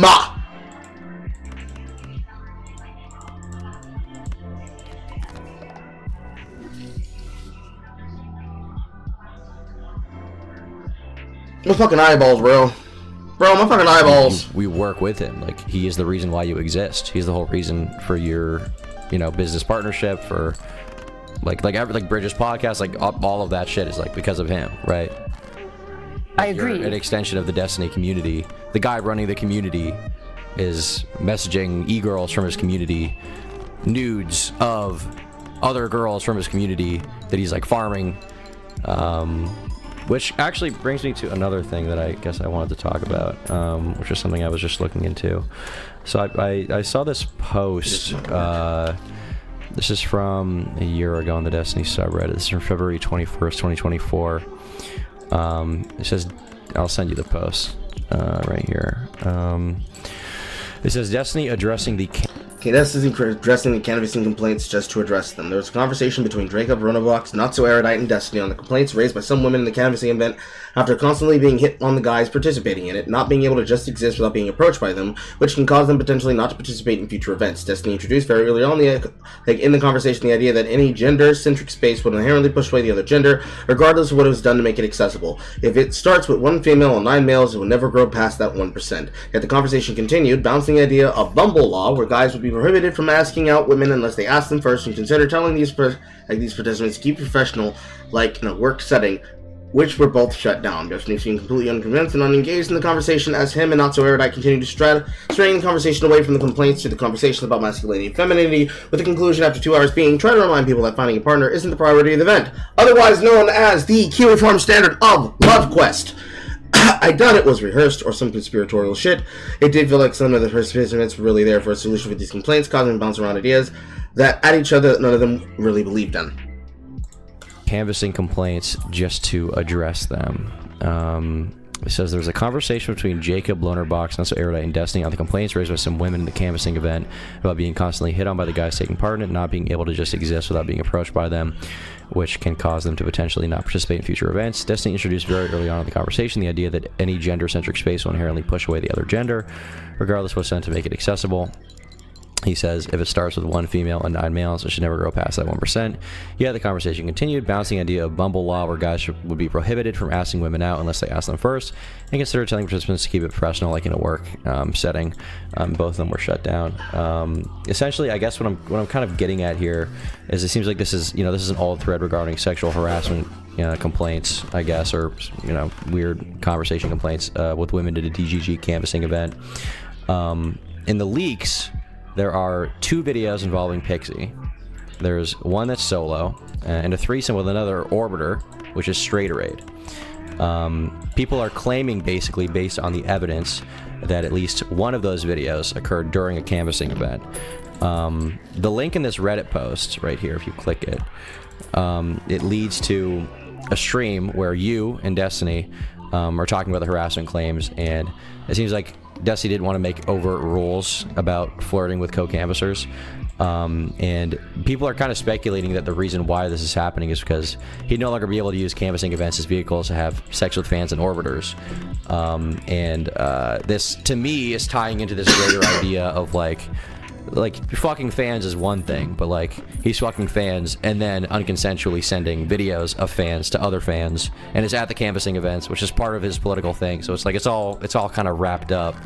So I guess I'm just like, once again, this like leads into like my whole thing about like taking it seriously, right? It's like, what is going on here? What's going on with Pixie? Like, it's not like you can just divorce, like, these two ideas. Like, this is the political commentary. This is what is going on here. Like, this is all tied up in his content, in his canvassing events. Yeah, I mean, I guess to go back to, like, your initial statement, just like, I'm an extension of the community. I guess I don't like I have a podcast with him. I'm not an extension of Steven. I disagree with him regularly when we have interpersonal... Pause.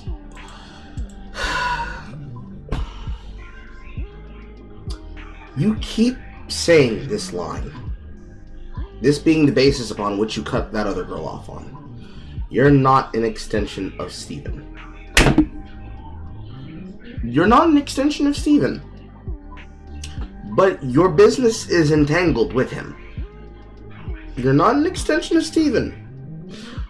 But a lot of your decisions and choices are based on you being entangled with him, at least in the capacity of a business partner, where you're not willing to cut off your business partner until they no longer show a definite example of amelioration and failure to adapt, change, grow, and move past behavior that you have more than enough examples to show and see that he consistently has as a part of his patterns that are the cycles he goes through, and how he handles the drama and deals with that drama all the way to his fucking Reddit post. Pause for addition. You are watching the Carl News Network. Follows through here with it exploding onto the subreddit, which has now banned the ability to link things from Twitter. So, for people that are unaware and then get context given to them through these posts, going through, we'll see his reaction to it, starting off with some literal fucking Twitch brain rot shit that you communicated with your own man.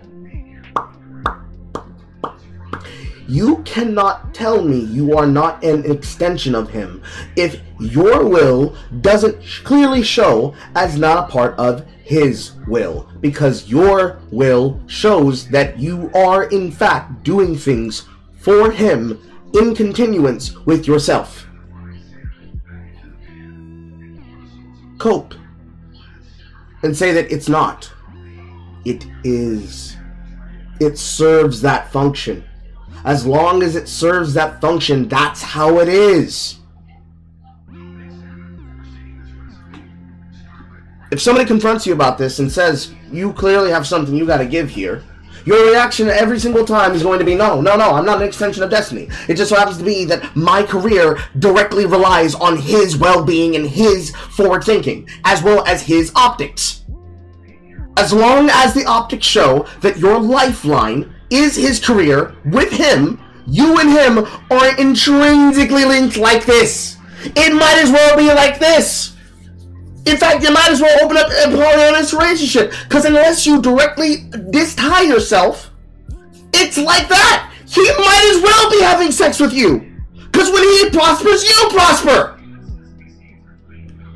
And you're right, Just a Girl. If this was a conservative commentator, she would be raking them through the coals. If she would have an opinion at all. Let's finish this shit and get the fuck up out of here. I'm done. Disagreements, I handle it privately. I have no idea if he was hooking up with, in fact, if they're talking about Ohio, I'm pretty dubious. I'm pretty sure I was around, because those two were working, like, with me on that event. I'm pretty dubious that it was taken. I don't know for sure. I wasn't there, obviously. I have no idea, and I don't know. I didn't even know that this leak existed. I guess I haven't looked at them. I genuinely would be very suspect that it was taken at the canvassing event, just because of like how often I was with both of them, and then also. You see, the way I know that it's not true is because I was this Destiny the entire time. He didn't have time to fuck women.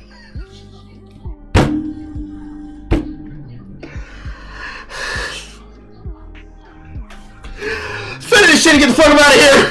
Three of them. Them stonks looking real shit, boys! Looking real shit!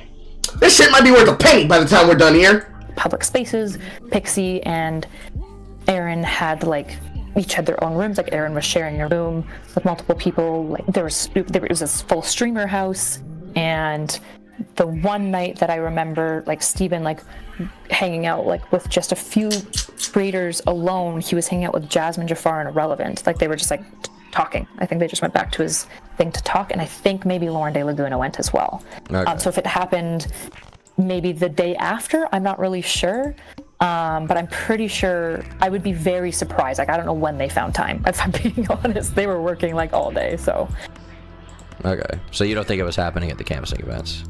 I don't know. I'm very dubious that it is. Okay. Yeah. Okay. All right. Well, that was the last specific thing I wanted to talk about. To conclude my opinion, yes, I don't think that you were trying to keep Pixie silent. Based on what I've seen. Yeah, maybe, I don't know, people will come out with some other thing that I haven't seen that will show me that, but that does not seem to be the case to me. So if that's what your goal was with convincing me personally, and probably a lot of the audience by extension, I think you just succeed in that. Obviously beyond that point, people will probably criticize you for associating with Destiny at all, but I think that's about all there is to that. Is there anything else you want to say before I end the recording? No, I guess mostly I just like, I appreciate you giving me the time to listen to me. I would appreciate if people like, I don't know, it feels very icky to always be viewed as just like this like necessary extension of Steven. I don't like this idea that if I'm like friends with somebody, that means I'm like agreeing with all of his actions and behaviors. I think there are some things that are like non-negotiable, but I like acting like these things are like objectively agreed upon, and that everyone just knows what these are, I think is pretty unfair. I think the way that people have like responded to Pixie, like smearing her and trying to paint her as an extortionist, has been really gross. I think, shout out President Sunday. Yeah. I think like first and foremost, the most important thing, like even when you're making this, is like to just be mindful. If there's anything that I say that you're like, don't know if that will like cast Pixie in a bad light, like I prefer it's excluded. And I guess, I don't know, the disproportionate level of like hatred and vitriol that I feel like I've been getting for staying silent when the victim asked me to, telling my friend that he was wrong and trying to mitigate a solution for the friends, and then stepping back when that solution wasn't working and they were going to like legal things. I just don't know what else we're expecting from me, especially as like most people who believe in like rehabilitative justice. I suppose like I don't know, it doesn't make a lot of sense to me. But I guess it is what it is. I'm doing my best to try to live by my principles. Okay. All right. Thanks. Well, I'll end the recording. Thank you for coming on the show. Yeah. Thanks for having me. Okay. I'm not convinced of shit. I'm more annoyed than I was going in than I was coming out. But I'm somehow now doubled on that. But as you can clearly see, the stock prices on the DGGX continue to go down. It is down 50 gigillion keks. They are getting roasted and mocked all over the timeline. Everyone is on their ass. No pause. No lube. In fact, a stick of butter. A stick of butter. I am, of course, your host, Carl Winslow. This is the Carl Negro News Network. We will be signing out and then logging right the fuck back in. Do not bust that nut yet. More shit will be coming up after these messages.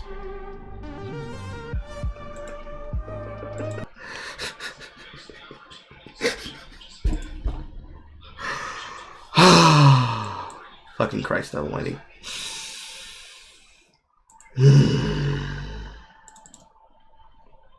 Where's my shit? Play us out, Jethro!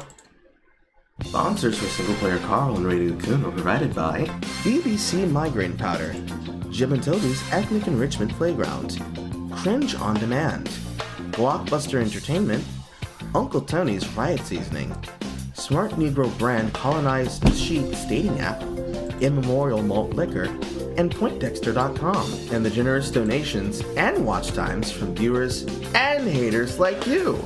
Thank you!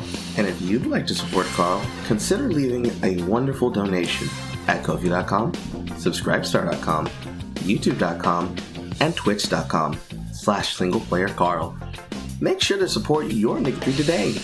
or you hate black people. I honestly cannot be able to explain how fucking annoyed I am with Erudite's position. Before I stop and then restart again, I cannot begin to explain to you how fucking annoyed I am with not so fucking Erudite's position. Basically, she literally is that joke from that fucking television show where she's able to say her line is her friend being pushed to a standard where she could no longer side with them, but not the destruction of another person's state of mind and security. She can indeed justify it. Because there is no line, except until she sees it to her standards. My head hurts. My head hurts. Thank you to everybody, which includes Just a Girl, for your donations. I'll be back in like 5 to 10 minutes. Fucking hell. Oh!